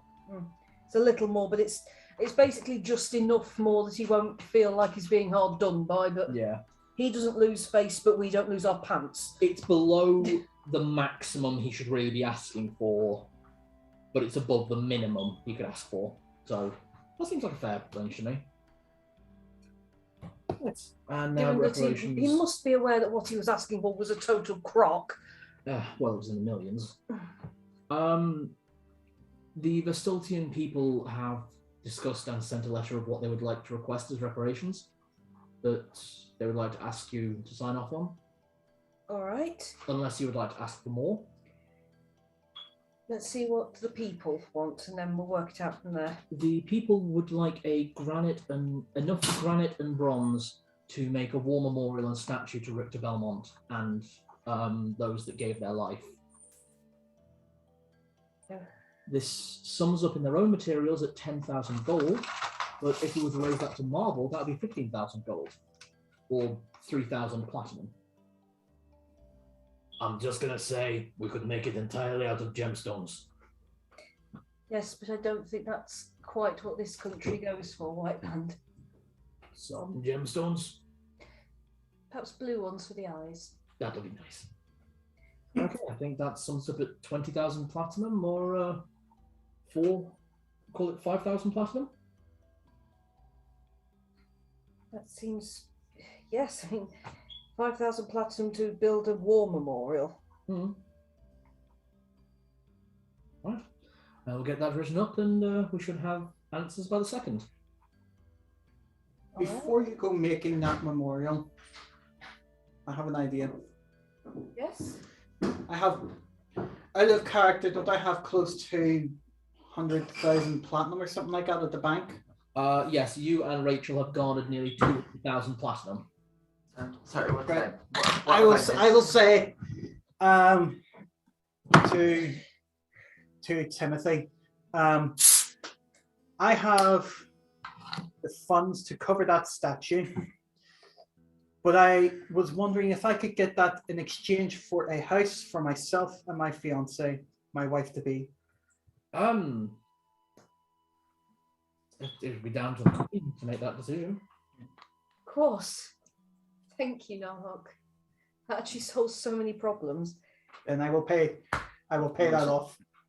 All right, we'll see if there's an available house to go, and send the missus for a request of 5,000 platinum pieces to be paid by Lawmaster Jacobs, and we will in turn pay 60,000 platinum pieces. A nice garden for Sir Narlock, though. What's a garden? What's this? What happened? Nice green area for his children to play in. Oh, I see.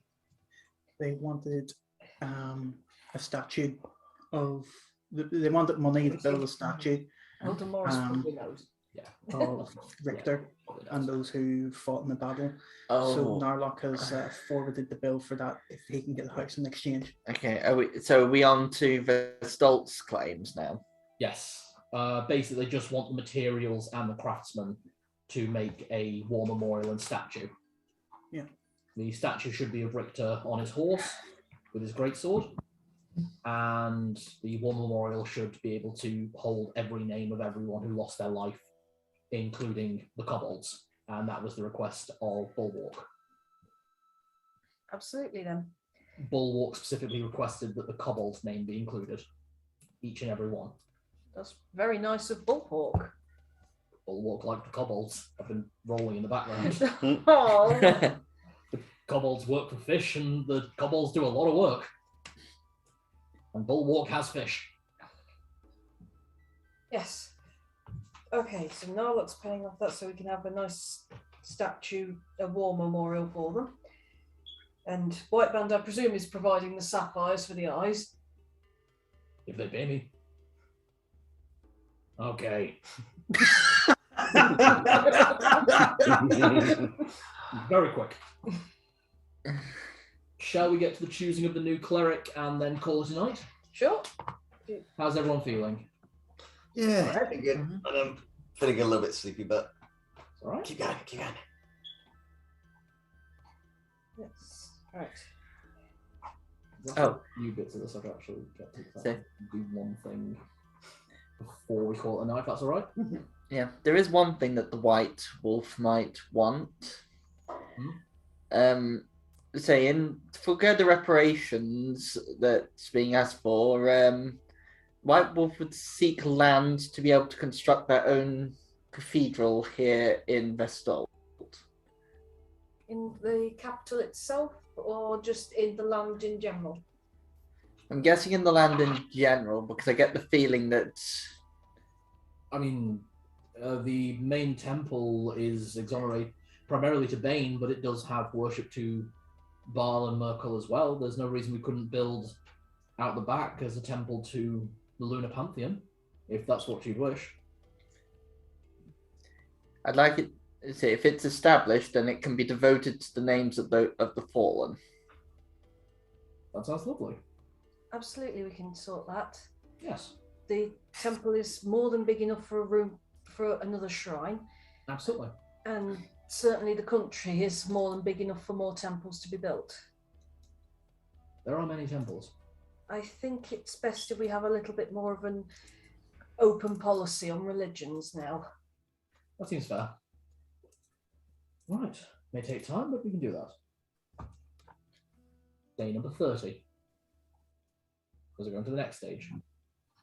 It's the clerics, right? This is the Okay. choosing of one of the 3 clerics. All right. In the evening of the reparations, there was a small banquet held for everyone currently staying at the Belmont estate, for want of its phrase, with Celadine and Whiteband playing the role of hosts, and many kobold waiters running around the place, alongside the 4 clerics who have been your stalwart bodyguards since you arrived. They've all had a rest at least now, right? In shit. They rest when they can. My garments for the next day to look presentable. Okay, so During the banquet, you met the other 2. There is. Here we go. So obviously you've already met Tuscroth Hemos, who is formally introduced at this time as Field Cleric and Captain of the 17th Defensive Battalion of Centrus. He is a Field Cleric. Well respected, but some issues with expectations put on his flock. Basically expect only the best. I see. Claudia Belmont, sister to the Avenging Angels, the aerial mounted paladins. It is her role to heal and train the angels, particularly in the use of the holy bolters. She is a very nice, quite pretty Belmont, typical Belmont girl in her early 30s. And Vincent Graves, who imagine Snape with red hair. He is Archdeacon of Armos, Rye, and known to be a desire of advancement and power within the church, and a staunch follower of Bane and Richter, particularly of the old ways. Oh, that'll be fun. He appears to be in his late 50s. All right. These are your 3. And as you go into the meeting on the 30th. Okay. Oh, he wants to do something just while we're at the banquet. It's kind of what's happening. It's like Just as we're at the banquet, just Narlock will rush in and slam the door shut. Quick, who wants to make 5 platinum? I'll take that. What's a platinum? what? Tim. Yeah, and then just suddenly from somewhere above you just hear, "Oh my god!" What did you do? What's he done? I need someone to take the fall. Oh my god! Oh god. Yes or no? Tim will take the fall. Oh my god! What have you done? I don't know. Did I get a message about this? I'll make it 10. I'll make it 10. Make it 10. Sure. Tim's happy for that. I just grab whoever this random person is. Thank It's you very Tim. much. You're a good friend. Paladin, I got him. Tim. Tim. I just grabbed Tim. Zeth, I got him. At that moment, the door behind him just blasts open and Zed comes in and he's dripping in ink. What happened to you? Just moved him forward. That's where I left the ink bomb. And Tibbles comes in looking like a Dalmatian. Oh. Very annoyed. His diamante necklace has been ruined.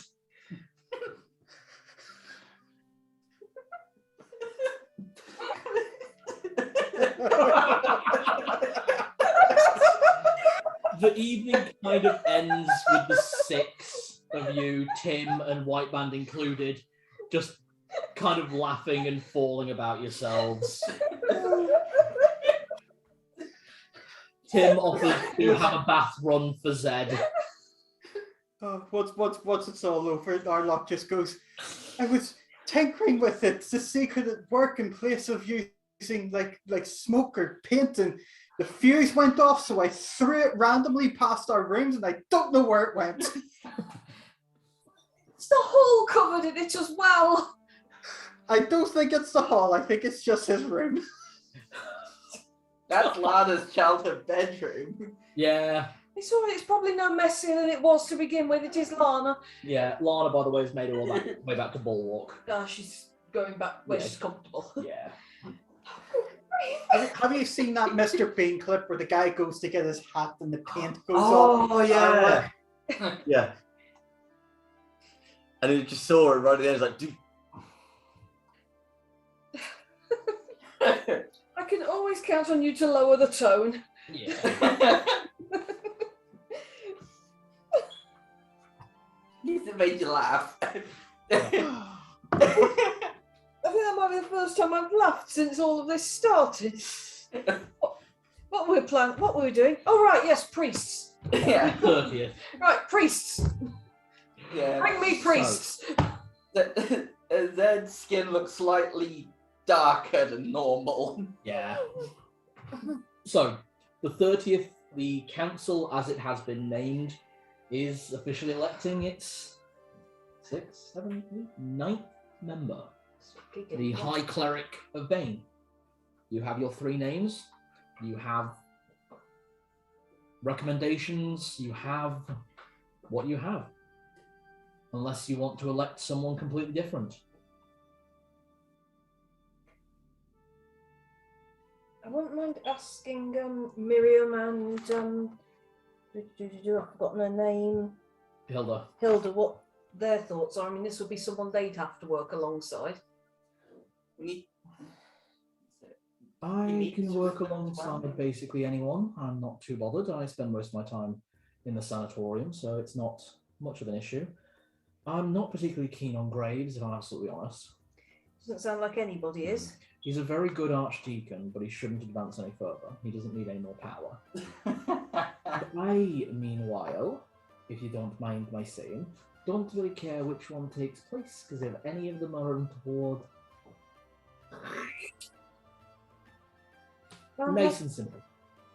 I'm glad you have a contingency plan. Always. Tim's already made his view quite clear. He doesn't think Vincent should advance. It looks like the main choices are between Tuscroft and Claudia. Unless, again, there is someone else. Tuscroft also already said that he doesn't have an opinion strongly, but he doesn't think it should be Vincent. I've got a vague idea to ask Claudia and Vincent who they would put in charge themselves, whether they'd vote for themselves or for one of the other two. Just to get an idea. Alright, invite Claudia in. Yeah, one by one, obviously, not. Alright. You've at the already same- seen Tuscroft, Yeah. who says much the same thing. He doesn't mind if he isn't, but he doesn't think it should be Vincent. Claudia comes in. Again, quite pretty, early 30-year-old Belmont woman, wearing your typical nun's habit and carrying a long staff, as well as a heavy crossbow at her hip. I am of the personal opinion that it doesn't matter who is selected, but I've not particularly heard good things about Archdeacon Graves.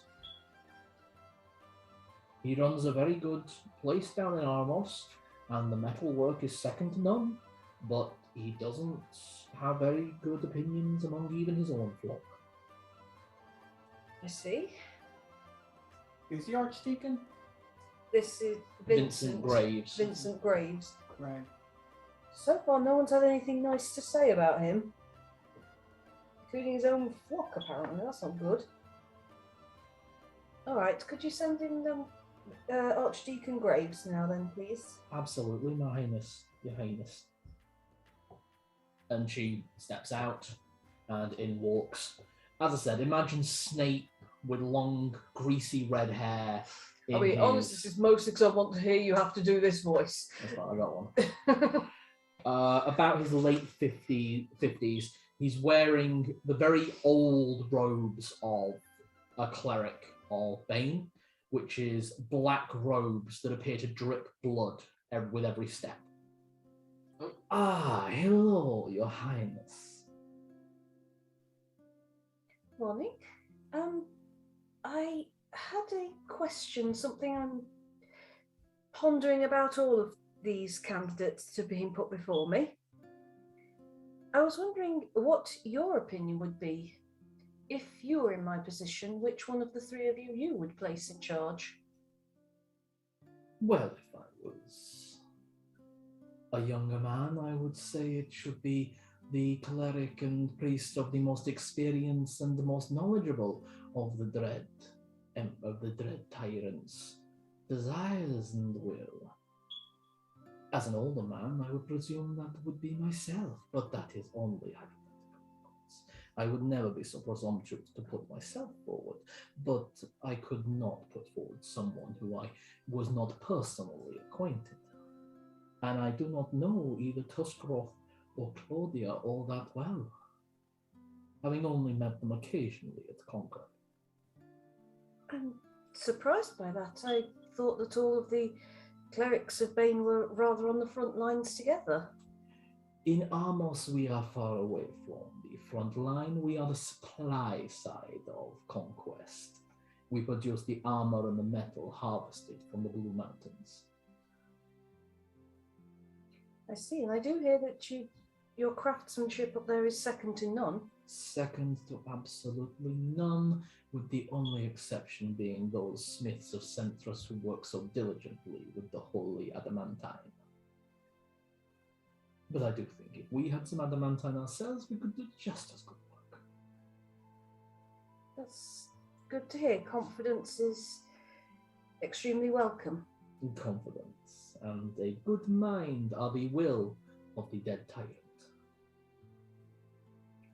Right. I think that was all, unless any of my advisors had anything they wanted to question you on.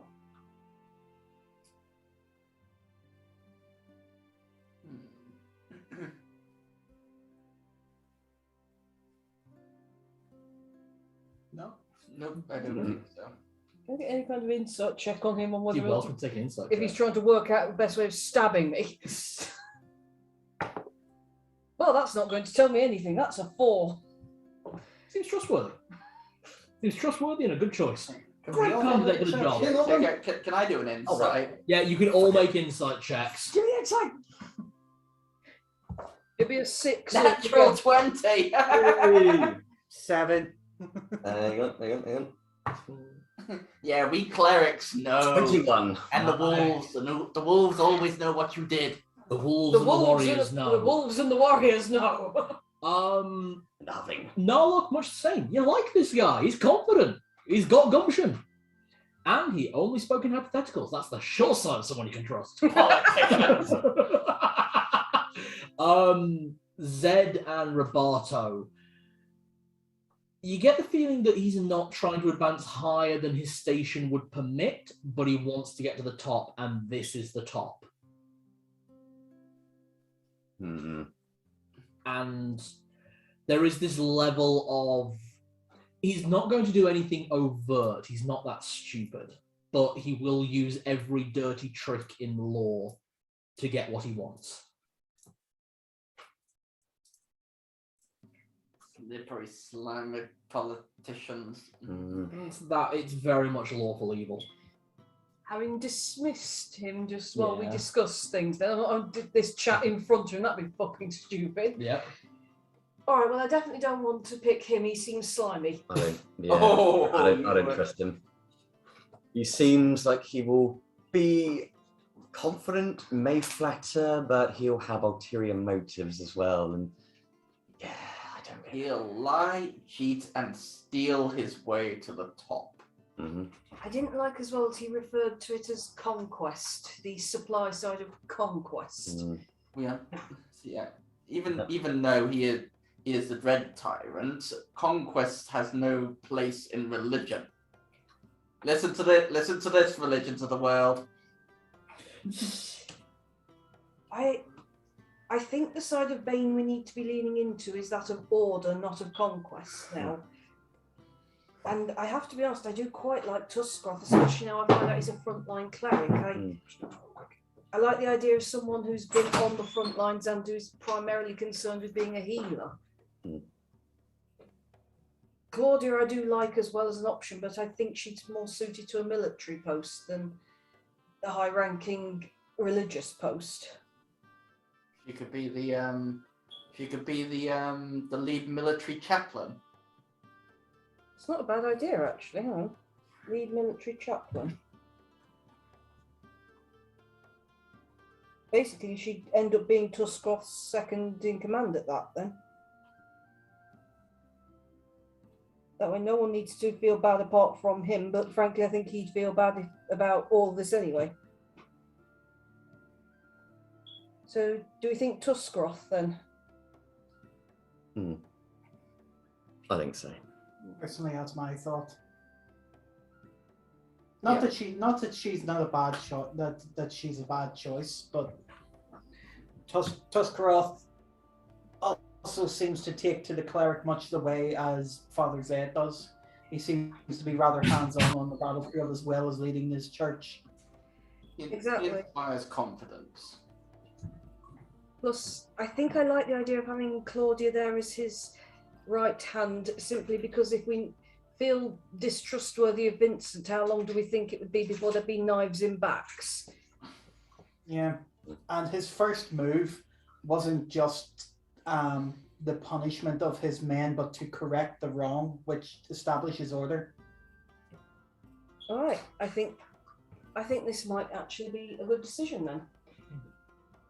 If your concern is over Vincent, this is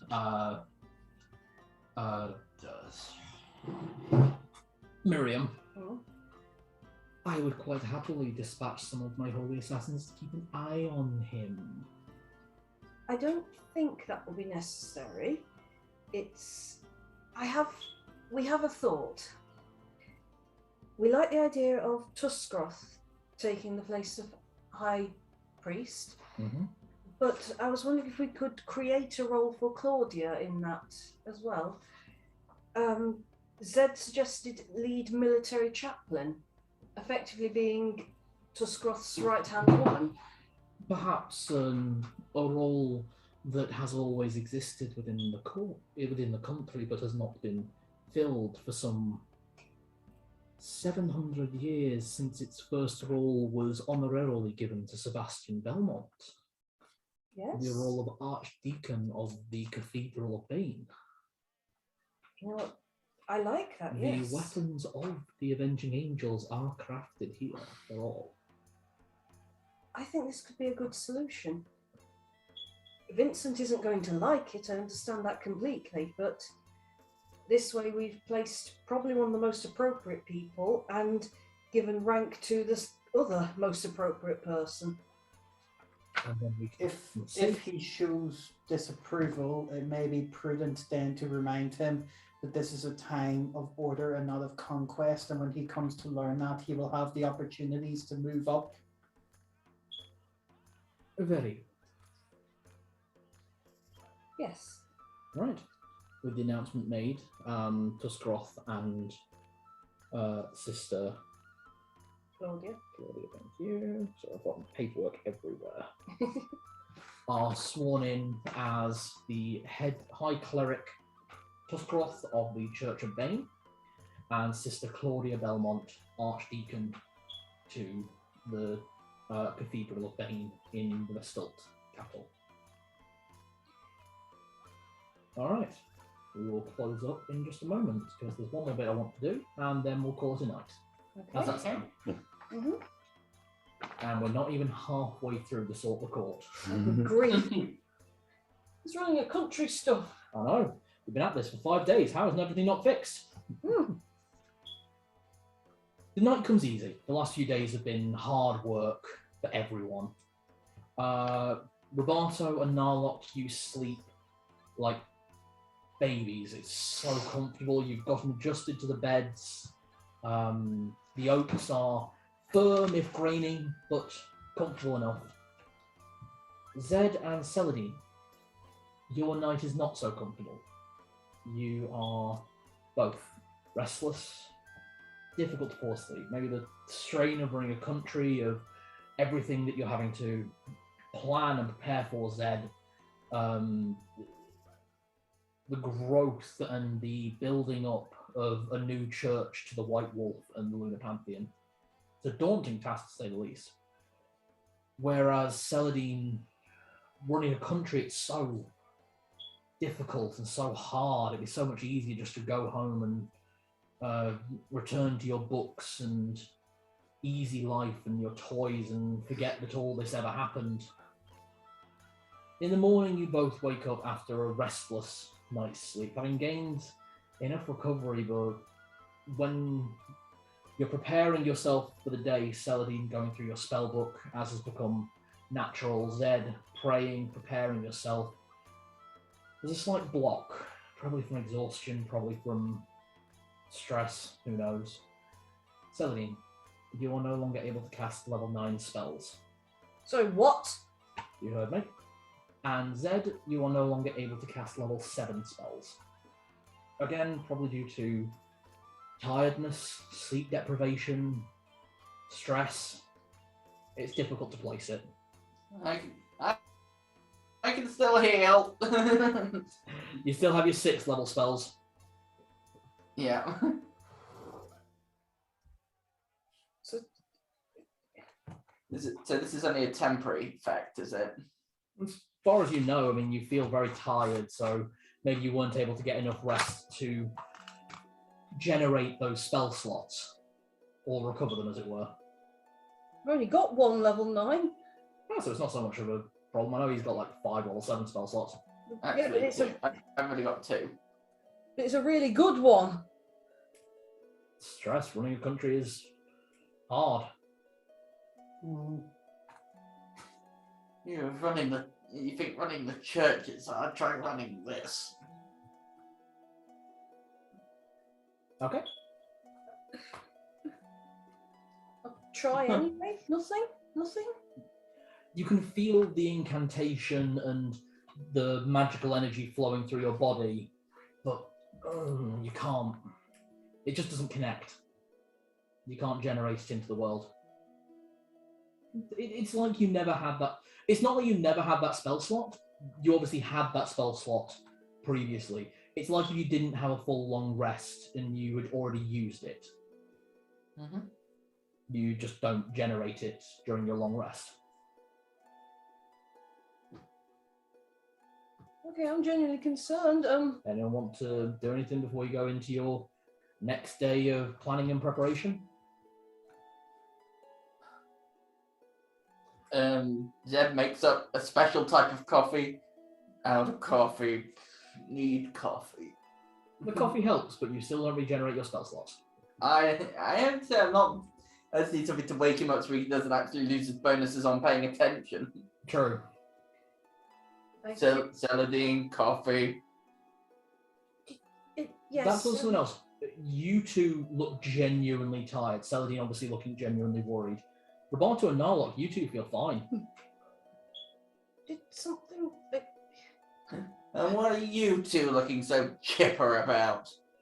Oh, those beds aren't so bad when you get used to them after a while. Narlock, I will say, you have been moved out of the Belmont estate into an apartment for you and Rachel for until there is stability, and you guys have heard that the plan for Vestalt, once stability is established and the royal family is secure in the running and everything is basically sorted, the plan is to start expanding the towns and cities that already exist rather than building new towns. They want to expand on what they have.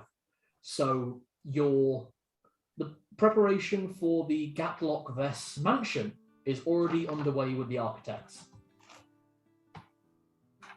Until that's built, we'll just reside here. Yeah. Me and Rachel have been set up nicely in that place. It's basic, but it's it's good enough. It's a nice sort of open plan studio apartment. Yeah, it's it's one floor, but the one floor has everything you need. There's a kitchen, there's a latrine, there's pretty much everything. Shower. Hmm. Shall we deal with the first day of Brayla and then? I mean, can I ask Of course. the matron Hilda, because she's a doctor, right? Yeah. So I can't seem to cast the highest amount of magic I usually can, and it's not. I can't. Something's happened. Something weird has happened. She starts checking you over. Check your temperature. I would assume you've just not got much rest. I mean, you've got quite deep back. Maybe we should conclude work early tonight. You have been working very hard, and as is your companion, I'm not surprised that both of you look so exhausted. I'm amazed these two look fine. On the two of them, I cast Detect Magic. They have magic. Wait. White band's here. White band's here. Yes. Yep. Right. White band, you've got Yeah. magic. You can cast magic as well, can't you? Oh, yes. Can you still cast all your magic, or is some of it broken? No, everything feels okay. Yeah. Frustration. I would say that at breakfast there are a few new additions, namely Eldod and Breslin. Breslin? No, not Breslin. Fuck. Fosco. Fosco. Now I'm doing it. Ah, there she is. You've been sleeping long in. Not as long as I needed to, apparently. Well, what's wrong? Just try and cast my only level 9 spells. You too. I just thought I was tired from the long travel. Well, maybe I am tired from the long travel. No, I can't conjure that illusionary dragon. All of you can't cast high level spells. Oh, he's just a bard. He's got nothing interesting. But no, I can't cast my big spell. But I just thought I was tired. We made a really long travel up. I'm pretty much knackered. Zeb will try and reach out for a second to see if he can reach Fenris. Give me a religion check.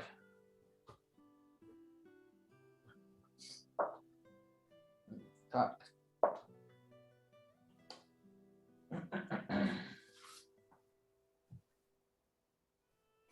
17. A voice comes to you. It's not Fenris Sulfur. It's not a voice you recognize, but it feels weird, and the voice just mutters the same thing over and over again. Quicker, quicker, patter, patter, quicker, quicker, patter, patter, quicker, quicker, patter, patter. Just over and over again. Any luck? It's not him I'm reaching. I'm getting something that's repeating over and over, saying like quicker, quicker, patter, patter. It feels like, obviously you're trying to pray during the day, for one thing, when the lunar pantheon as a whole is at its weakest. And we've only just gone to the 1st of Tarsak, so the full moon won't be up until the 10th. Yeah. So this is... So... Moon's waxing. It's like this... It's not necessarily there's something blocking it, more like there's something a bit more potent. Like when you're trying to tune in a radio, and you catch something else. Yeah. But the only thing I thought would be big around here would be Bane, but there's no... But that's not his style. No, and that's not Bane. Everyone? What season are we in? Spring? No! I reach for the scrying orb. Okay. What do you want to scry on? What could be causing this? What is fogging magic? So scrying orbs aren't... Yeah, they're for those looking orbs. at specific people. Yeah. Okay, I want to see how close is the dancing king.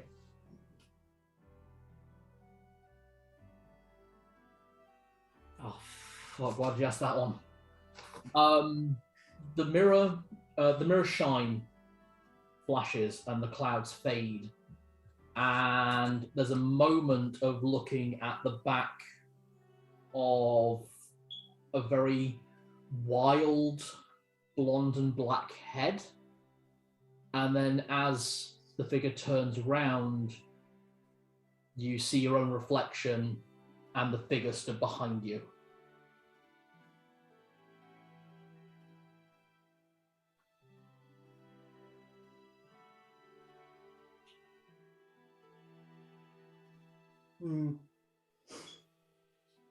Reach back into the bag and None of you saw Picking. that, obviously. I put that back into the bag and go, Sort of moves his glass to the side and looks into it to see who stood behind him. No one stood behind you. He can't be. So out of character, he can't be released yet, can he? I think he's near. Mm. I think he's casting something to block your magic. Mm. I know I don't exactly know a great deal about the seasons and the. Well, I mean, I guess that experience I had after having that drink with Patches and then the whole summer court thing, I'm beginning to wonder if certain magic from certain Fey courts are more dominant in certain seasons. Therefore, it might have an effect on other magic, because it's now making me think about the stuff going on with the moon and the stuff that Zed's connected to.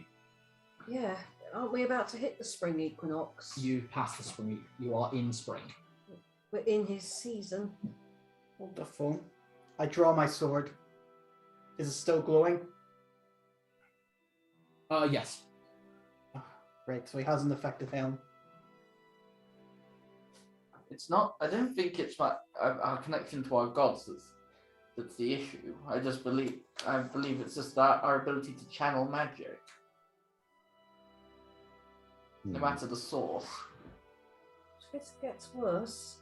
Asking around the room, you do find out that Tusgroth can't cast his 7th level spells either. Again, he just had really rough dreams. He thought the move was a bit too much. He didn't put much stock in it. So it's only of us. It only affected those of us that can use magic, that can use high level magic. Didn't hit white band at all. White Band can only cast up to 5th level. I can manage without the 9th level one. I can probably manage without the 8th, but I need the 7th ones. I need them. It means that I can no longer regenerate or resurrect. Guys, this isn't a big deal. I mean, Roberto and I have made it this far using how few spells, if any. We do have we do have ability. I mean, we've made it so far, and in all fairness, we don't cast the 7th level spells very often. Weapons proficiency, I reckon we'll be fine. But it means that that the clock is now running. So let's also see how far this influence spreads. If it spreads beyond Vistol, can we get messages with quick response for high level magicians around the world or around the country? Do you have methods? You know that the Kobold Mail usually takes a day, so you can send a letter in the morning and have one by tomorrow. We are in the morning, so. I guess there's always Patches as an option. He might have some intel. Actually, yes. Maybe so. He's possibly the quickest for a price. I was going to say, might even be something in the market that could help. He still owes you time. Shall I call him? Not the worst idea. He'll have answers, and he does owe us time still. So Yeah, he does. he owes us answers. He can give us answers. He might even be able to give us something. If he owes us time, maybe he can give us a couple more days with our higher level magic. Okay, Hmm. here we go. Ting. Ding. From the shadow appears the door, with the face of the pointy-eared hyena as it creaks open, and in comes the jovial music of the Fey Market, and out pops the gleaming bald head and leather with slight fur ruffs of the hyena patches. Well, hello, my favorite, wealthiest, time-consuming customers. How you all doing? Our high-level spells are gone. Did you have a good sleep? Yeah, we've already established that people think it's because we didn't sleep well, and it's definitely not, because that's 3 people already. Give me a minute. Put his head back in. Okay, I can tell you, but it'll use up the rest of your time. And you're not going to like the answer. Something tells me that we need the answer, though. All right. Time's gone. Quickly, quickly, patter, patter, quickly, quickly, patter, patter. This whole region's going through the quickening. What on earth is the quickening? All magic comes from the Fey realm.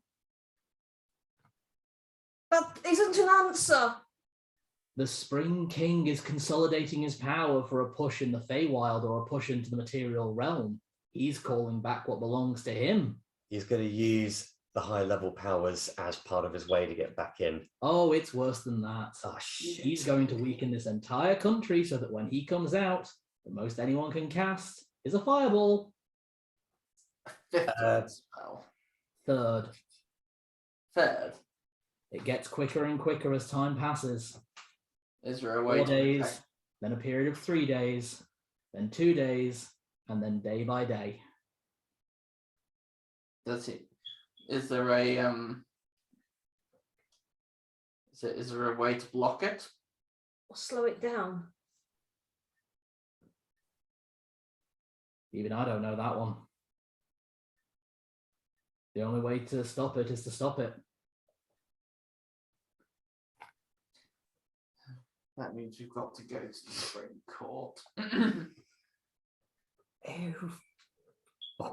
you'd better hurry. If it's started, it can't be reversed or stopped without stopping him. That cheeky trickster. Tim, all looks like all further planning for Vistalt is going to need, and the coronation are going to need to be postponed. We can do that. We already had. We could have waited. We've made really good headway so far. So if you need to finish what you started, we can finish what we started when you get back. Just make sure you come back. We've been a long time without a leader. Yes. Nothing. Right. This has to be done. I've got one thing I could help you with. It's going to cost a lot, but we could do it. What will it cost? And what is it? I can get you there. And how I much? can get you to the gates. And the price? It's something that's going to cost, and you'll see what it is at the end. It's a bit complicated, but basically, if we do this, some of the things you've come to rely on aren't going to make the transport. What do you mean? Magical items, potions, things like that. Some of them can't exist on the other side, so they just don't. And I can't know what's going to make it to the other end until we do it. But I can promise one other thing. You'll be a lot more powerful over there than you will here, because you'll be at the source. Is there any way we could guarantee the passage of certain items? I understand some magic items won't survive the trip. I understand that, but It's impossible to know what will survive and what won't. I can guarantee your bags of holding will survive, but when you take certain things out, they might not have made it. I hold up my dagger. I know this will, because this belongs to his son. This belongs to Scora. And that's a pretty good guarantee. Something made by or something crafted by one of the 3 elder races will probably make it. I show the blades. Hephaestus's work? One of the elder races. So It's a my one-way blade, ticket, my though. blade is the artifact of a god. I think it might have some protection. It's a one-way ticket, though. And your only way out's to finish the job. My spell book. Spellbooks will make it. Sounds like a mega dungeon all over again. Once you're in, you're in. I flash my mithril armor. Mithril will survive, I can promise you that. But for the most part, I don't know. Because I don't know what he allows and what he doesn't, and although I can go anywhere I want, even I'm beholden to the rules of the court. I've got 2 Like guns.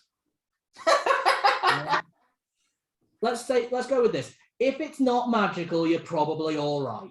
That's not Good. That's science, not magic. Damn, when did that come into the argument? Just kiss it. Best spell.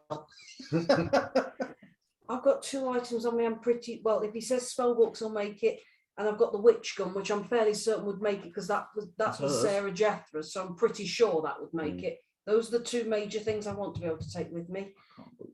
Patches. Does Hephaestus count as an elder race? Yeah. Oh, good. That means the armor will be okay. All right. I think let's have half an hour to get ourselves prepped. This needs to be done. Patches, can you give us half an hour to... I'm not asking that in the Fey markety sort Did of way. I ever make any stipulations that I run like them, Faye? Is it? So the price. You've got half an hour. If you need an hour, you can have it. So one last thing, Patches.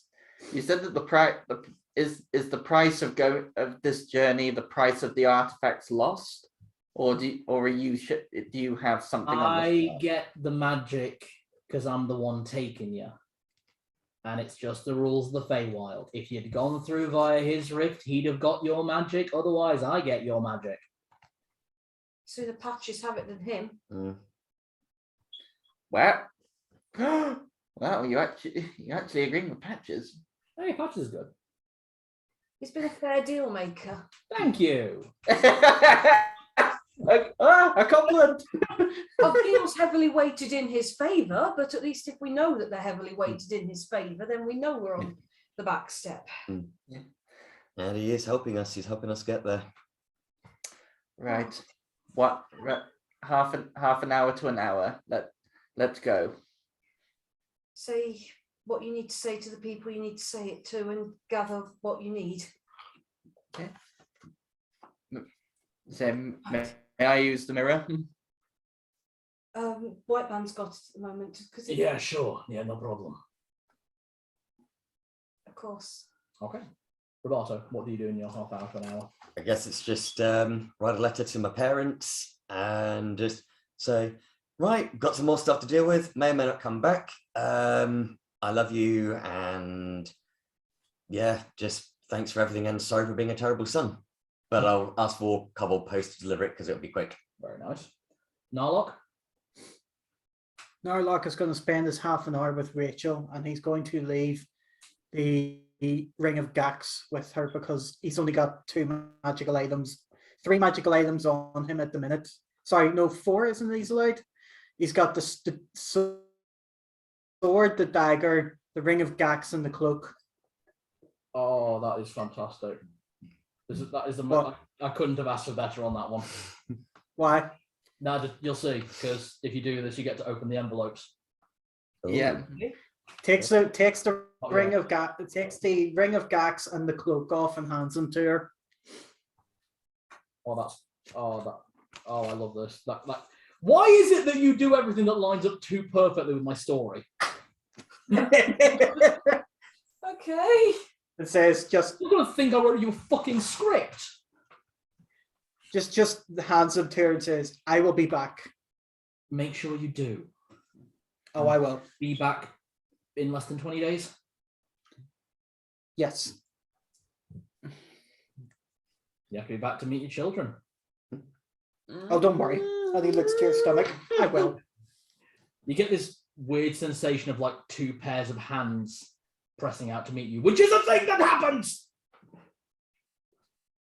No one tells you that. It's extremely weird when you start being able to feel their limbs, yes. And like their hand pressing. It is weird. It's very weird. Aggressive tapeworms. Zed uses the mirror to go back to Torgaval to see Rolvar. Oh. Whoa. Because you just basically popped up out of his wash sink. It needs reflection. Yeah, it's reflective material. Is that the only reflective surface he's got? Where he is, because he's in his workroom, he's in the butcher's shop. Magic's weird. Yes, it is. That's it. Despite he gives him a hug and basically says, "This what we're about to undertake is a critical life or death situation." Another one. I know. I wanted to leave a few things with you to protect you, just in case for the worst. And he'll hand over his helm of telepathy, his ring of water walking, the lantern of Everglow. Okay. I think I'm going to go back and I'm going to leave the tent back at the back in Vestalt.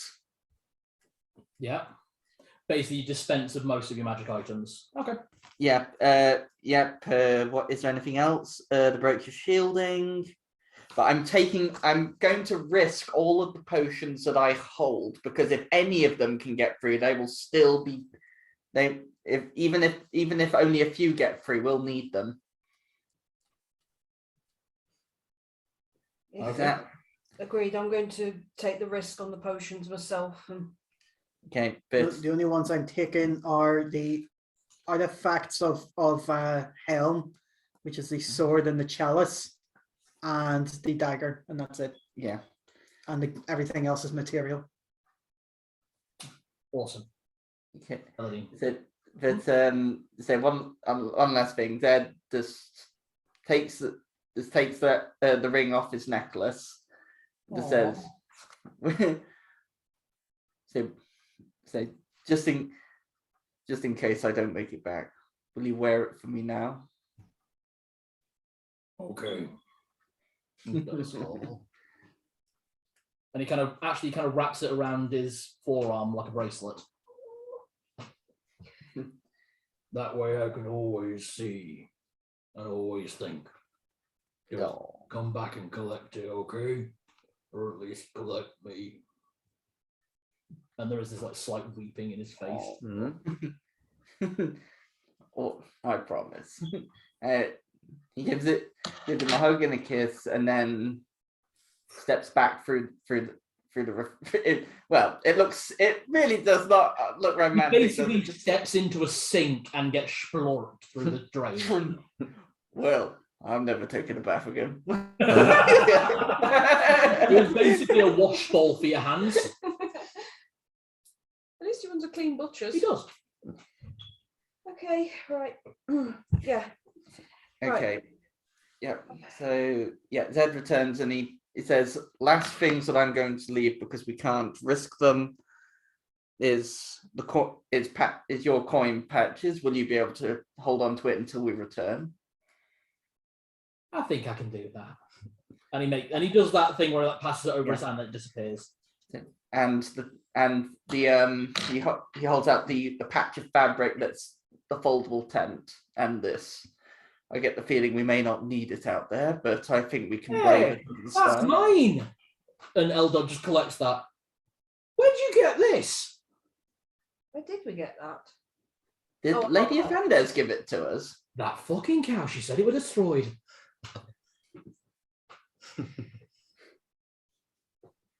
Okay, I've got a list. That's fine. Let's work through your list. Okay, first off, obviously, hug both my parents who are there and just tell them I love them and so. I really, really want to come back.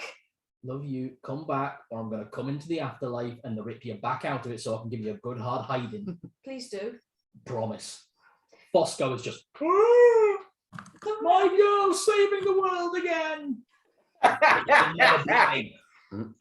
Think how much the neighbours are going to hate you when you tell them this. Only if you live. Don't worry, I'm going to live. Good. Make sure she lives. So he's gonna be. And then he kisses Roberto. So he's gonna have a two-sided flag going out for like 20 meters. By the way. One side Yeah, that just says thought- my daughter. One Yeah. side that says my daughter saved the world, and on the other side it says Fosco killed her. I'm guessing I've lost the tent for good now. Oh, You might get you it might get it back. back. Yeah, I'd say I've just erased it from the character sheet for the moment. That's fine. I don't know what order to do this in because one of them is a very, very, very bad thing, and I will apologise for it. And it is a bad thing, and the other thing is just a sweet, soppy thing. So which is better to Do go? the sweet thing first. Okay, grab White Band's hand and drag him off anywhere I can find that's private. Yeah, there's a few places. And just, all right, I really wanted to try and do this somewhere better and not under these circumstances. And this is terrible. Why is everything life or death? Because that's apparently how we met as well. Saying kobold, or very, very bad kobold. You see his eyes widen the second you start enunciating yik yak. Hold still. I think I can try and help you. It's the He first starts thing bawling. Oh. He actively starts crying. Oh, Full on crocodile tears. the girl who broke a dragon's heart. Just hugging him and go, all right, I wanted to try and do this better because I've not been queen for very long and I've been researching and reading and trying to learn how to do this really quickly. But one thing I read somewhere is that queens aren't allowed to be proposed to by anybody because they outrank everybody. And I don't know where that counts with you because you're sort of a god and a dragon. It's complicated. White Ben Nurglac Storm Herald, would you marry me? Yes, please. Oh. And he leans down to give you something he's not done before. Hmm? Gives you what you know is referred to as a kobold kiss. Basically, nudge noses. Oh. Oh, And then gives you an actual kiss. Eskimo kiss. Make sure you come back alive. I'm going to. Now I've got something to come back for, haven't I? And if you need me, I'm right here. And he pokes the necklace. I hope that survives. It's going to survive. I'm sure it'll survive. Because I'm going to survive. Yeah, It's all going to be okay. it's going to be okay. Right. I've got one more thing I need to do. Hopefully Zed will forgive me for this. Take out the ring of wish. Xanadu to activate it. Yep. I wish that Bane would bring back Rupert Belmont to live out the rest of his natural life. You see the colour glow. And then it fades. And the ring cracks and turns to dust. Looking around. Doesn't look like anything's different, but it feels like that's something that will come up soon. I really hope that I'm forgiven for that. I know it was supposed to be I know that was supposed to be a party decision, but I don't know if it would make it through. And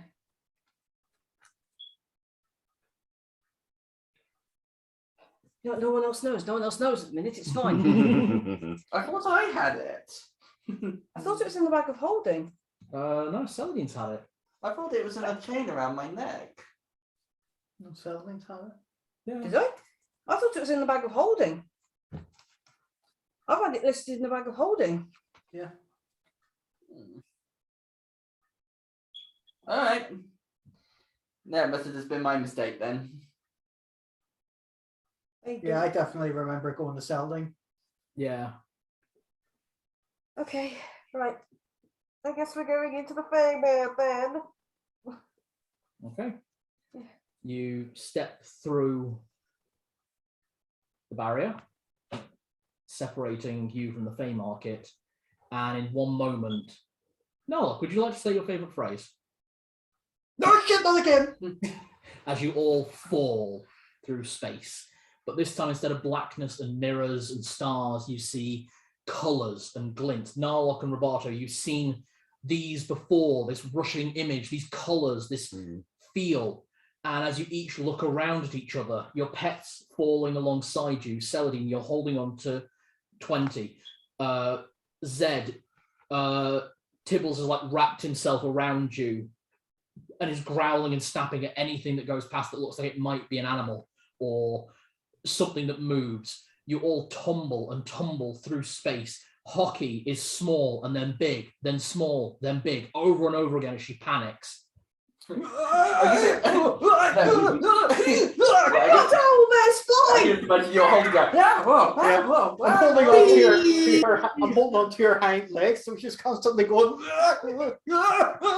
As you are all looking at each other, the three of your eyes turn to Roboto. Roboto, What? it's suddenly like your clothes that were already colourful are brighter. The hat with the feather that you have so lovingly had for so long just explodes in colour. The ostrich feather that was in it replaced with a plume of peacock feathers. Fuck you, storyteller. The around the blue of the mithril chainmail as it glows appears this sash, and on the sash your scimitars land in it perfectly, like a captain's like almost like an admiral's scabbard, with places for throwing daggers or other ranged weapons that you may one day want to have.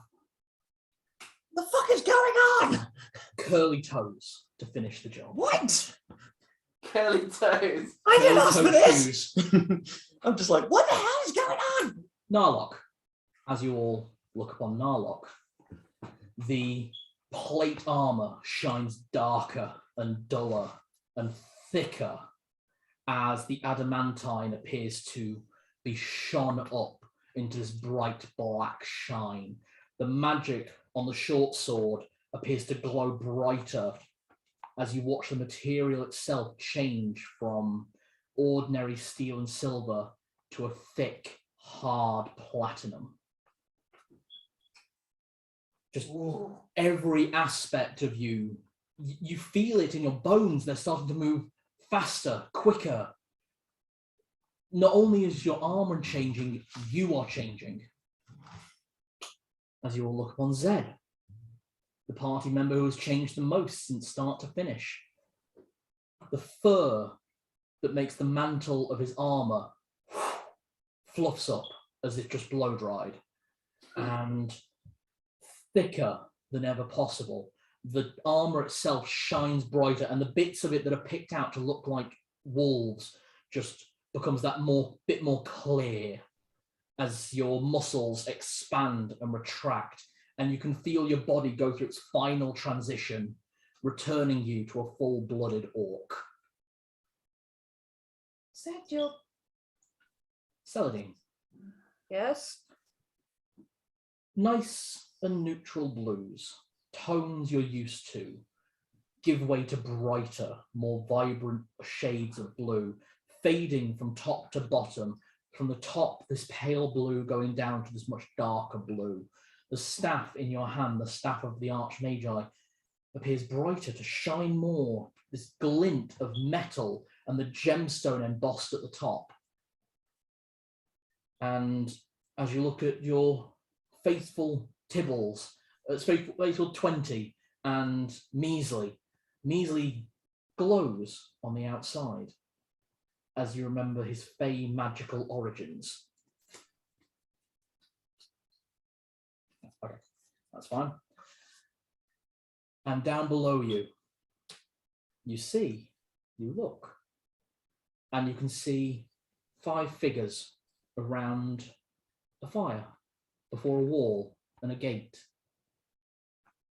You recognize every single one of them go in a circular pattern.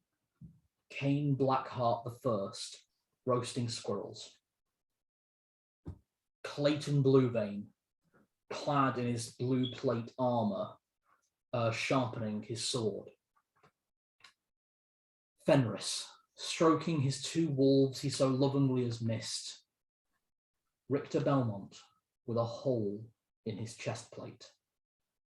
And sat next to his now long dead father, Rupert Belmont, breathing and alive, looks up to see you all fall into place.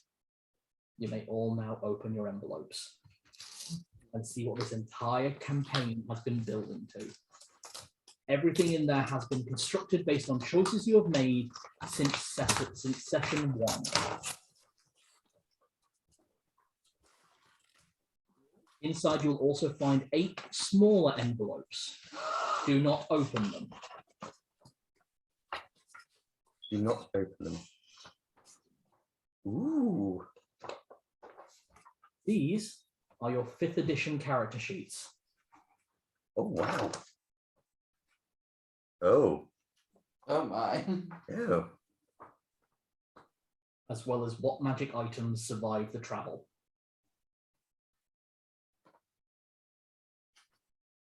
I've got all my stuff survived.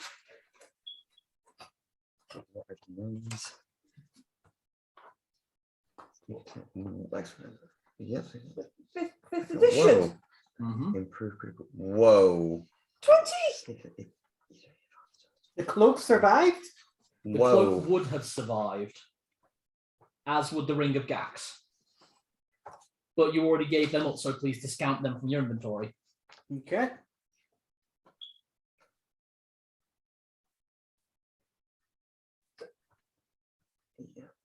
Good grief, the staff of the Major's boss is fucking You can 5th take a edition. look at it in the Dungeon Master's Guide. Ooh.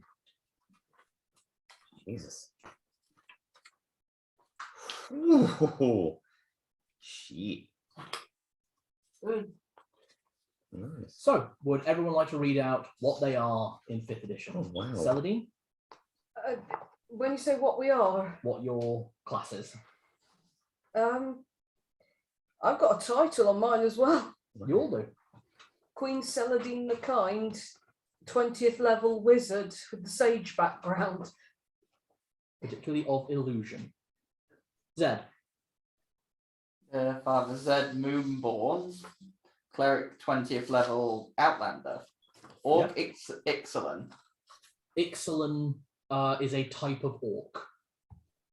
And you are of the Order, the devoted path of Order. Narlock, So Narlock of the Blackguard. Rogue Paladin with a criminal spy background. yeah. The type of paladin you are is Oath of Devotion, due to your oath to be a devoted bodyguard to Celadine.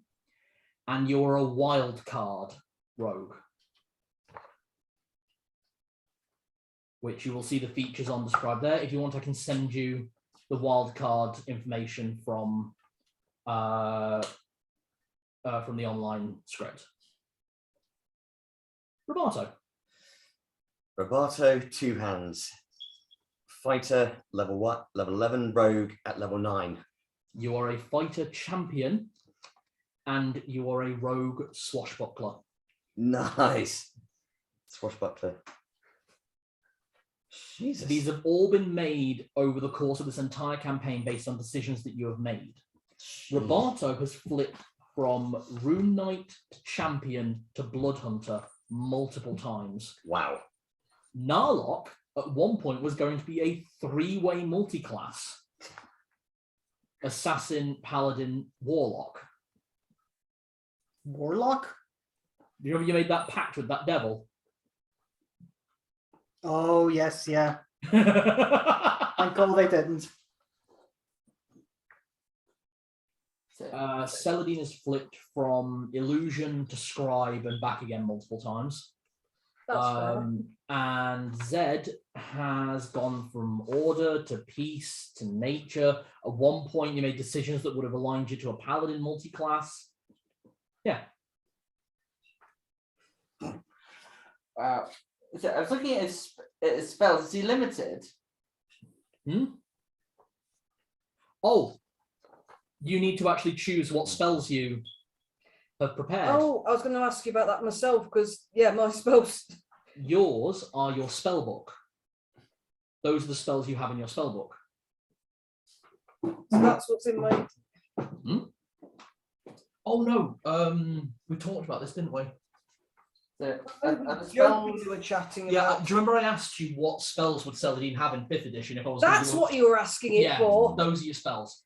Zed, you need to have your prepared spells before next session. Okay. What? So I've only got. Is it only the spells that are on this list? Wait just yet. Those are the spells you have pre-prepared. Right. So those are the spells that come with the order subclass. Right. So, what's your wisdom modifier? 5. So you need to prepare 25 spells. 25 spells. Okay. From the 5th. Can I use any book? Any book. Oh, and all of your homebrew ones Yeah. are auto-prepared. Oh, okay. I just need to fill You out. do need to actually prepare yours, but you have them. That's fine. Yeah. Narlock, Yep. you'll also see that you have pre-prepared spells. Yes, I saw. I was actually looking at them. Yeah. I've got 5. Yes, because I believe I put. Oh, are you talking about guidance? Yes, I have a cantrip. Yeah. You're like this. You get that from being a wild card rogue. I'm curious what's in the what's in little school lunch things. You're about to find out. So you all have choices on how you want to do this. You can either throw away 3 right now, or keep them available to you until the end of when I tell you not to, and then we will burn the others at the end of the campaign. Basically, by the end of the campaign, you will have 5 of these. These are your epic boons. Oh my god. And we can't possibly know what they are until. No. You may open one now. Okay. Okay. Eeny, meeny, miny, moe. I'll take this one. And some of these are fucking mental. And all of them are official as well. There is nothing I've done that is not part of the official game except the homebrew items. All right. Epic boons are monstrous things. Just think what I'm going to throw at you. Please check contents immediately on receipt. All right. We will go around the table and read out what we all got. You're going to be so pleased with what I pulled first. Saladin, let's go with you then. Blessing of the Conqueror. You are gifted powerful combat prowess of the dead tyrant. You now have advantage on initiative rolls and resistance to bludgeoning, slashing, and piercing damage from non-magical attacks. Nice. And that's weirdly appropriate considering who sat round there. Yeah. Zed. The boon of irresistible offense. You can bypass the damage resistances of any creature. Bloody hell. Yeah. Narlock. I'm not quite sure what this one means. Boon of the Living Saint. All auras you create affect all allies engaged in combat with you if you wish them to. Your paladin auras. Yeah. Oh. Yeah, like Chastity had the aura of protection, which went. Oh, so it would affect everybody instead of just in a certain area? Yeah. All of your allies are now affected by your auras, no matter Oh, what. right. So this one I have here that goes out to a 10-foot radius. It would now go out to anybody, no matter where they are. All of your allies who are engaged in combat. Because you will have aura of protection, and you have an aura coming off of your sword now, which is now a Holy Avenger short sword. Oh. Yep. Wow. And Roberto, what was your boon? Boon of the Great Battle Cry. When you take an action surge, you also allow all allied to take any extra action on their turn before the start of your next turn. Double all of our action. Hell yeah. Only once per short rest. Mm-hmm. Damn. So, Okay. what do you all think? Marking the. Ooh, this is amazing. So what inspired the choice to switch to 5th edition? It's actually something I've been planning since the start. I always knew I wanted to have the world, the magic comes from the Feywild. And now you guys are in the Feywild, the magic has just upped. And to me, that was 5th edition. Right. Oh god, concentration checks are a thing now. Yes. On the other hand, the spells at least make sense now. Yes. I like that dexterity and charisma are Narlock's biggest assets in this. That's Yeah. perfect. I'm surprised that Constitution has risen so high. Like I said, based on choices you made throughout the campaign. Zed at one point was a Goliath and then a Furbolg. Yeah. Sorry, I'm just reading 20's character sheet here. Yeah. In personality traits, dumb, loyal, thinks he's still a dog. Mm. Ideals, food, hot fire, elevator music. And This is my favourite. Bonds, Celadine, Mama, Measley, Pilot, Eldod, Smoking Friend, and White Band tastes like salt. Yeah. What? He's a dragon. I love this. The Tibbles. Loyal, dutiful, and diligent, overprotective of Zed. His ideals are relaxation and pampered life, occasionally broken by random bouts of extreme violence, warm bed made of the furs of his enemies. His bonds are Zed, his partner, hockey he fears, and 20, idiot. I don't have one for hockey. I'm guessing you have that. So you can get hockey stats. So because hockey is a mount, it's the same reason why Celadine doesn't have measly stats. Celestial creatures. They same have as different stats. familiars. So you'll find the spell in, I want to say 5th edition, Find Steed. I think I have the spell card for it somewhere, I think. Yeah, that gives you all the information about what hockey can do. Gotcha. Oh, I did not expect that you guys were going to open that, but calling on patches, I love it. So we've lost all of our. We took the risk with the potions and we lost the gamble. You've lost the potions. You've lost anything that isn't there. You've lost it. What about stuff that was in bags of holding? You have the bags of holding. Any magical items are gone. So the potions from it are gone. Yeah. yeah. So anything that we had that was non-magical, we still have. Yes. And obviously, you still have your money. Yeah. Well, the money's back in the other world. Yeah, it's a good thing I left some. It's a good thing I left most of it with Rollbar. Oh, what's that? I said scrolls, I assume as well. Don't Scrolls are gone. That's fine, yeah. One of the scrolls that did go for you though did get what I put into your spellbook, as you will notice on your sheet. Well, my scrolls. The one that Eldod gave you. Wait, I can translate it now. Oh. Which one is it? It gave you Dunamancy spells. Sapping Sting, Pulse Wave, Temporal Shunt, and Time Ravage. Wow. I've got time magic. And that was a good call on the, like, I can't read this. You Oh. can't read it yet. Yeah. I've got time magic. Yeah. All right, we'll call that there because it's midnight and I have work in the Oh morning. my God. Yeah. How's everyone feeling? Really good. Tired. Yeah. We're in 5th edition. Yeah.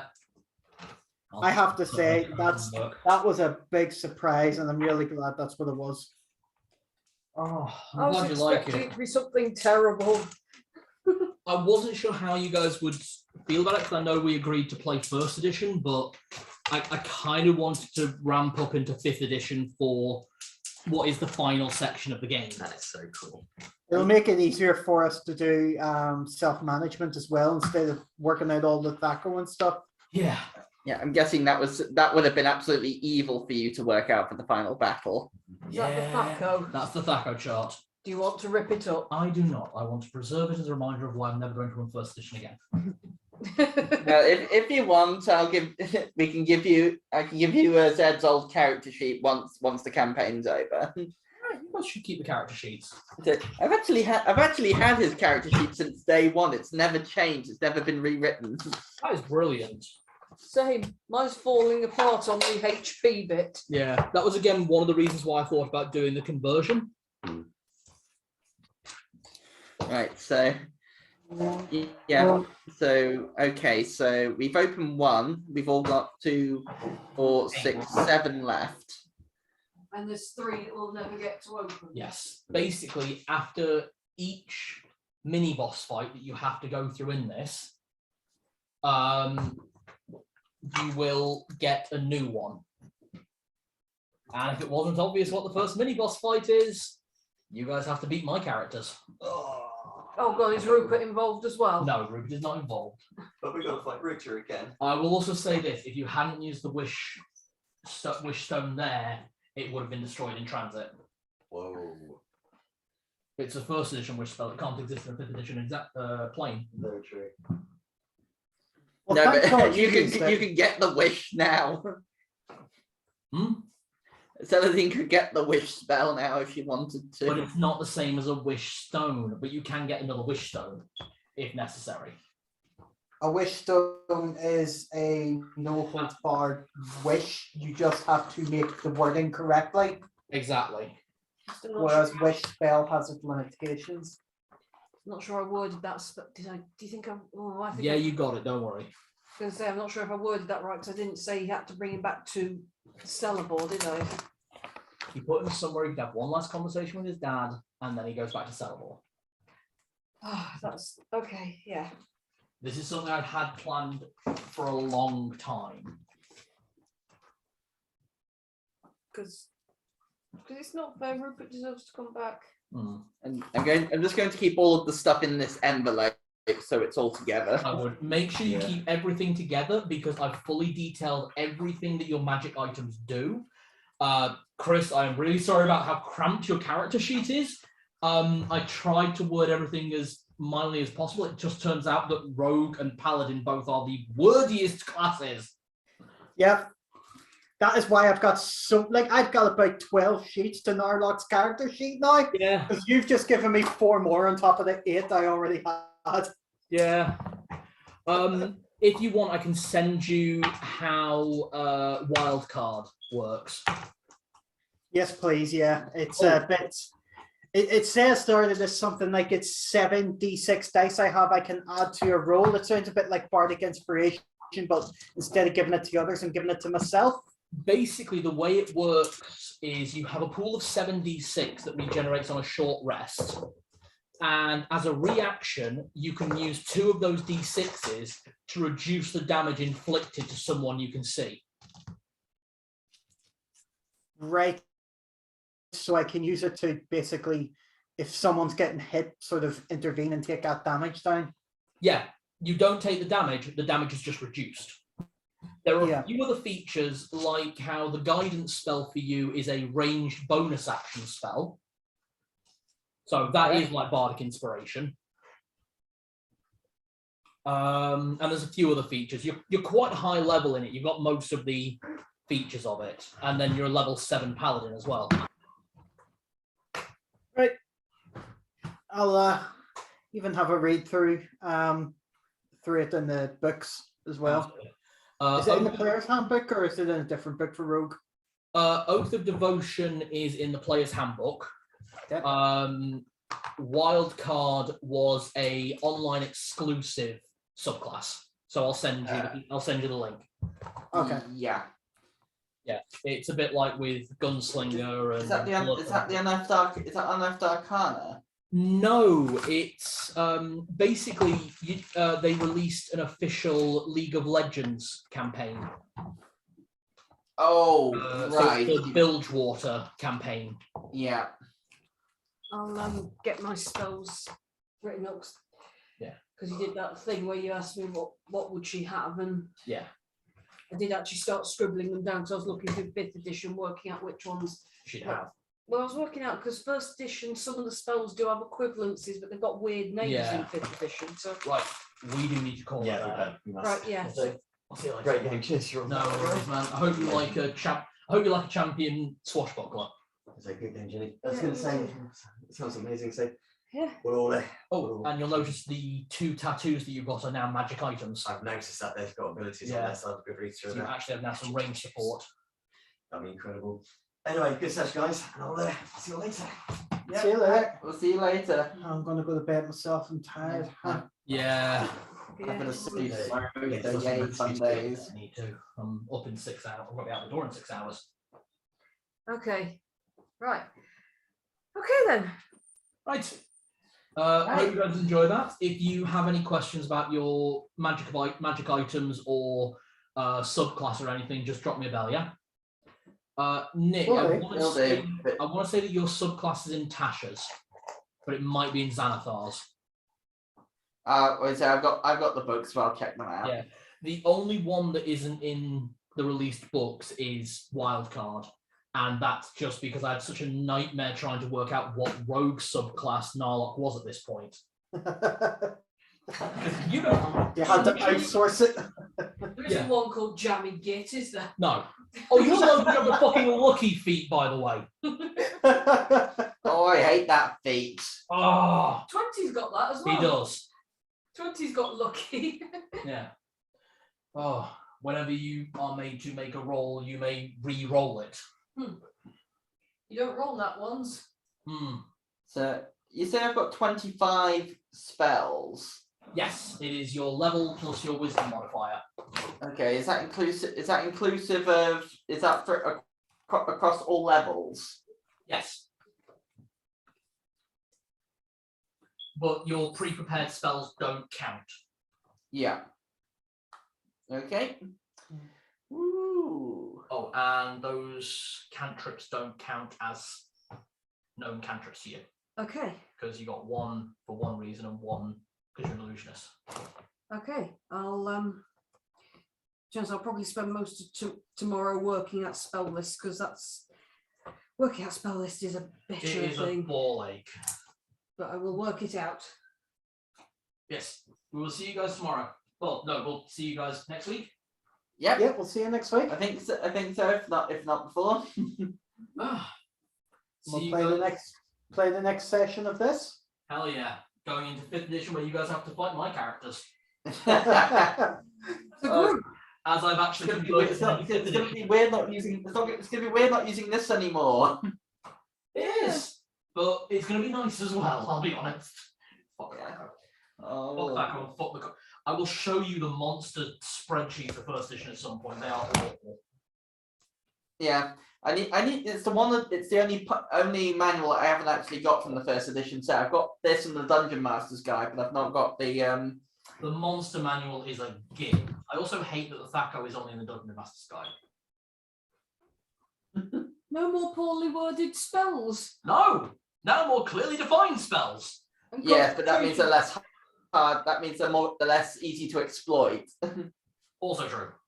And concentration checks are now a thing. I was Yes. enjoying not having to remember that. Maybe you'll get a boon. Maybe I'll get a boon that There is a concentrates. boon that means that you can cast one spell and it's not a concentration spell for you. Ooh. Right, we will see you guys next week. Yep. See you We'll next see you week. next week. Bye bye. Right, see you guys soon. Bye. Have a good night's sleep.